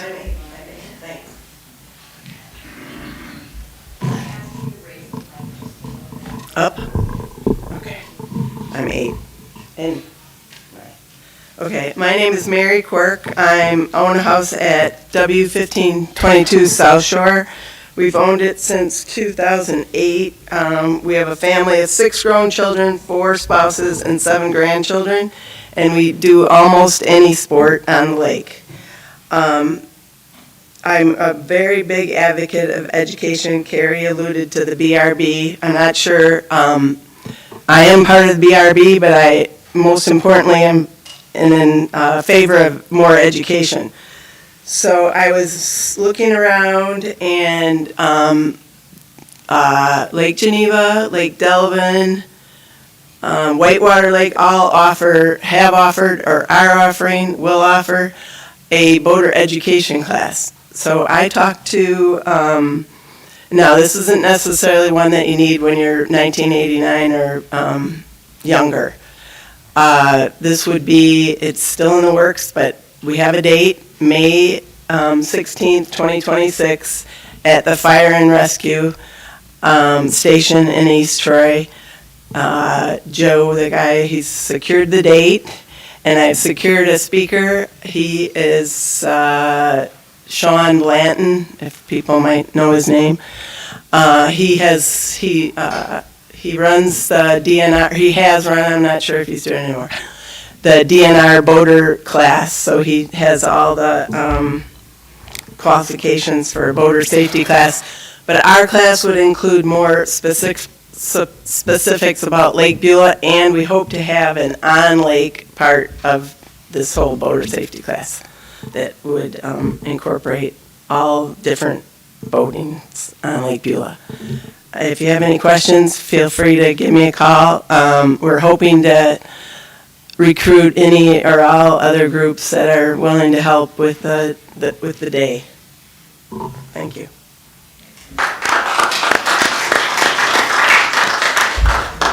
Nine. Oh, 9 was Jeff,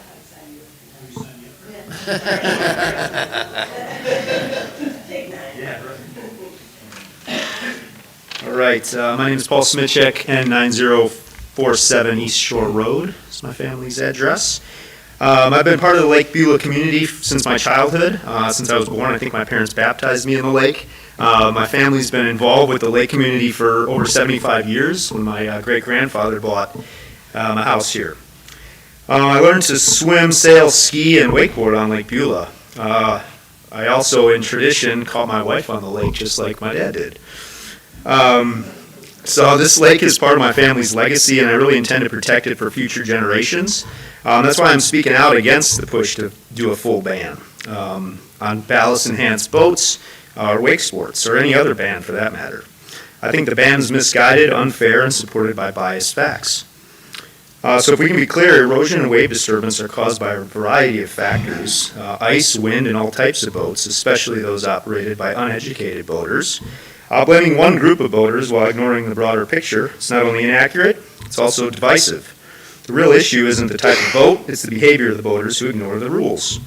Our laws clearly state when towing people, you need to stay far away from shoreline swimmers and other boats for the safety of those out on the lake. Violations of this rule happen constantly. I think we can all agree on that. By all types of boaters. So singling out one type of boater while ignoring widespread noncompliances is not a solution, but I feel it's scapegoating and building further division within our lake community. I don't think we need bans. I think we need enforcement. I think we need education. I think we need accountability across the board. For example, I've stood on my dock and watched boaters on plane rip through our Slono Wake Bay numerous times, passing all the buoys while I'm trying to flag them down and help them understand that they're doing something unsafe. In my opinion, the wake surf boat captains that I know are the most attentive and in-tune boaters on the lake, because the safety of our crew and the safety of all others on the lake is top priority for myself and the boaters I know. I think some of us need to stop pretending that exclusion is the answer. In a time when division and discrimination plague our society, I feel like we should be striving for unity, not creating arbitrary boundaries based on preference or fear.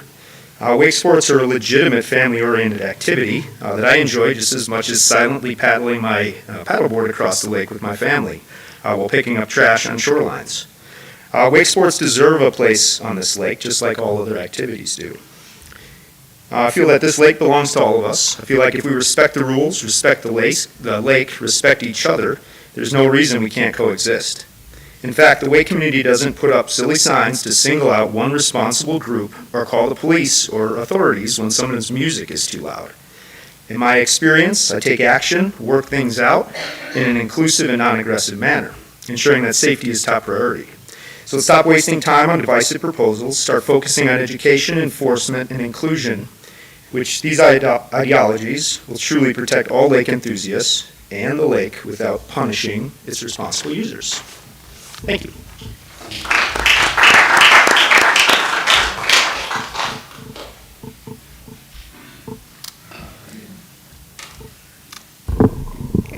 Ready?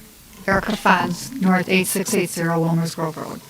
We've heard a lot about wake surf activity today versus ordinary boat activity and how wake surf operations are really not that different from other boats. So I'm just trying to figure it out based on all the information that was presented.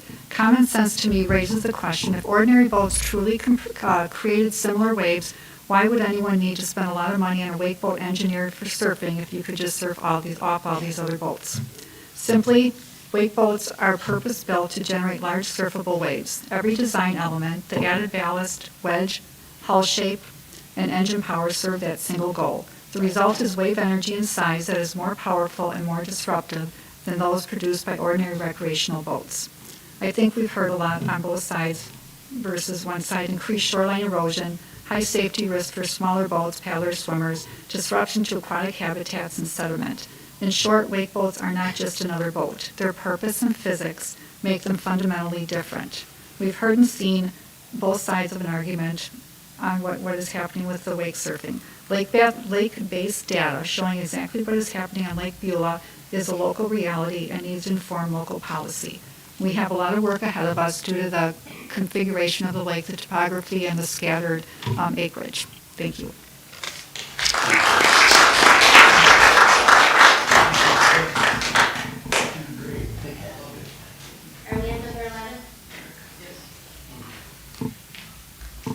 Nicole Hudson, W1721 South Shore Drive.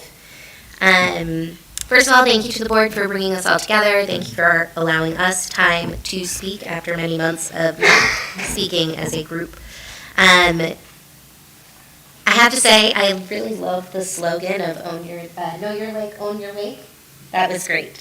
But I think as we've seen today, there's been a lot of different maps, and it was very interesting to see. I loved how, from both sides, we could see the perimeter of the lake, 200 feet, 300 feet, with additional views across the board. What I didn't see from the last image was the topography of the bottom of our lake and consideration of the areas that are not 20 feet deep. I also really appreciated the legal information and the call out that this is not just in consideration of motorboats and boating, not just specifically wake surf boats. Consideration in this matter needs to be granted to all, not just the 4%, which was a number that was provided today. I've been a very long time user of the lake from the day I was born. I paddleboard, I swim, I grew up sailing here regularly, and these are activities that are generally peaceful and low impact, but in recent years have dramatically changed in terms of what it means from my perspective of safely enjoying the lake. Over the years, the size and the intensity of the waves generated have made it difficult and at times, in my perspective, dangerous for other users. I've personally been swimming near my anchored boat, watching wake boats go past, and been slammed into the hull despite being a strong swimmer by the force of the waves that are going past me. While sailing, I have had water slosh over my boat and swamped in my sailboat. Things that, yes, I will say, as a young sailor, I really was annoyed by motorboat waves. These are much larger than anything I'd experienced as a kid growing up sailing on this lake. I've also had experiences, and it may not be the wake surf boaters that were here today that are responsible, but I have had experiences on my paddleboard where I did truly fear for my safety with the distance and proximity of a wake surfer coming past me, paying more attention to the surfer behind them, which is important for the safety of their surfer, but put me at fear for my life while paddleboarding on the lake. Also, I have to thank Philip for screen this, because I had not seen it before. But number 3 is to minimize repetitive passes as recommended by the WSIA. So the WSIA specifically says to limit repetitive passes, and as we saw by all of the maps today, we have very specific areas that may meet the depth and the width that we need for safe operation. All of those are circular. All of those will require continued repetitive passes in a circular motion. On our small lake with the surfing loops, it concentrates the waves in one area, it concentrates the boats in one area, amplifying the danger and making it nearly impossible for some of us to use the water safely. So how does that practice of circumnavigating, really circular motion, align to the WSIA's own guidance or protect the rights of other lake users? So this conversation is really about balance, safety, and shared responsibility. So if our goal is to make the lake enjoyable to everybody, not just 4%, then we need thoughtful action to ensure that those of us who enjoy other quieter, non-motorized activities can continue to do so safely. Thank you again.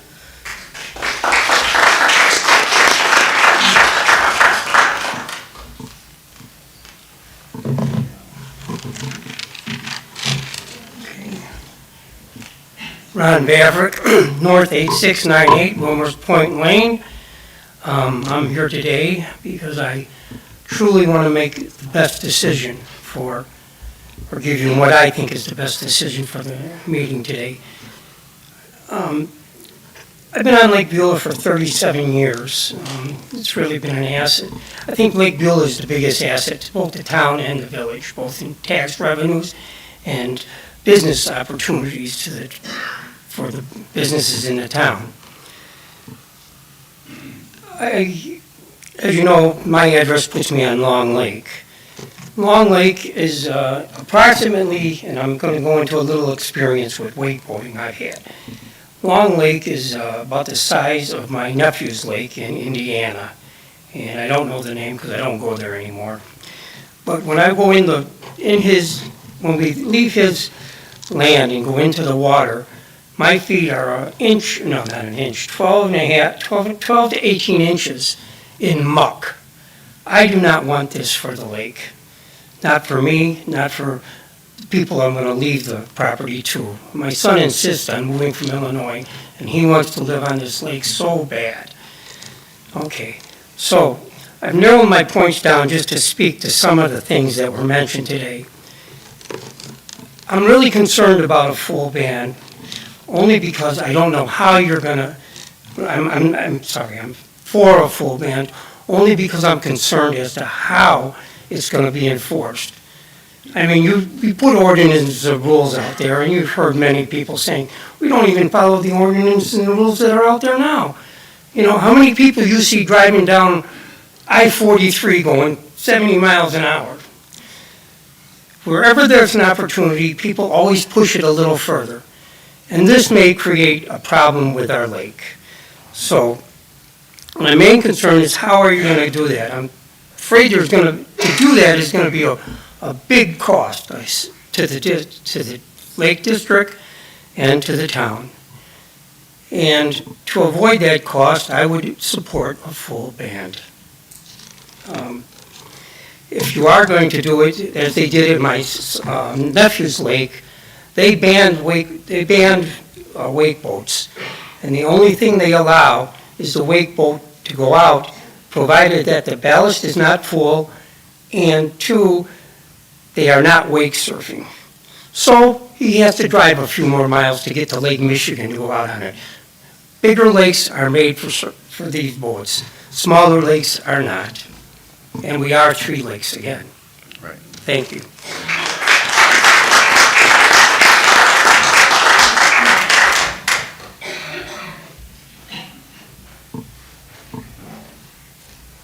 I know I was up early in a formal presentation, but I just want to make a couple personal comments in terms of the 300-foot recommendation. And when we did the testing for Lake Beulah, we were using a boat. It's an Access 24-foot, 6,100 pounds, holds 5,300 pounds of ballast, and has 430 horsepower.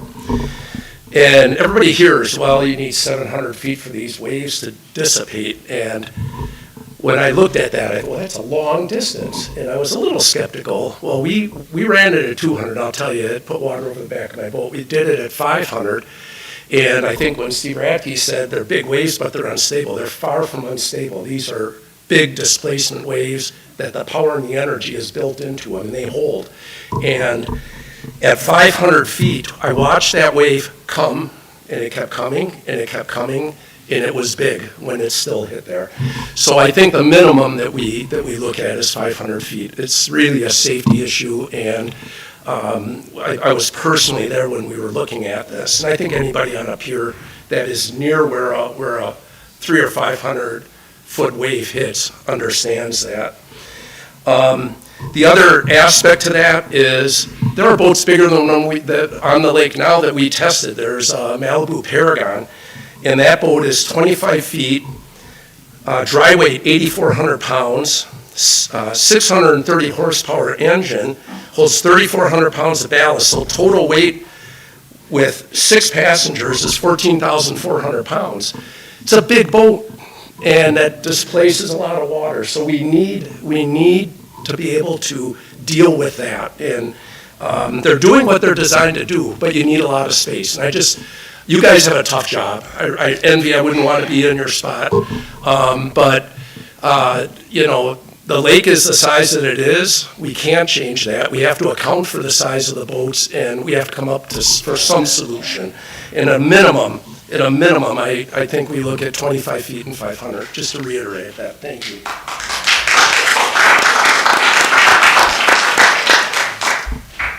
$14? No, 14. Oh, 15? No, okay, I can go to 15. I guess there's no 14. I'll be quick. You're never quick, are you? Enough. I'm kidding. I'm kidding. John Becker, W1958, Pastime Lane. Very simply, earlier this year, there was a comparable meeting to this on wakeboarding, and the board threw out a challenge at that time, I think led by Michelle, that said, well, we heard the story, and it is pretty bad and what wakeboards can do, but the data comes from other lakes, other areas, not from Lake Beulah. So we said, okay, maybe that's the thing to do is to get the data from Lake Beulah. So between the Protective Association and Lake Beulah Management, we embarked upon a program to get all the data from the lake to do the testing.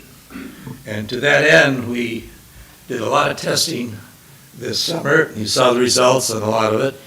And the thing is, it's all Lake Beulah. It's not another lake. It's not Powers Lake. It's not any other Lake Geneva. It's Lake Beulah. So we followed the rule there and did all the work there. It wasn't easy. Took a lot of time. Took a lot of people's effort and money. And to the point that we own the wakeboard boat. We had to buy one just to do the testing because no one else contributed a boat for testing. Not only that, we tested all boats, any boats that we can get our hands on. We put the plea out to donate your boat for a day or so we can test that to see what the difference is between wakeboard boats and other boats. We did that, but we had to scrounge up all that stuff ourselves, but we did it. And we have the results. You saw the results.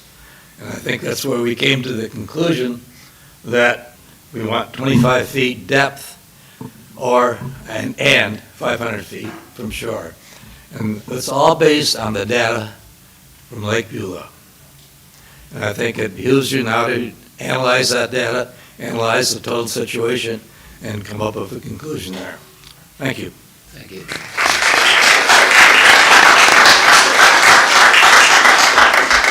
$16. No, 16. 17.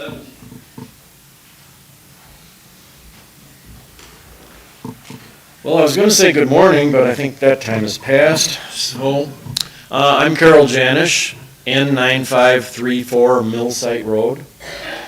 And I'm a lifelong resident of the lake. My grandparents built our house in 1929. And so I've done every activity there is to do on the lake, and I've been there watching the fishing and the wildlife around the lake in all these years. I really want to add my voice to the opposition to wakeboarding or wake surfing, because it just is tearing up the lake. At my house, we've lost the bluegill beds. They're gone. I had to put in, like many other people, put in tens of thousands of dollars worth of rock just to protect my yard from eroding into the yard. And this really didn't happen before the last several years. I helped my parents over the years with the house, and now it's time that things are starting to fall apart.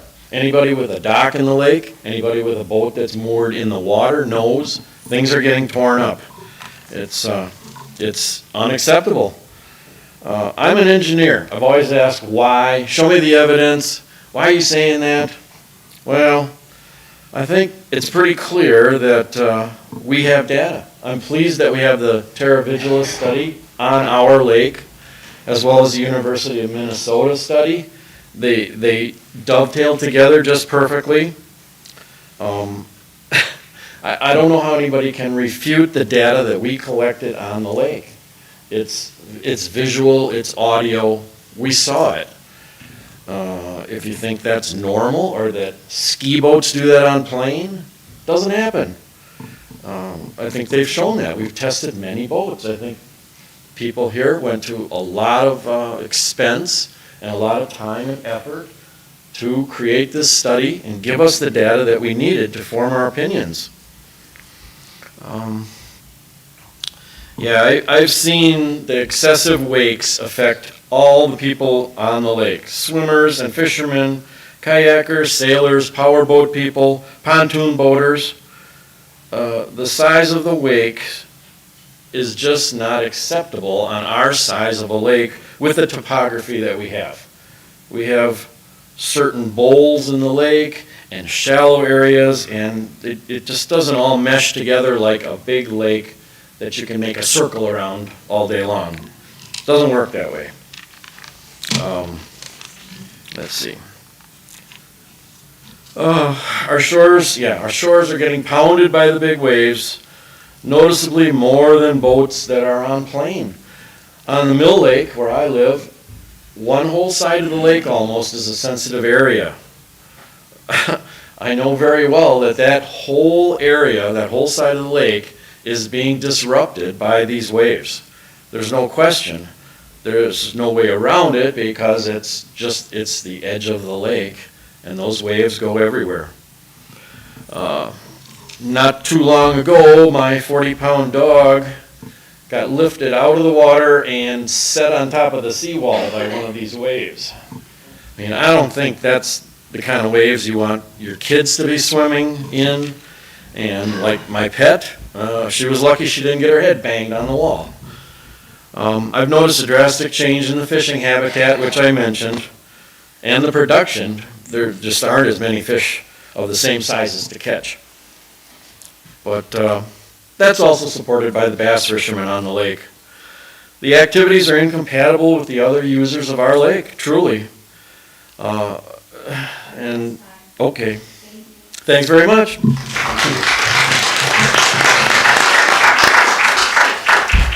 18. You've already heard a lot from me today, and I grabbed this number just in case there was something, that I didn't hear from the audience, and it popped into my mind just a short while ago. The industry is marketing some very expensive boats, and people would not be paying those prices unless they did something that lesser boats can't do. So it's worth remembering that this is a separate class of boats that we're talking about that have the power and the weight to do things that lesser boats can't do. Otherwise, people would not be spending that kind of money to purchase them. Thank you.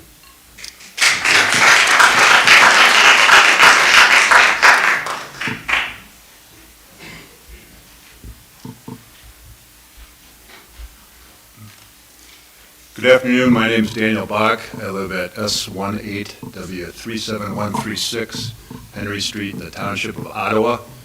And I will say as an aside that our town board passed an ordinance last year totally banning wake surfing on the 3 lakes within its borders.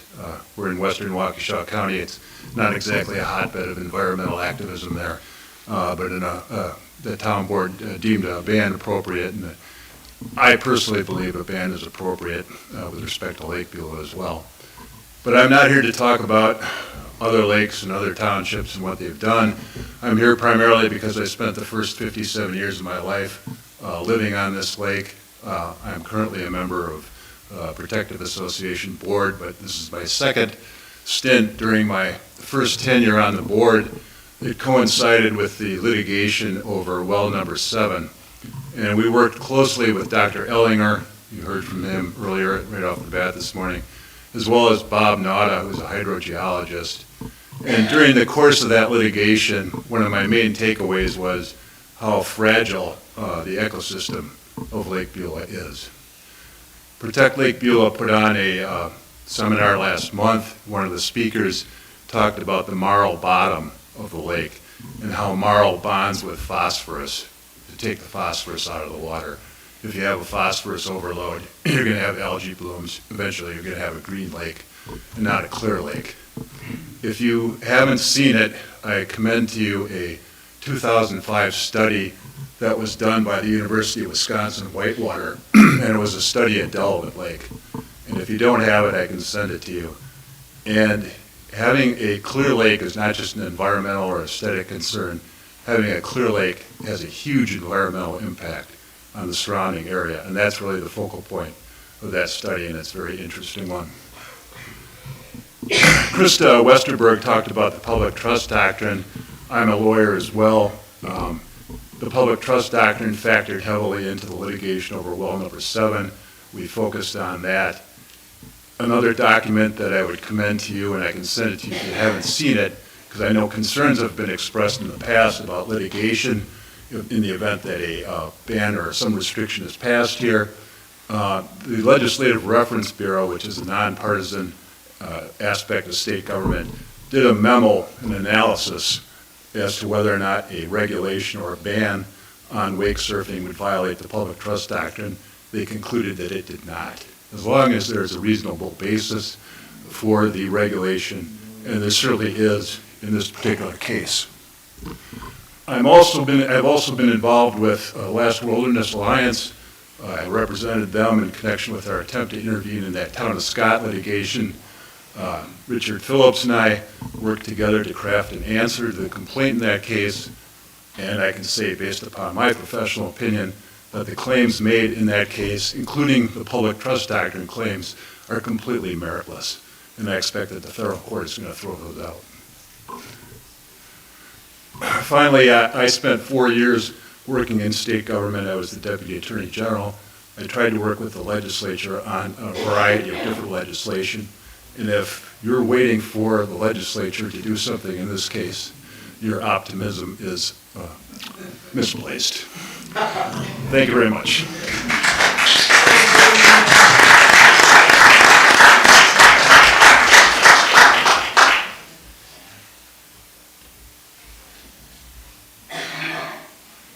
Oh, I'm sorry. 20. Pass. Another pass. Thank you. All right, 21. 21 has left already. Okay. 22.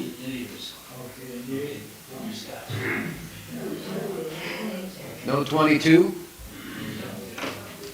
Oh, you do have a 20? 23. Okay, we're going for 22. That means I get 12 Nice Because try. all of us have sat here just this long, and I really do appreciate everybody being here and staying this long. I'm Sherry Reilly, N9481 Island Drive. One thing that really stood out to me today is how many people are here in support of Mill Pond. Mill Pond is a tiny little part of Lake Beulah. And it was also very interesting to hear the history of Lake Beulah, which I had done some research about as well. 1830 was the day that the wooden dam was put in place. and 3 lakes did make up Lake Beulah. That in itself puts it in a class of like no other lake. It makes the bottoms different, it makes the sides different. Everything that everybody said about Mill Pond is definitely true. I teared up with this woman about the animals, and that is something that has not been brought up at all. And it is a major, major factor. And in today, and I have learned so much in being part of Protect Lake Beulah this past year. I've learned so much. I learned more again today. And what really stood out was the map, and I forget which one had it, but as Carol mentioned, on the northern shoreline of the island where we are, that is a sensitive area. And many times this summer I've sat there and a green heron will sit on a branch, looks at these waves and like, I'm not catching any fish here, and they have to move on and go somewhere else. The other thing, I have been on the lake, my parents bought the property in about 78. So I have seen, and for the most part, it's been status quo. But I would say within the last 5-6 years that we have taken ownership, there's been a drastic change, especially on Mill Pond.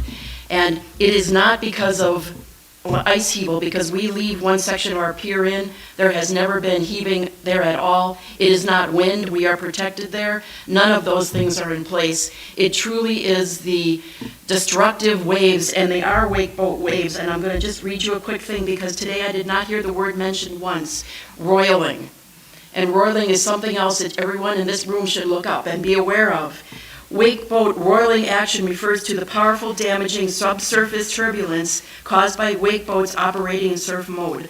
Unlike traditional motorboats, which create wakes that primarily affect the surface, wake boats are designed to generate larger and more intense waves for water sports like wake surfing. This creates a deeper disturbance that has significant environmental and safety consequences. I bring that up because, going back to that dam, in 1906, it was made concrete, that is on Highway J. It has been brought up several times that roiling action can have an effect underneath. I have witnessed it in our shoreline. It used to be totally rocky. Now it's sandy. That doesn't just happen overnight. It is the process of that constant churning, and I question what it's doing to the undersurface of that dam. And that is a part that nobody has brought up, and I think it does definitely deserves attention. I also say, if nothing else, if you're going to go with some type of compromise, I am recommending that you stop wakeboarding on Mill Pond. Thank you.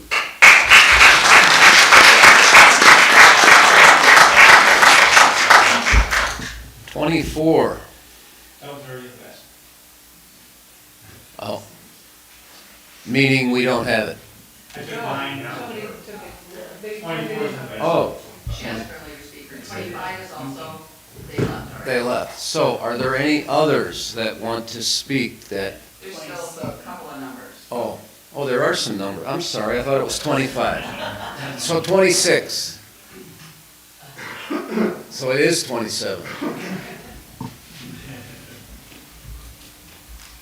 that should be the end of numbered speakers. Okay. Okay. W2035 Beulah Heights Road. I'm Tom Van Bogart, the outgoing Protect Lake Beulah president, effective this fall. I had been asked to serve an extra year for leading the PLB organization through the Wake Surfing Choppy Waters discussion.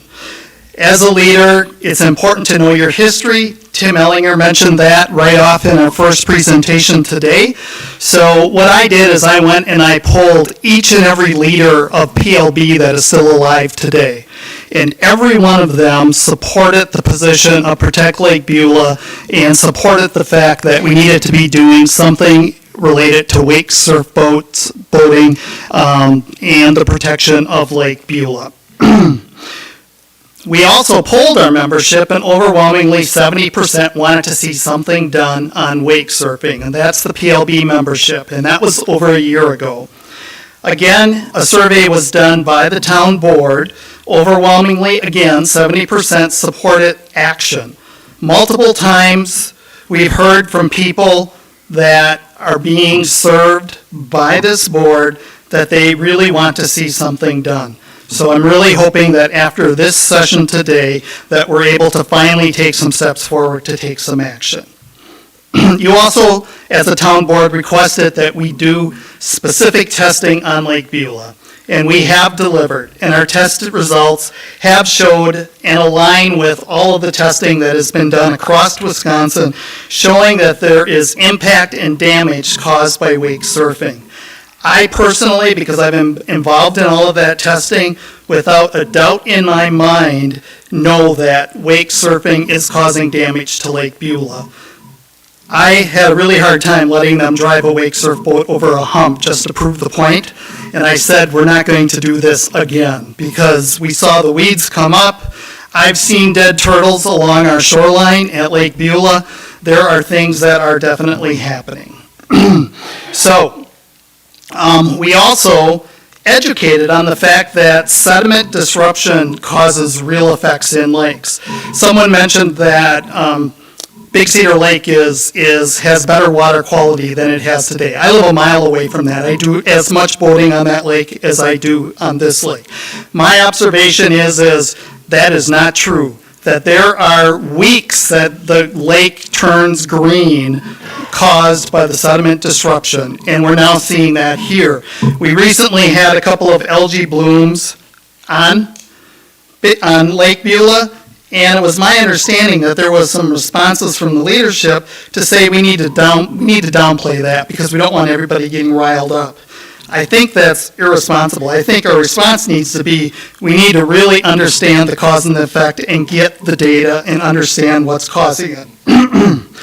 Also, there's now 8 families in this community that have given up their wake boats and said that through what I've learned, through the observations and what I've seen by operating wake surfing boats, that I'm not going to do this anymore. And I think that's an important statistic. And what I'm looking to do is to write a white paper interviewing these individuals to give you information as to why they chose that. It's important. Also, other towns are listening.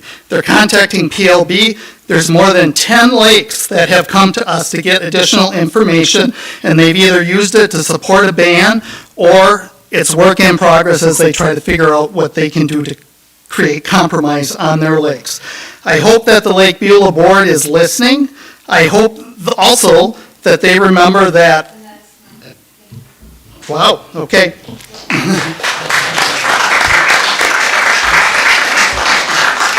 So that was the last number, I think. Yes. So any, come on up, come on up. We all get to know each other really well around here. John Stokes, North 3831 Stearns Bridge Road. I'm not going to really blow it out here. I'm going to try to give back some time. I'm just going to be quick about it. One thing I haven't heard today is, does anybody really know how many wake-enhanced boats are sold a year in Wisconsin? Is there a way that we could maybe throw a $5,000 surcharge on these wake-enhanced boats? If they can afford $150K to $300K for a boat, they could throw an extra $5 in. That's like pocket change for them. And then we can buy some decontamination stations and get them scattered around so we can stop some of the invasives, back your boat in, pump the tanks full, get your 130-degree water in there, and dump them out. What I would like to see the board take action on is if you could make the depth 25 feet, the distance from shore 400 feet, and then I think with the size of Mill Pond, I think that the wake boards should not be in Mill Pond in wake enhanced mode, period. I think you should give an area of the lake, if a family wants to go out and enjoy the lake, a quieter area where they're not going to have to worry about wake enhanced boats on Mill Pond. It's just too small over there, and I've been on this lake going on 60 years, and Mill Pond has always been on the west end of the lake. It's always been like a soup bowl with the way the waves react down there, because they bounce off the shores and they multiply, they resonate, and you're at 4 or 5 foot waves down there. And I've been watching it for a long time, so that's all I got for today. Thank you. That has got to be one of the first times you got applause.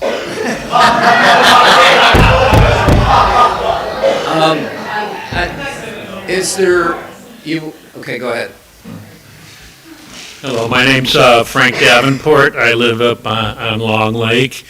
I first want to make the observation that after listening to both sides today, it seems to me that everybody seems to agree that large wakes and deep downwash damage the lake. So I don't think we're disagreeing that this type of activity, whether it's wake surfing or improperly driven boats, hurts the lake. So we're not debating that anymore. We're trying to figure out how to fix that situation.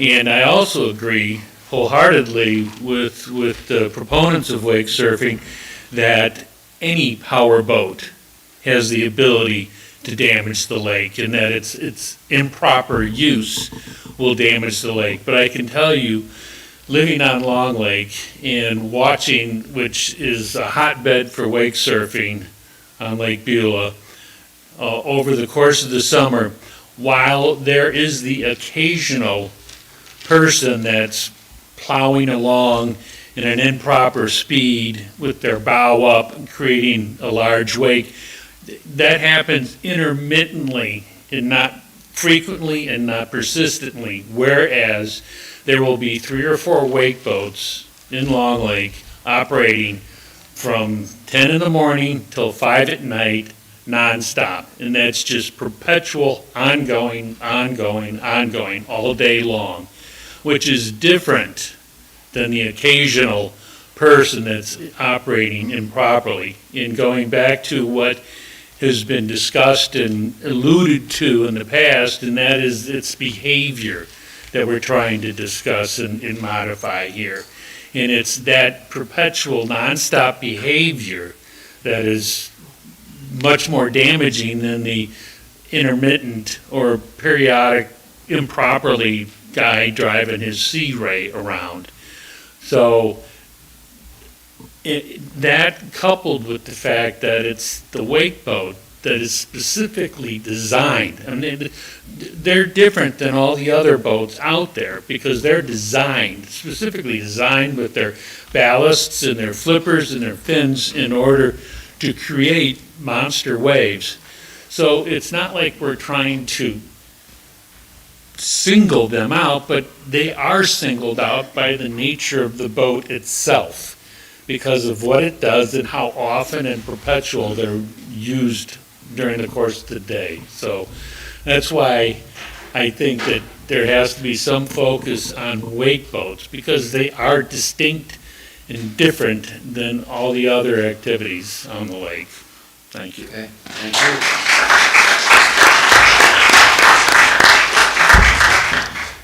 you. Anyone else?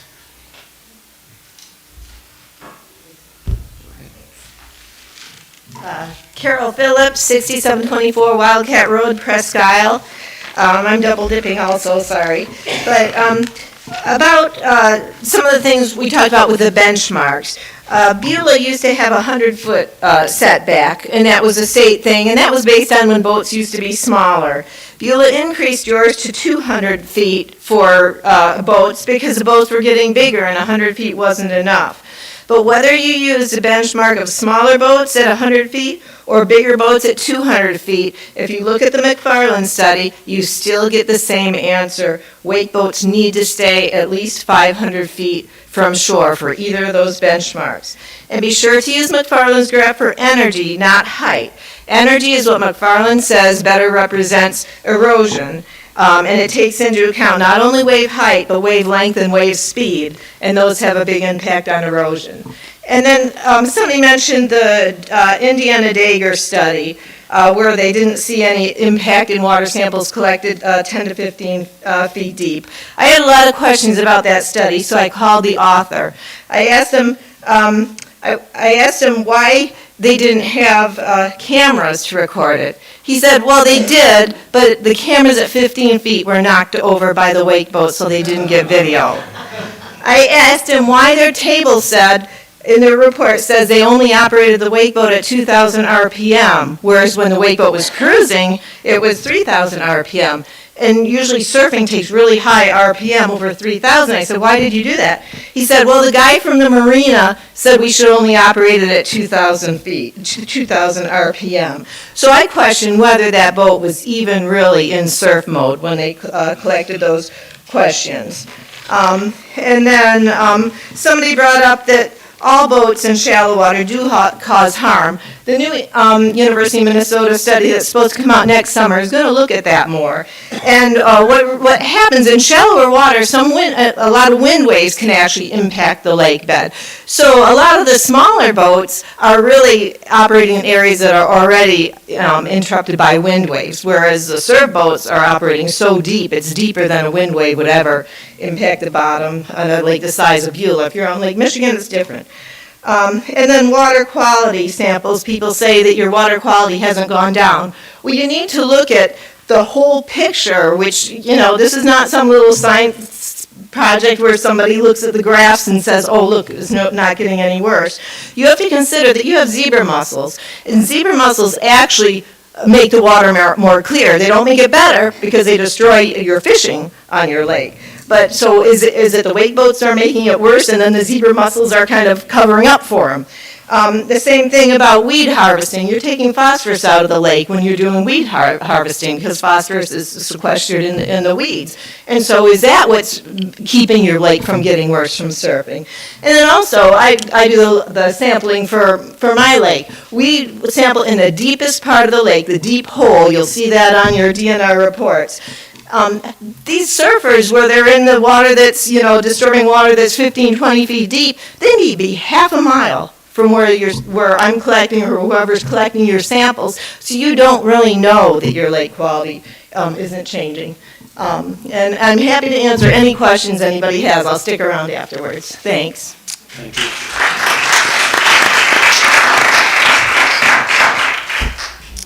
Any other public speakers? Going once. I learned that from you. Okay.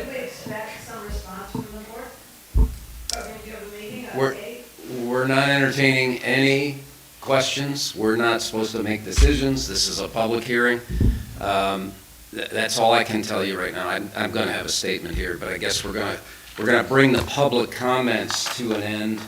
I wanted to offer some closing comments. I want to thank all the presenters for investing an immense amount of time to prepare for their presentations and giving up their Saturday to be here to convey their thoughts and recommendations.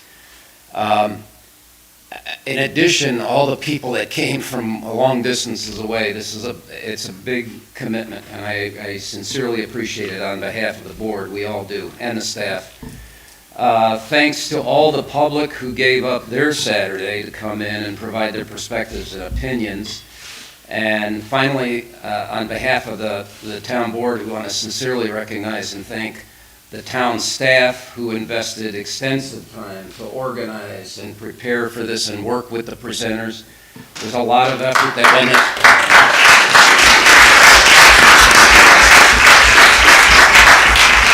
There was a lot of effort to make it come off this smooth, and it really went pretty well today. I'm pretty happy. I did want to thank Jen Olson specifically for working with the presenters on getting the technology put together and make sure it all came up here. So very good.